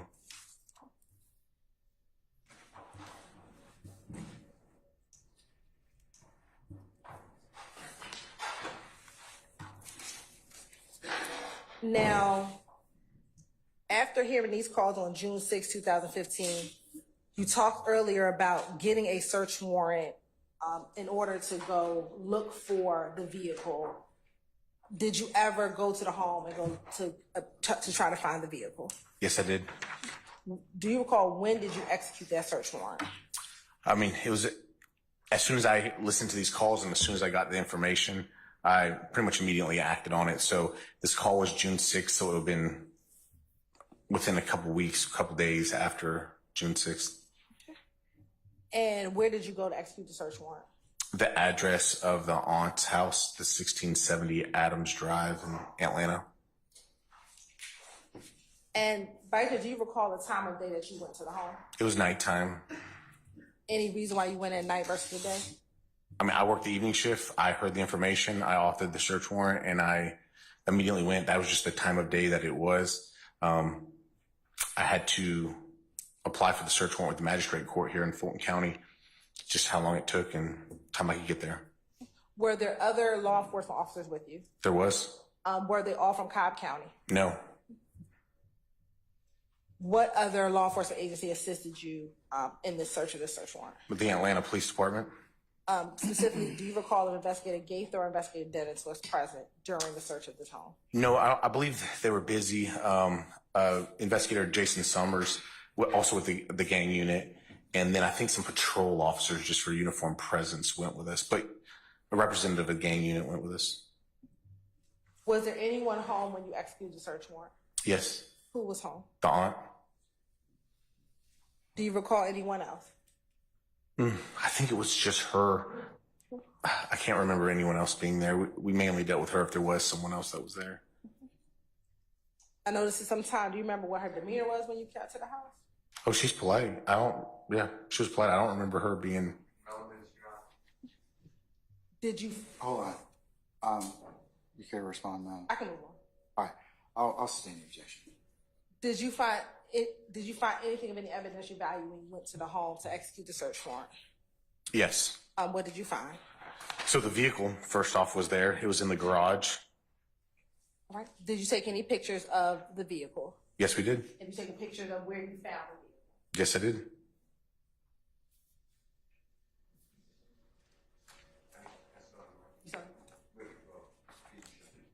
You had them, but I didn't show them to you today.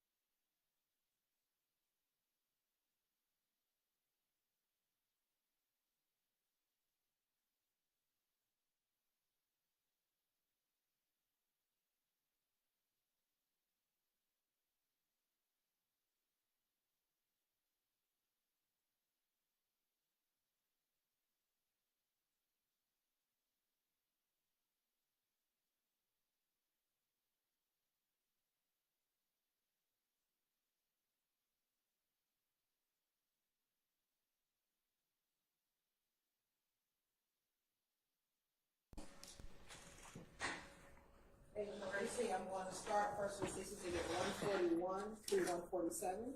Sure. If you go to Exhibit 141,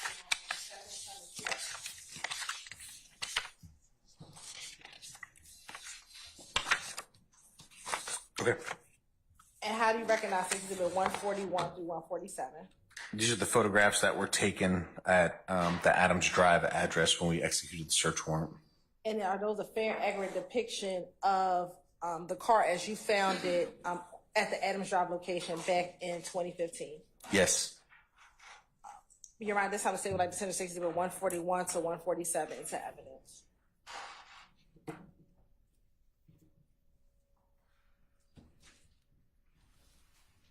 You said 141? I'm sorry, let me say 141 echo to 147 echo. All right.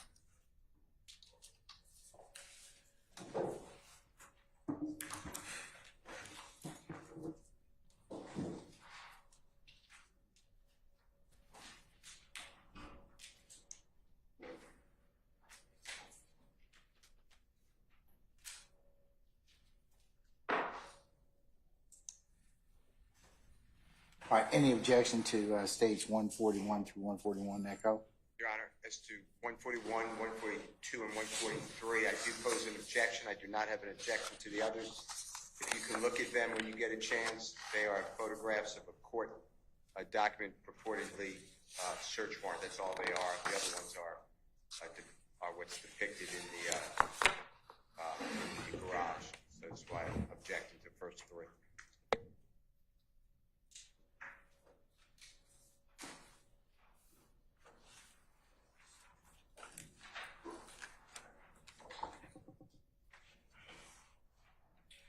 Can I see 141, 142, 143? Yes, Your Honor. Agent Racy is here. Thank you, sir.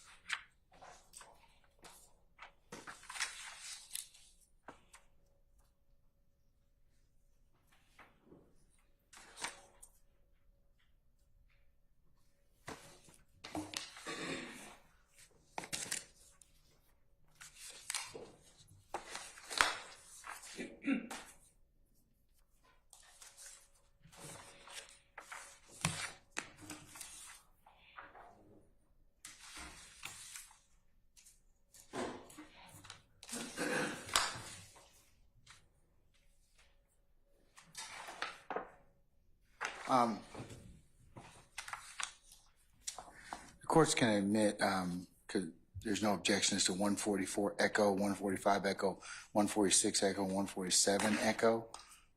They're admitted may be published as you see fit.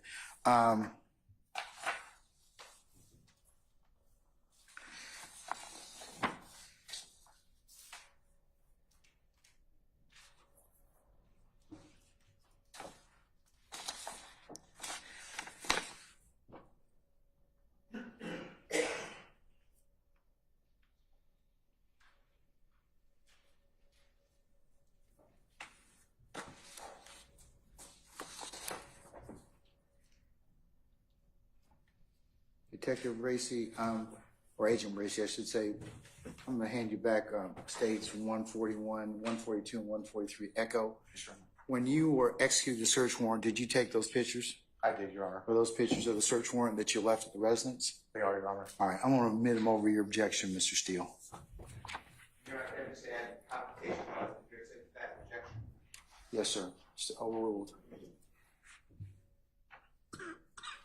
Is your permission to publish 141 Yes, through and 147? 141 through 147 echo are all admitted to be published as you see fit. Thank you. And Agent Racy, whichever one's easier for you, on the side or behind you. Yes, ma'am. Okay. First, looking at 141 echo, what did you capture in Stacy's Exhibit 141 echo? This is a photograph of the search warrant that we're required to leave on scene to show that we had legal permission. to be there and to do what we're doing, albeit blurry in that picture. Okay. And looking at 142 Echo, is that the second page of your warrant? Just the second page, correct. All right. Looking at 143 Echo. That's the back of those pages, and so that's just an inventory of the items that we seized, which we are required to leave on the scene upon executing the search warrant. Okay. I'm looking at 144 Echo. So that's just going to be a picture of the outside of the residence with the garage open and the vehicle there in the garage in question. 145 Echo. Again, that's just a picture of the vehicle in question. And is that the aunt standing by the door? I believe it is, yes. I'm looking at 146 Echo. Is that just the front of the vehicle? Just the front of the vehicle. I was trying to take all around photos, but limited with space, so it's kind of awkward, but the front of the vehicle. And why were you trying to take all around pictures of the vehicle? Just documenting it in place as we're seizing it, just to document it, but also claims of damage, claims of stuff. There's multiple reasons why we try to document items of value. Okay. 147 Echo. Just the license plate of the vehicle to document, obviously the identity of the vehicle, for lack of a better term, what vehicle we're seizing. And is this the same license plate tag that came back to the individual you talked about, Paul, earlier in your testimony? Correct. This license plate is registered to this vehicle, which the registered owner is Paul, that I spoke about before. And speaking about Paul and the jail calls that we've heard so far, were those individual calls or were those all one call with different times? Those were separate calls, I believe, if that's what you're asking. Yes. Once you found the vehicle at the home, what, if anything, did you do with the vehicle? It was impounded. It was towed back to the Cobb County Police Headquarters garage that we have. And why was it towed to Cobb County? To better process it on scene in Cobb County versus trying to search it there at a residence. And once the vehicle was towed back to Cobb County, what, if anything, did you do with the vehicle? We executed a search warrant there at that location. Why did you have to get another search warrant to go inside the vehicle? We moved it from the jurisdiction of Fulton County into Cobb County. And so it's our regular practice just to author and have approval to search it in that location since we moved venues. And do you recall how soon after it left from you finding it at the home to you taking it to Cobb County that you searched the vehicle? I'm not sure if it was that night here as we're sitting here now. I would have had to have authored the search warrant again in Cobb County. So it might not have been that next night. It might have been like the following day. And did anyone assist you with executing a search warrant on the vehicle? Yes, I would have had the crime scene unit process it in the garage. And when you execute the search warrant of the vehicle, did you take pictures of the car at that time? The crime scene tech would have taken the pictures with me present, standing there. I'm going to show you what I've shown the defense counsel, Exhibit 148 Echo through 152 Echo. Tell me, flip through those, tell me if you recognize 148 Echo through 152 Echo.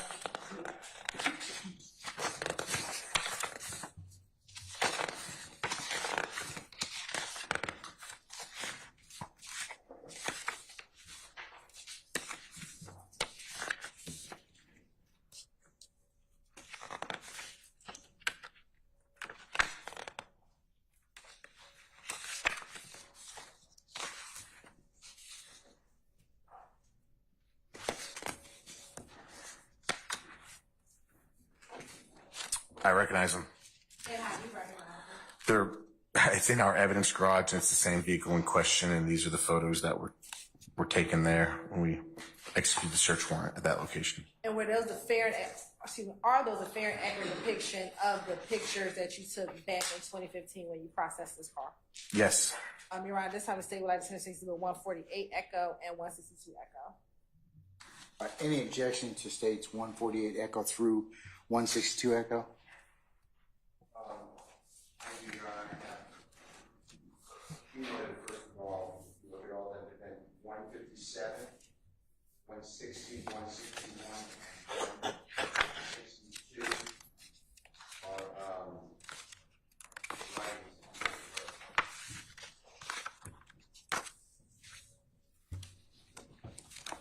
That's it, please. Thank you. You said you wanted to approach, sir? You didn't understand, sir. Did you say you wanted to approach? If that's okay with the court. Yeah, that's fine.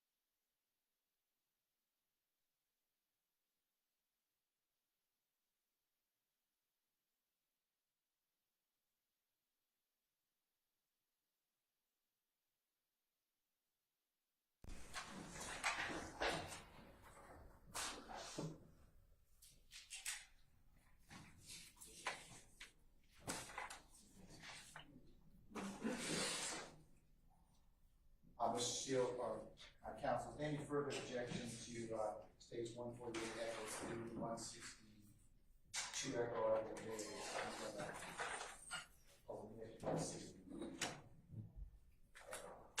any further objection? Not half Ms. Williams.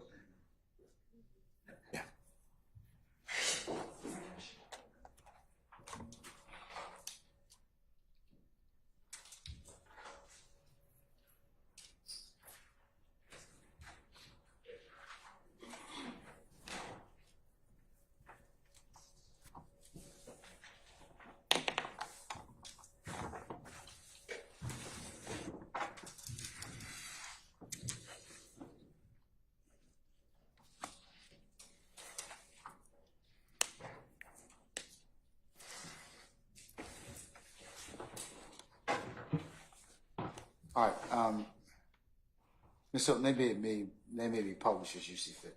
Thank you, Your Honor. First one's on 148 echo.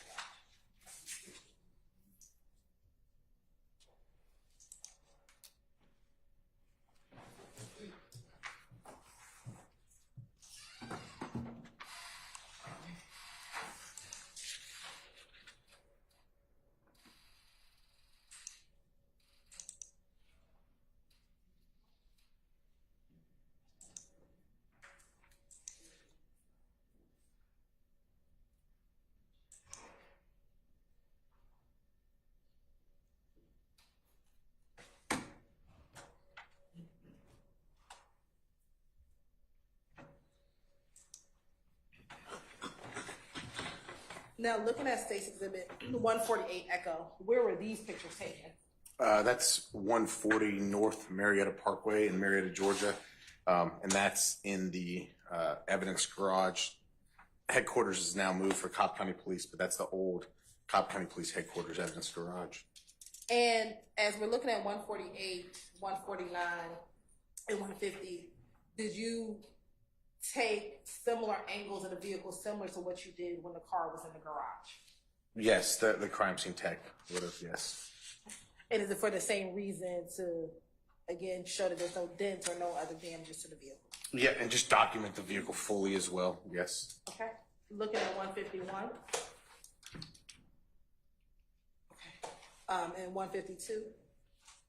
And then 153. What was significant about why you took or had the crime team take pictures of the inside of the vehicle? So, we have a search warrant for the vehicle for evidence, not just the outside, but evidence potentially on the inside as well. And so we're going to photograph the evidence as if there is any evidence, or the vehicle itself, if that's evidence, as it's sitting presently when it was seized.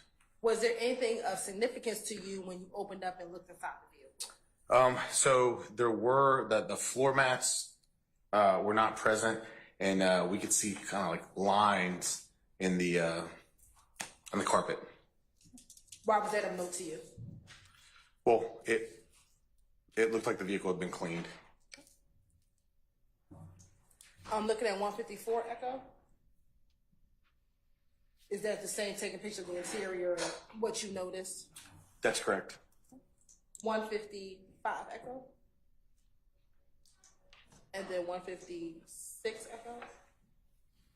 What was your purpose of going and looking inside the trunk of the vehicle? Same thing, just looking if any evidence is back there. Here we find the floor mats that have been removed, and we start seeing some of the lines that, well, they look horizontal for us here, but if the floor mats were in the car, it'd be up and down lines. 157 Echo. Is that still further inside the vehicle? That's correct. It's just the trunk, correct. All right, and 158 Echo. Still the same inside of the car? That's correct.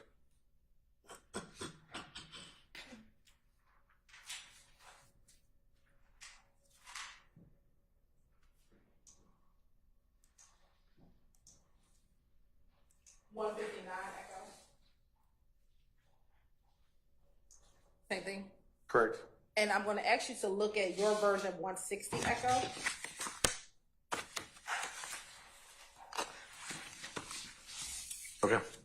not telling me what it is, did you find paperwork in the vehicle with Mr. Winfrey's name on it? I did. Okay. Do you recall where in the vehicle you found that paperwork? I think it was in the glove box. I'm not positive 100% as I sit here now at this moment. And now looking at 162. 162. And that wasn't going to come up on the screen.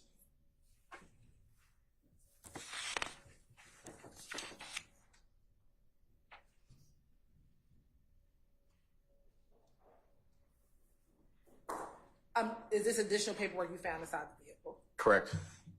And in looking at the complete document here, was this document in the name of a particular person? Yeah, the complete document, yes. Who? Jimmy Winfrey. Okay. Now, as with the car, did you ever have the car processed for any fingerprints? Yes. Did having the car processed for fingerprints assist with your investigation at all? No. Did you ever have the car processed for gunshot residue? Yes. Did anything about the gunshot residue testing that you had done, did that assist in your investigation? No.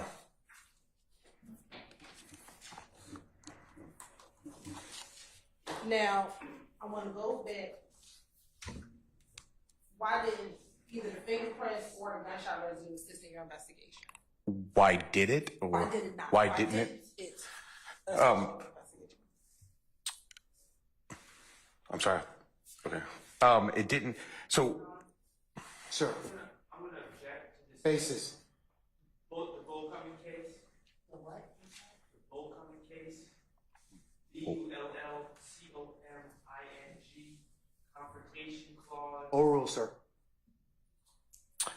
so why it didn't help in the investigation? Let me ask you this. When did you get the GSR test done? It was following, obviously seizure of the vehicle, but I don't believe it was on the same night we processed it, on this date. How much time passed? Yes, sir, you may.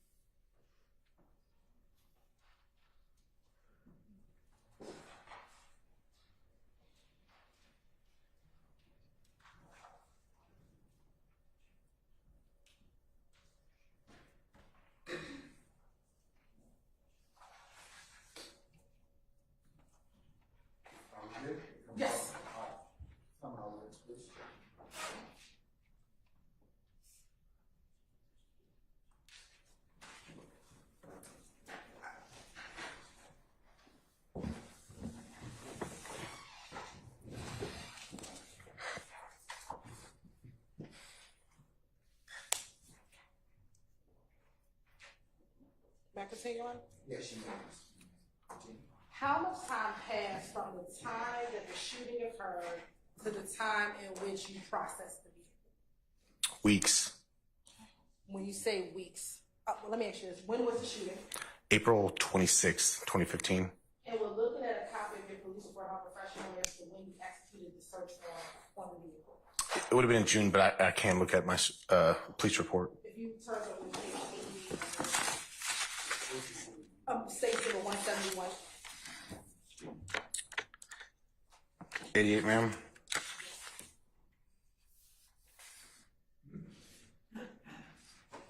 Okay. Did it have refreshing memory as to when you executed the search warrant on the vehicle? Yes. Excuse me, let me be clear. The search warrant at Cobb County Police Department. Yes. When did you execute the search warrant at Cobb County Police Department? June 12th. Okay. So is that approximately about a month, a little more than a month from the time of the shooting to the time you processed the vehicle? It's fair to say a month and a half. Correct. Yeah. Given your experience, previous to any of your investigations, have you ever tried to obtain gunshot residue testing?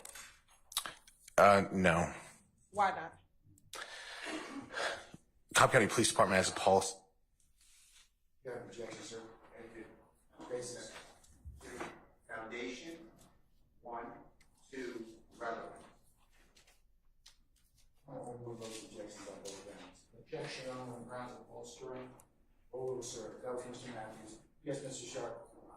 Your Honor, this gentleman is not, to my knowledge, not an expert in gunshot residue. And it sounds like he's about to render an expert opinion. You can object accordingly. I'm going to remove the objection for now. You can respond. Cobb County Police Department has a policy to not do gunshot residue tests. We don't have any gunshot residue test kits, but I was requested to do so in this case. And given that it was about 2 months between, or almost 2 months, when you actually had the test done, did you expect to find GSR? Objection on the relevance. I sustain that, Your Honor. Why is it with Cobb County that they don't do GSR testing? Objection on the speculation.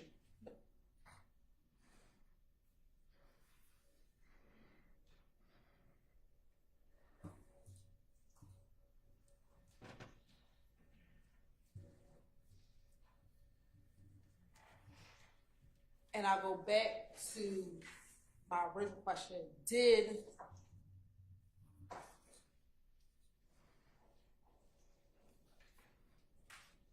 anything about doing the fingerprint test or the GSR test assist you in your investigation? Objection, yes, again. I sustain the objection. I want to take you to June 13th. Did you list any additional jail calls in this case? I did. I'm going to play for you, listen to a call from June 13th.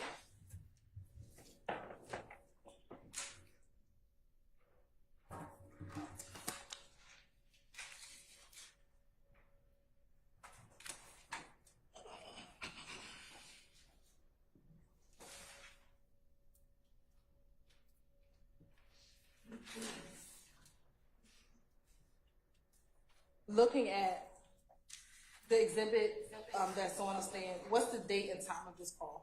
June 13th, 2015 at 17:39, which is 5:39 p.m.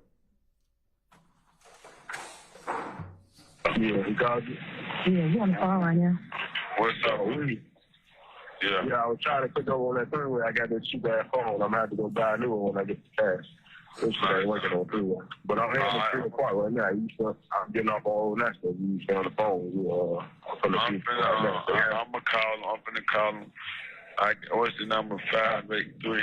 What's the number? Hold on.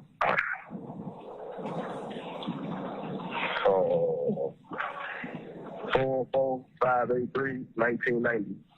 Oh, yeah. Okay, yeah, I just text. So you want to call her?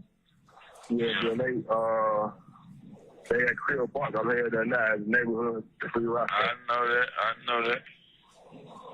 Yes, sir, nigga. We out here, nigga. Campaign going strong, man. I got my bankroll mafia outfit on right now, man. Ask your mama.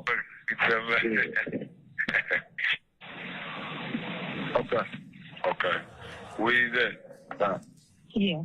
Dial that number. That 5-8. Hold on, you call. All the way. All right, hold on.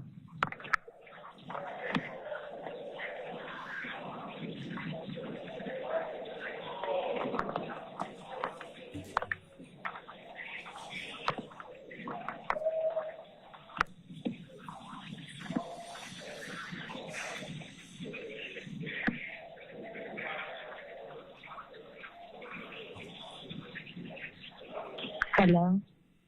Yeah. Hold on. Let me get that phone. Who is it? Hello?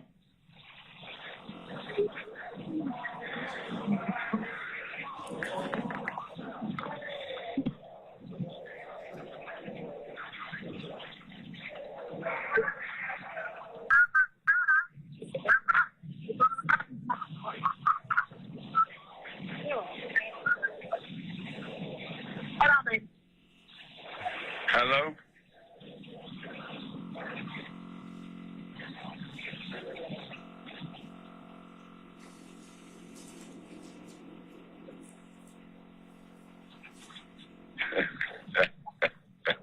Hello. Lady, hurry up and... I'm on the phone. Let's see that you on hold. I ain't watching the folks talk. I'm supposed to cover with y'all. Hold on, I'm gonna get a cup. Okay. Hello? Hello? You did. Hello? Hello? You can sound like little rural neighborhood. Turn it. I'm not even in your motherfucking hood. You know what I'm saying? I wish you would fuck me right there. I know it turned up right now. I know y'all having the ball, man. We ain't doing shit. I'm high as a motherfucker just holding me down. I say I ain't doing shit, just high, man, sitting right here holding it down. You dig what I'm saying?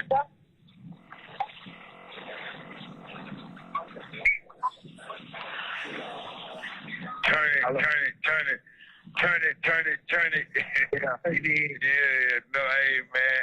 Motherfucker, the talk of the country, kid. You handling your motherfucking B.I., Jack. Ooh, man. Yeah, motherfucker, baby.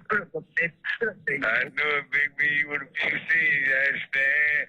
Man, I know y'all bitches turn. Ain't no few nothing. These for 5, 6 on the D, for 1,000 D. I know it. They tucked up like that. Folks out there like that, Joe. Hello?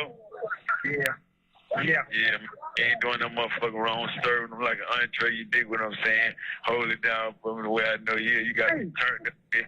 I done called everybody. They popping the bed. You know, I took over the motherfucking IG. That's what my fucking brother. I ain't doing shit, man. I know y'all be locked up.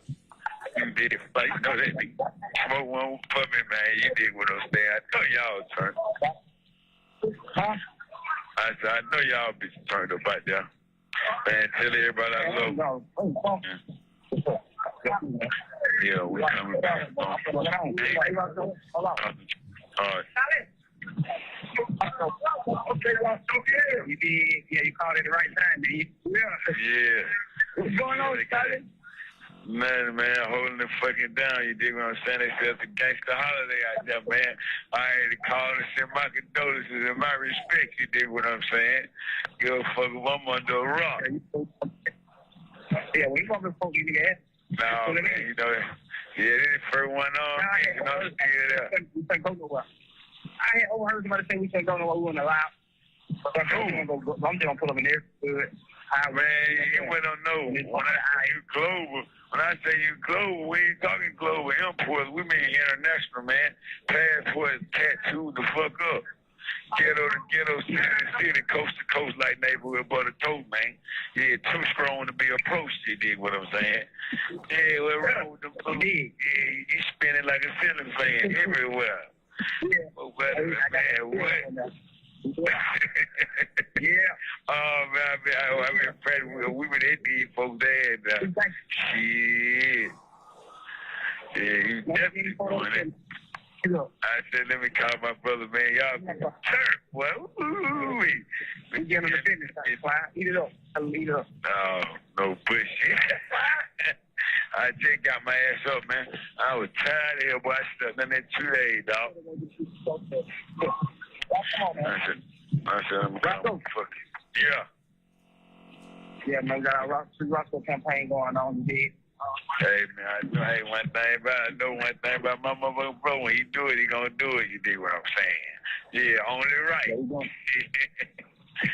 Man, I know we doing it too, Slam. Slam, you get crushed town. Everybody, I told everybody. I said, you crushed I told everybody who said free Roscoe, everybody who said free Roscoe, they get it. I'm gonna put them on my page. Make sure I get it.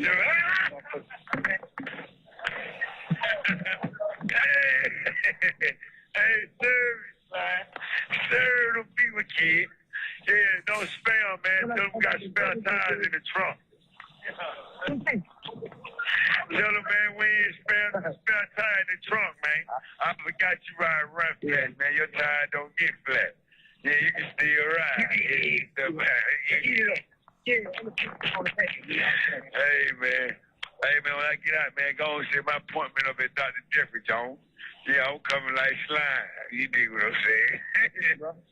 Hey, man. We're going to drop. I might drop that. Man, I already know we're dropping a bomb on these. I might drop it this week. So sometimes you...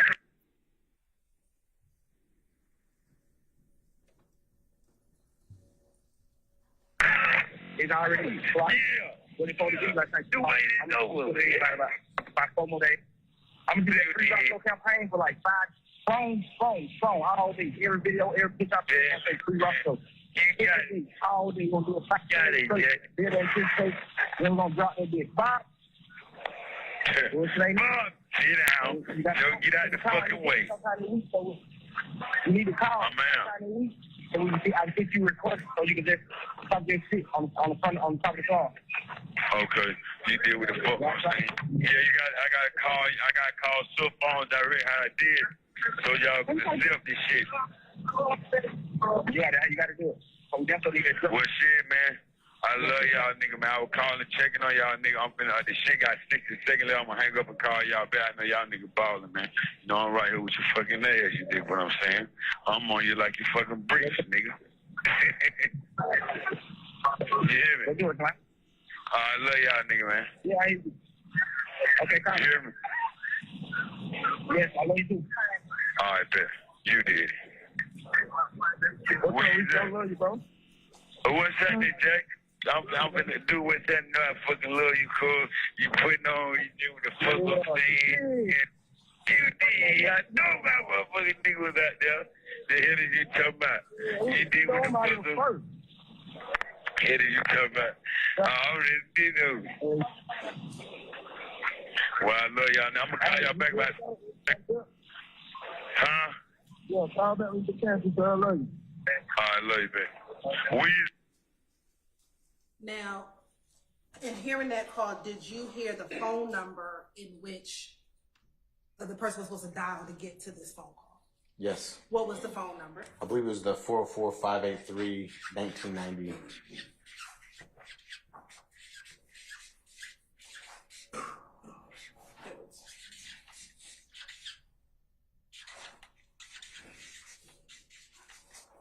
And is that the same phone number that's calling Mr. Winfrey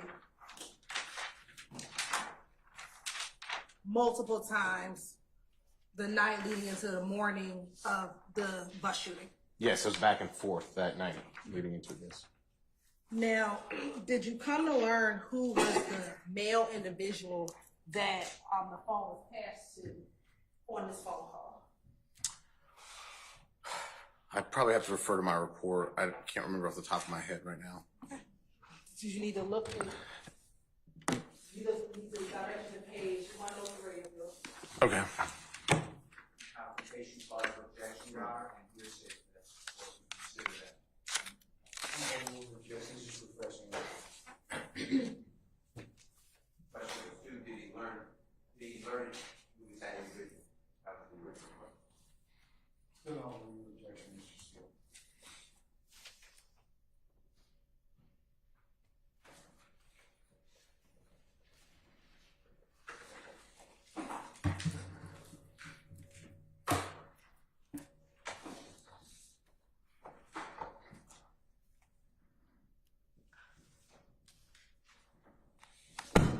Yes. Let me ask you this question before. Can't get the question. I didn't pose it yet. As it relates to the Free Roscoe campaign, did you hear him talking about the Free Roscoe campaign? I did. In talking about the Free Roscoe campaign, through the course of your investigation, did you ever find an individual who launched the Free Roscoe campaign? I did. Okay. Who was that individual? Jeffery Williams. And how did you learn, let me ask you, did you pull that information from social media? Correct.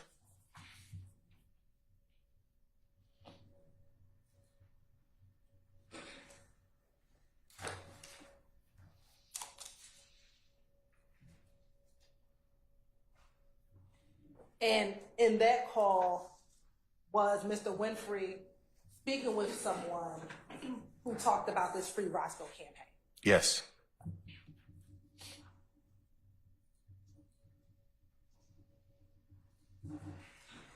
At the time of this call, were you familiar at all with Mr. Williams' voice?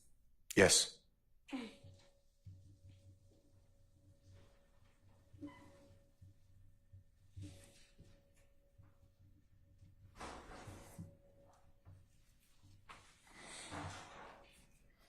And in listening to the call, were you able to determine who that person is that Mr. Winfrey is speaking to on this call? Yes. Who? Jeffery Williams.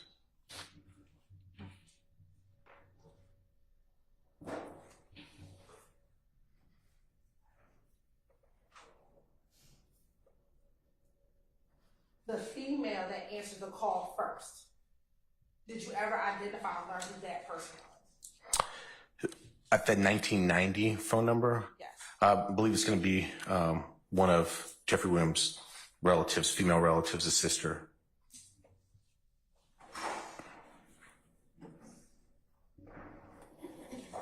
Do you know which one, or you just know it's one of his relatives, one of his sisters?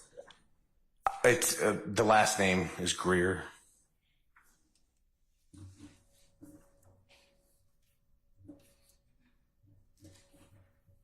I want to take you to June 28th.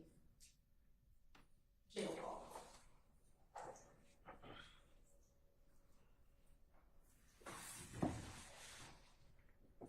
For the record, what is the date and time of this call? June 28th, 2015 at 15:27 hours. So that's 3:27 hours. Or PM, excuse me. 3:27 PM. In the morning, he said he did all the stuff he supposed to do. He emailed these people, called these people, but he figured that Monday morning when he gonna probably hear something. Who you heard that from? Hey, call Manny for me. I heard that from Birdman. Call Manny, then call. You talked to OJ, or nephew? No, I talked to Amina, and I told her. What she say? I told she want to call her when you on the phone. Call her right now. Hold on.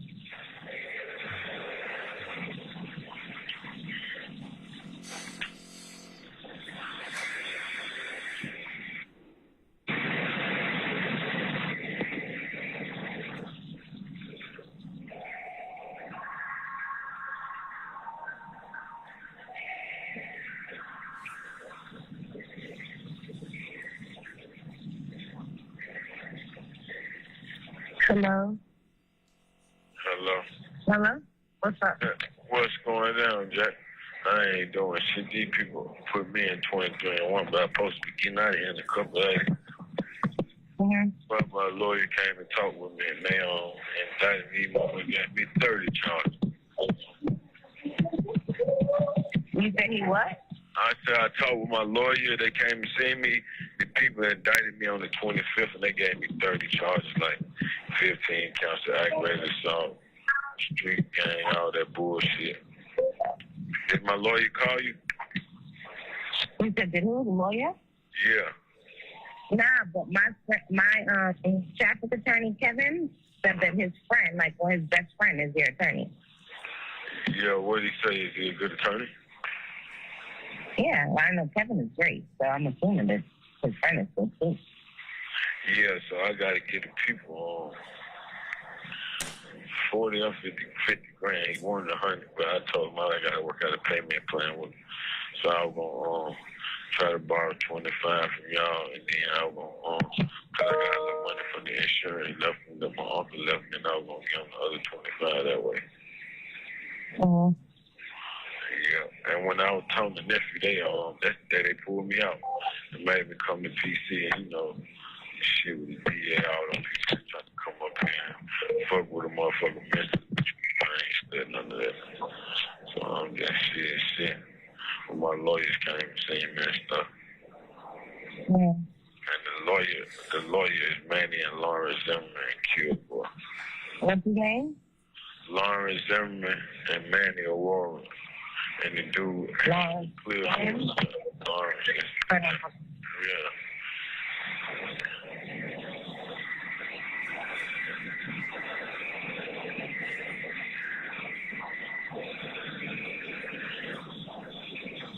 Huh? Yeah. Yeah, sorry. It was just on call on my phone. Yeah, but if they can't do it, just let me know, and I just have to go my way about my auntie. All right, Lawrence Zimmerman, I can see. And Manny is the man who, that I be dealing with, because I deal with. Who is it? Manny? Manny Aurora. He's number 445789444. 578 90 what? 9444. 44. And who is he? That's Manny Aurora. That's my lead attorney, the guy that I always deal with. That's him. But he gonna give me a better understanding. You know what I mean? Because Lawrence told me a book. Then when I told him, my lawyer told me, everybody be on the same page. But shit, I ain't doing nothing. I ain't gonna call nobody while I'm up here. Right. They try to put me in PC to make it look like let's get all over there. Man, folk playing outside game. They come get me at 4, 5 in the morning. Ask me, do I want to talk with you? I said, I can't talk to nobody without my lawyer. So they left me up every 3, 4 days, and I only get to come out an hour a day. Yeah, they doing that though also for the top profile anytime, you know what I'm saying? Yeah, I know that, but the only time you go in PC is when you fill out the forms and ask for that, Yeah, that is the way it is. Just a mind game. I don't know. Yeah, it's probably so. Yeah. And to make everybody else get nervous. You know what I'm saying? Like, oh, why he in PC? Why you know what I'm saying? Yeah. I think other people start getting nervous too. So, yeah. So. There ain't no other mind game they playing. Yeah. So I was just letting motherfuckers know what was going on. Shit, my sister, she had called Duke phone to let him know what was going on. I'm just dealing with this shit, but hopefully my lawyer, I'm supposed to got him in a couple of days, because the colonel, the person running the jail, the person that made me come to PT, Colonel Prince, and she don't want to allow me to get out of here. And my lawyer said, so shit, I'm just dealing with this shit day by day. I went tripping being by myself, and motherfucker get closer to God. And, I read the indictment papers, man, and shit, all some bullshit. He say, she say. Mm-hmm. So shit, we just waiting. I might go to court, because I was going to court on the 30th, so I'm not going to court. It might be 3, 4 months, because we're going to rush with the speedy trial. So shit, I just sit back and see what happens with it. So, yeah. But I was just letting you know what was going on. So. All right, so what do y'all want me to do? Call these people? You can call Manny at the Manny or my sister, and if any the Manny and Manny gonna go to Lawrence. Both is 3 attorneys. Okay. And them motherfuckers, they get man, that shit crazy. They indicted me with 30 charges, street criminal gang, and all that shit. So Manny was like, like I was telling you, how they try to make it like YSL. This shit is an enterprise. Mm-hmm. I might need to drop a paper saying, that I work, which is right. You know what I'm saying? Oh. Okay. So it don't make it. I got a little puppy. Oh, congratulations. Yeah, man. Everything. I'm in here.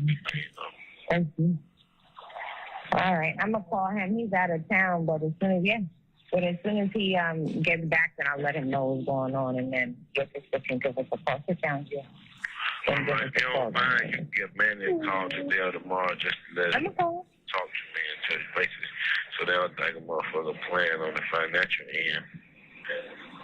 I'm gonna call him today.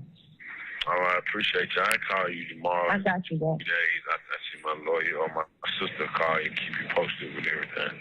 And I really All right, hold your head. Oh, you know that, no question. Keep me. All right, thank you. Thank you. I will. And I still try to come up if I can. If it's you can't get visits still or no? Yeah, I can. Okay, I'm going to come up here. But I'm going to try to wait to get back to the population before I do all that shit. Okay, then. All right, thank you, love. At 11 o'clock, I push my time back. Yeah. But Carl Duke on there indicted me, when that shit was, a couple of hours, I got 30 motherfucking charges.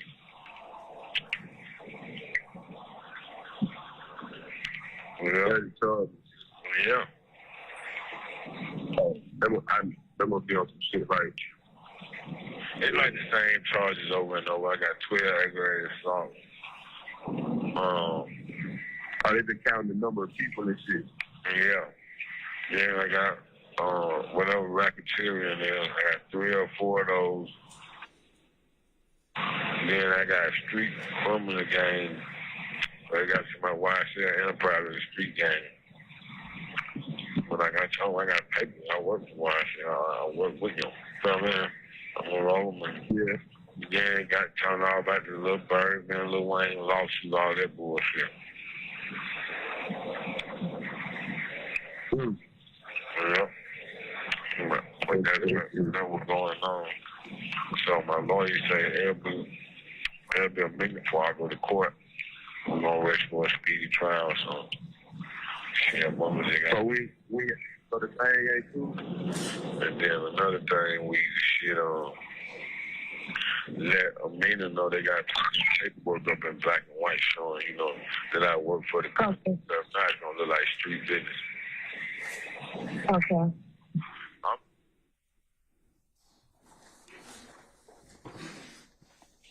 Now, in listening to that call, a couple of questions. Did you hear him reference an individual named Amina? Yes. Okay. And had, at this time, Amina come up in your investigation? Yes, in the subscriber records. And for what records was she the subscriber on? It was the 1990, and there was the other phone number, 95. The other one's leaving me at the moment. But yes, 2 of the AT&T records that came back as YSL Enterprises. She was the registered party. And at the time, were you aware of what her role is or was with YSL back in 2015? No, at that moment, I didn't understand what her role was, no. Did you learn of her role with YSL? Eventually. What was that?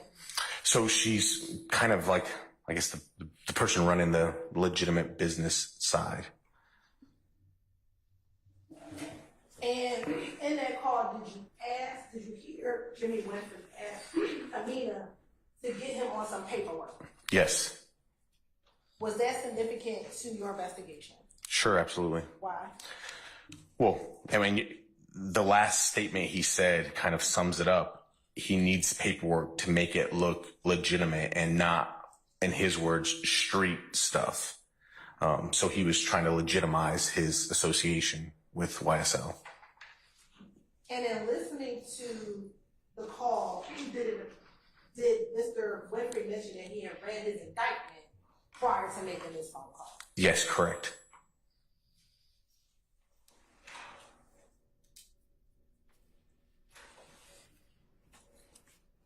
And at the time, do you know what he was charged with in the indictment? Yes, of course. What were the charges that he was charged with? So he was charged with 12 counts of aggravated assault. He was. Sure, I would object. Basically, it's hearsay. The indictment itself is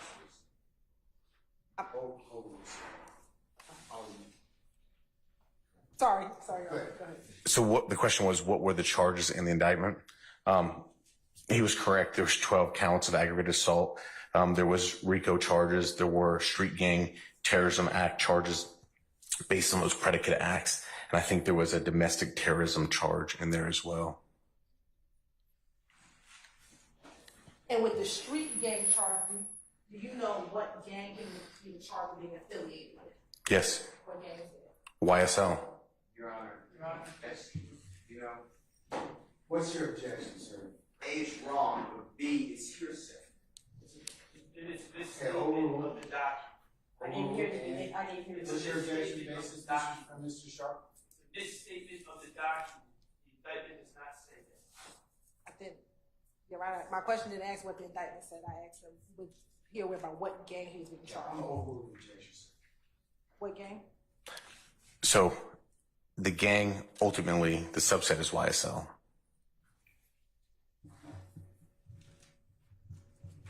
And you use it. Yes, sir.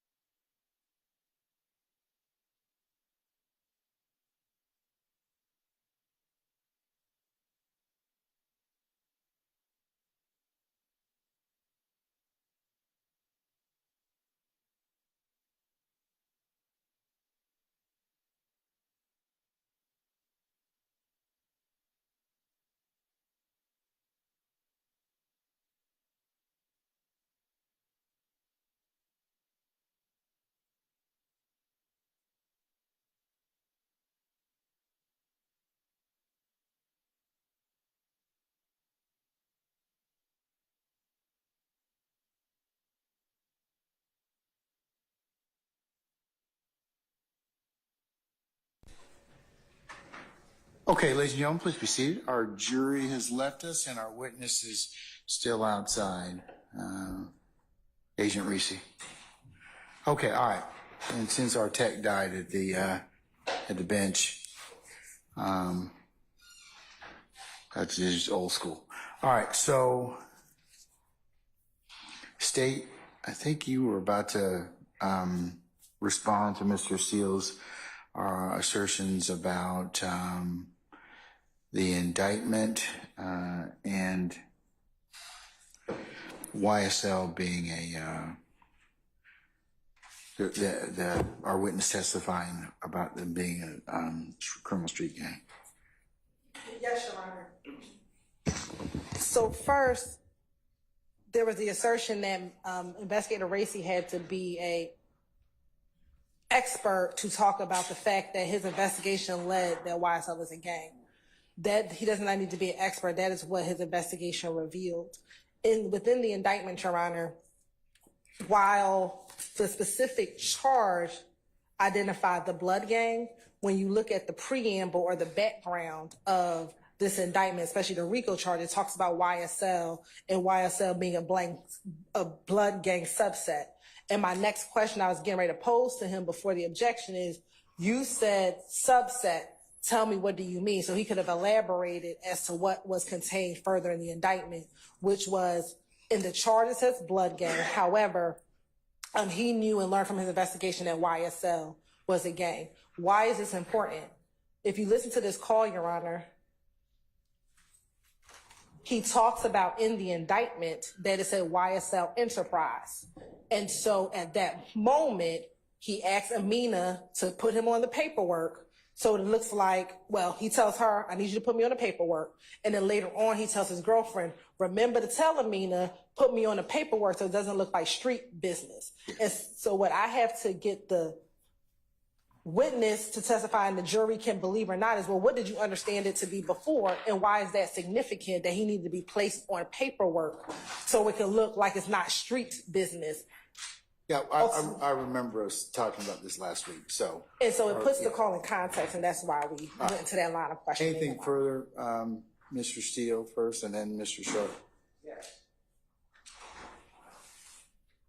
Because I did cover this last week. We covered this already, so. Your Honor, I don't understand how Mr. Williams is having a trial that's fair. I'm sorry. I don't understand, from my perspective, Mr. Williams is not having a fair trial. I cannot cross-examine Mr. Winfrey. Now, this witness is telling us what he means by having things not look like street items. Shit, Whatever. I remember. Okay. Okay, so. I don't understand how any of this is coming in. Amina Diab is not a witness that the state is calling at all. I don't have a burden, you keep telling me, which I know the law, but you keep telling me that, but it feels like I have a burden, because I have to clean all this mess up. And the If you choose to do so, sir. And that's your characterization of it, so. The indictment, quote unquote, redacted, is a farce. This thing has, I don't know if you looked at your copy, there's blanks here that identify Jeffery Williams. I mean, you'd have to be a deceased person not to realize that the indictment is charging Jeffery Williams in it, and the state just goes on like this is no big deal. You know, I have a big deal. This entire case should have witnesses who are competent to be cross-examined, and they don't. I again object. This gentleman is testifying. He has no basis in saying what Jimmy Winfrey meant or didn't mean. The recording, because of your ruling, speaks for itself. He shouldn't be able to interpret it, just like I can't interpret it. And it was never even done. What the jurors won't know is that Amina Diab didn't give any paperwork at all. Yeah, In fact, what they don't know is that Jeffery Williams, because the state won't probably play it, a recording with Jeffery Williams where this detective asked Jeffery Williams, does Jimmy Winfrey work for you as your road manager? And Mr. Williams laughs and said, are you ridiculous? I have real legitimate people. So all of this is the state of Georgia getting out a theory that is not based in fact, and it should not come into this courtroom. This entire, since the state has been allowed to say, does this help the investigation? This case has gone south. Maybe it was south already, but it has gone so south, I can't do anything. Those are all my objections. I'm moving for a mistrial. I have no idea why this gentleman got to say Amina Diab works on the legitimate side of the business. We're presumed innocent. He has no right to say that. And then this indictment is all hearsay under the Brown case, State versus Brown, which the Honorable Court agreed with, yet the state's using the indictment as a weapon. They're saying it says it in the indictment. Mr. Winfrey played Alfred. He's not testifying. You let it in as a statement against his penal interest. Well, that's only against him. He's not on trial. It can't be a co-conspirator statement because it is a statement that does not further any supposed conspiracy because it spills the beans. So for all of those reasons, I mean, we could just use one, but for all of those reasons, I named 3, 4, 5, or 6, I'm respectfully asking the court to strike all of his testimony that goes into anything anyone else said and the investigation, and let's wipe this slate clean, and please, I just want to go forward and have people to cross-examine. This is the second time you've made this same argument, sir. I understand it, and it's your right to do so. All right. Unless you have anything else, Mr. Short.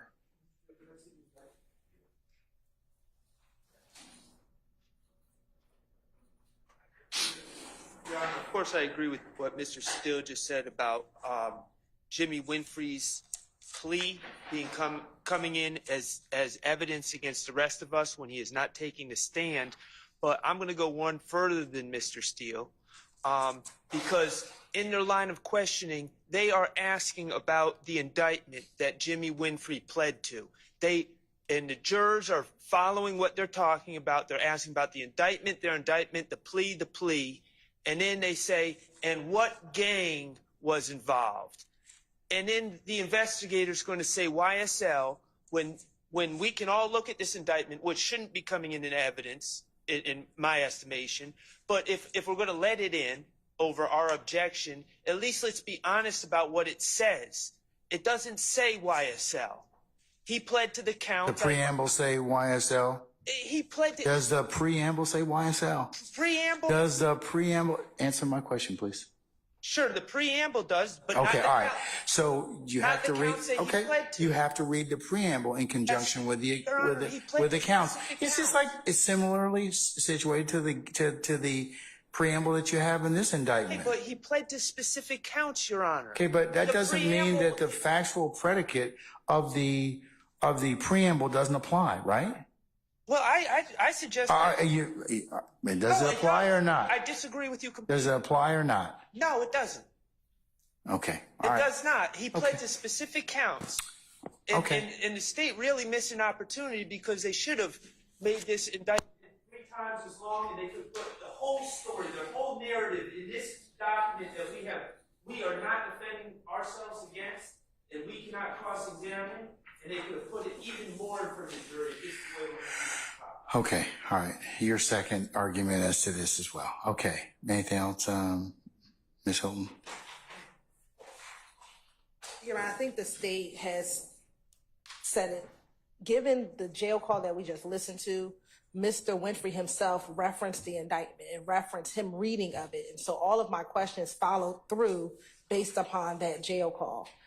Given that this was an open pending investigation at the time that this jail call was made, this is relevant area of what was relevant to Agent Racy at the time where he heard this jail call, which is there was an indictment, it was open, and now in the midst of his investigation, Mr. Winfrey is asking to be put on the paperwork. We can infer it's the legitimate side of the business. Now, if Mr. Steele wants to argue that Ms. Diop was not a part of the legitimate business, they've been arguing throughout this entire trial that YSL is a music label. So that would be the legitimate side of the business. If their argument is no longer that doesn't exist, then we can move on. But for the purpose of this call references him trying to get put on paperwork so it doesn't look like street business. Paperwork, legitimate; street business, not legitimate. And so we are trying, this became relevant to him, Your Honor. And given all the reasons that we have stated before, this wasn't spilling the beans. This was him trying to cover the conspiracy, which was him shooting at the bus involving Mr. Dwayne Carter. So for all the reasons stated, Your Honor, right. We would exit. You said overrule the objection. I'm going to overrule the objection, Mr. Steele. I will give you a continuing objection. I'm going to note that you've moved for mistrial once again. I'll also note that you have asked the court for a mistrial again before the positing of the next question. So with that. I'm joining that motion for mistrial, and also I'm asking you, in granting that continuing objection, are you granting it to all of us? The Harvey rule applies unless otherwise stated. So it would apply for all of you. The motion for mistrial as well as the continuing objection. I'll ask for a motion to sever parties then. Okay, I'm going to deny that motion at this point in time, sir. 105 instruction. And I will deny that as well at this time. Okay, can we call? I'm sorry, can we ask the court to give move to strike the testimony regarding legitimate side of the business because the No, sir. that is a consideration for the jury. No, sir, I'm not gonna strike that at this point in time. I'm not sure the court is recessing for the evening, but the attorneys have a quick conference, at least this attorney has a quick conference. Yes, you may. Yes, all of you can have a comfort break. Why don't we take 10 minutes? Okay? All right.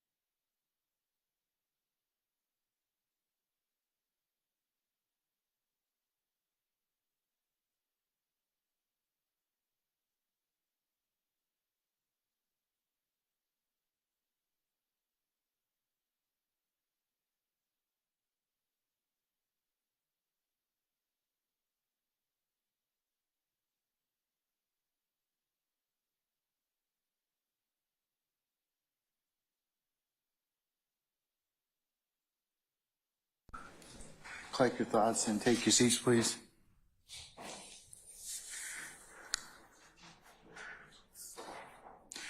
All right, councils, I'm given the latency, I'm not going to go much longer, so we'll wrap it up, okay? All right. Okay. About 15 minutes. Yeah, I can say I can finish asking the questions as it relates to this. Sorry.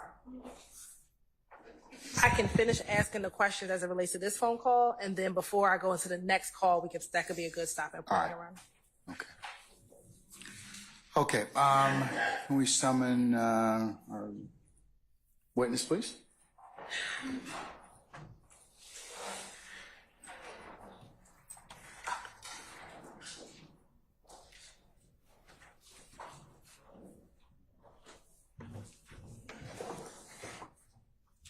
All right, Sergeant Ingram, do we have everybody present that we need, sir? Yes, sir. Everybody's present.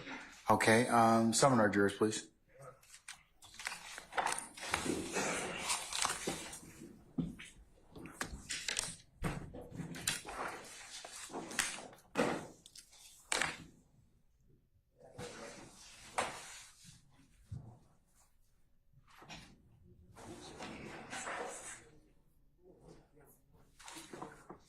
Try to pause and look at your honor. Thank you.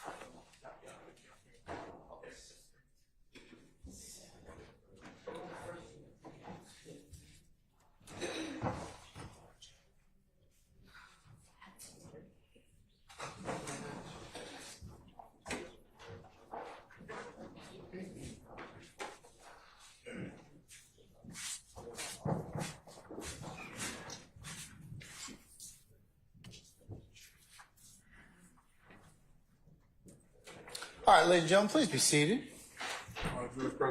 All right, thank you, Sergeant Ingram.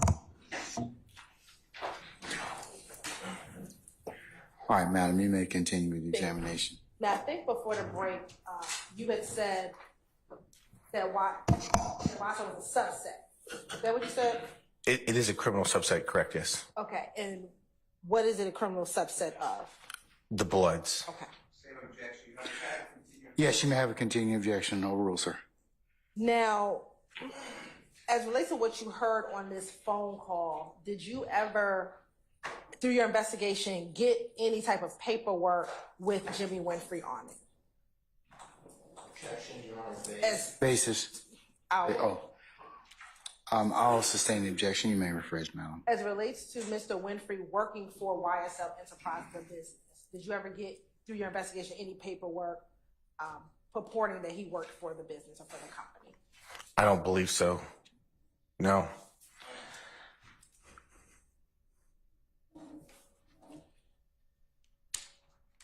In the call, did you hear Mr. Winfrey reference being in PC?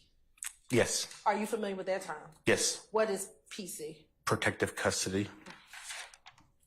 In terms of being in a jail, it's protective custody. And do you know why he was in protective custody? No, that's up to the sheriff's office. It could just be because the. Yeah. I sustain the objection. So if you don't know why? Don't know. Okay. Outside of Mr. Winfrey talking about having to get on the paperwork, was there anything else of significance for you on this call?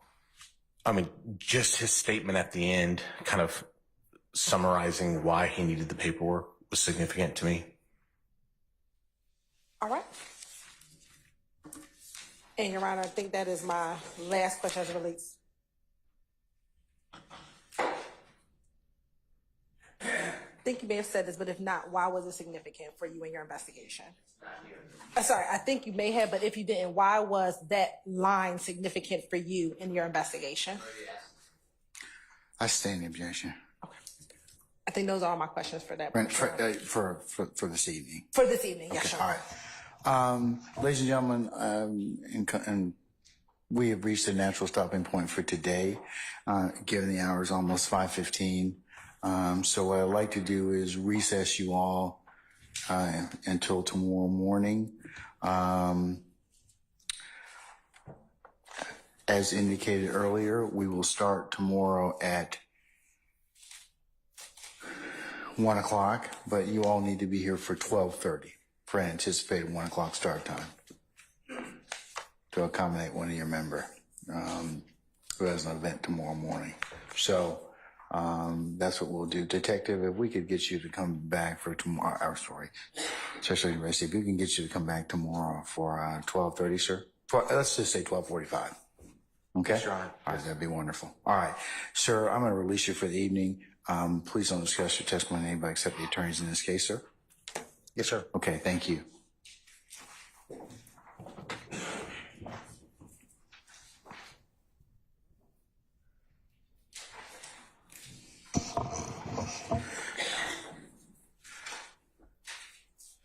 Ladies and gentlemen, any ministerial inquiry of me? You did mention that you would give us the schedule for the rest of the month. I did.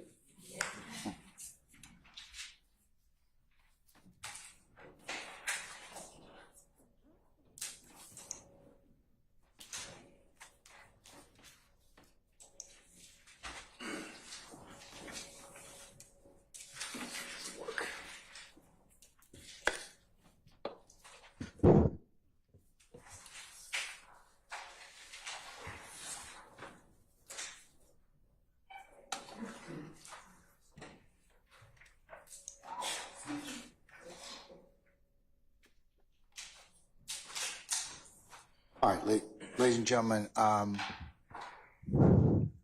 Wednesday the 15th, we have tomorrow. You know that. You'll be coming tomorrow for 12:30 for an anticipated 1 o'clock start time. We're going to work till probably a little before 5.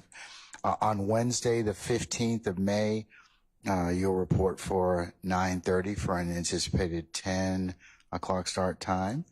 Thursday the 16th,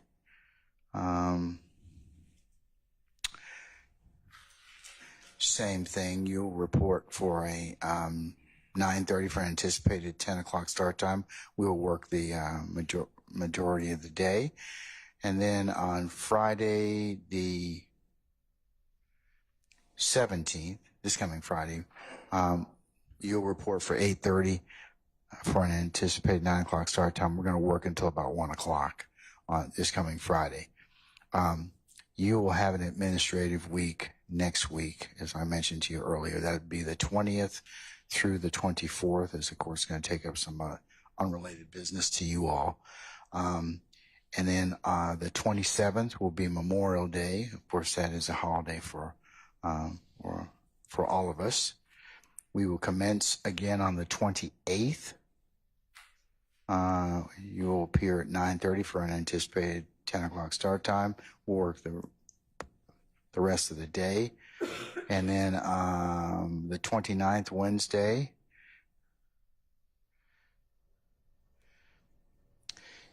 you'll report for 9:30 for an anticipated 10 o'clock start time. The 30th, 9:30 for an anticipated 10 o'clock start time. And then Friday, the 31st of May, you will appear for 12:30 for an anticipated 1 o'clock start time. We'll work to 5 o'clock. So that completes the rest of the month. Yeah. Okay. And then, we'll kind of handicap the first couple weeks of July and, of June, closer to the end of the month. Okay. Yes, All right.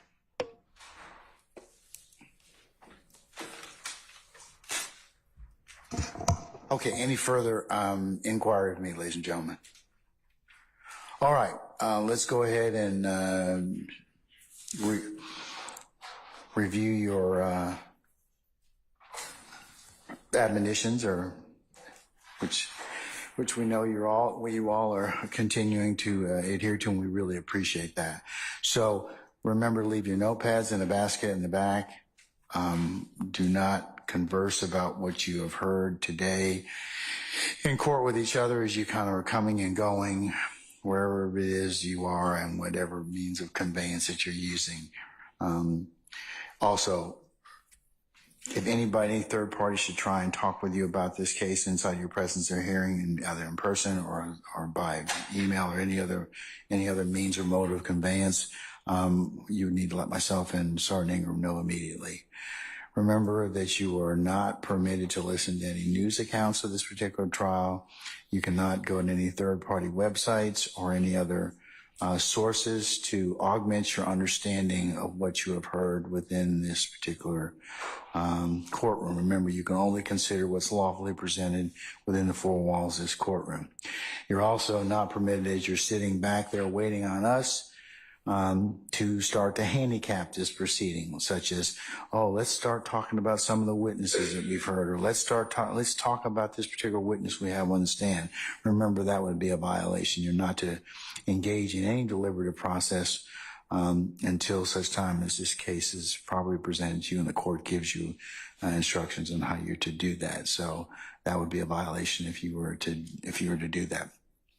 Remember, don't go visiting the sites that you may have learned about during this particular process. And then lastly, ladies and gentlemen, thank you for your patience that you've given us and will continue to give us throughout this matter. And unless you have any other ministerial inquiry of me, I'll go ahead and recess you till tomorrow, 12:30 for anticipated 1 o'clock start time. Okay? All right. All right, ladies and gentlemen, all rise.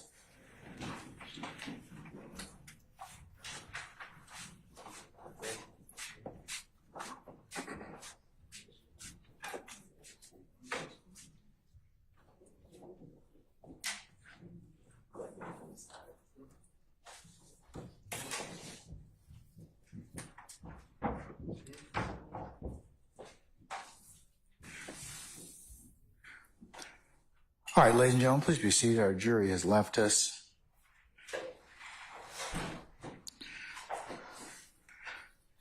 Okay, anything I need to cover with you all before tomorrow morning?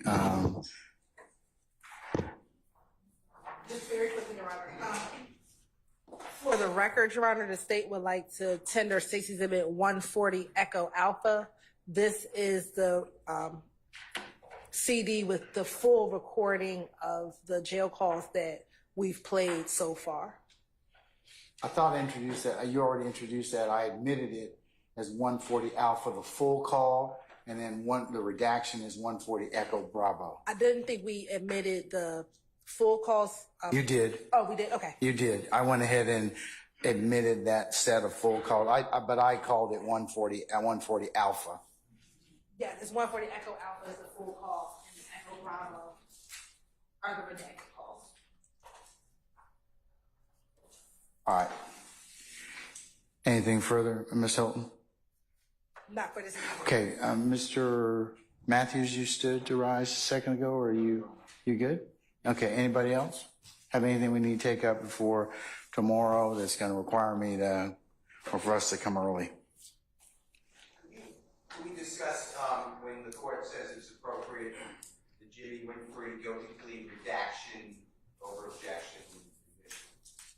When you can. I know it's just going in and not going to be discussed at some point. Well, yeah, I don't think it's going to go back with the jury anyway, so it's going to be redacted, but is there anything else I need to kind of cover about it? No, it does not get mentioned, it's not get read, it doesn't go back to the jury.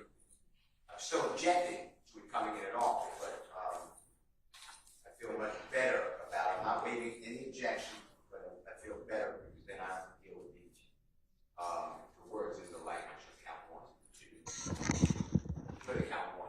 Your Honor. Records in count 5 and I apologize for interrupting, but Your Honor, I don't know that right now I don't know that the issue is right.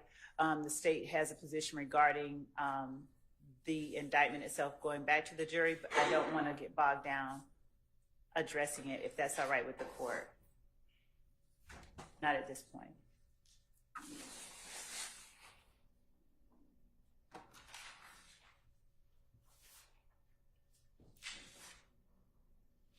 Okay, I mean, yeah, I mean, I don't necessarily need to take it up right now. I mean, but there is the issue of whether or not it'll go back or not. But you know, I don't need to take that up now necessarily.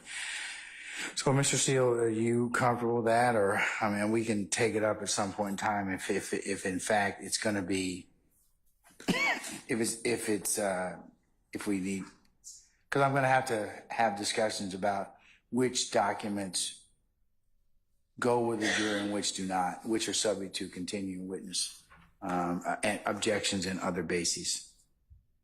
I understand. Okay, all right. Okay, Mr. Harvey? Okay, all right. Anybody else have anything else I need to take up with you all? Okay, all right.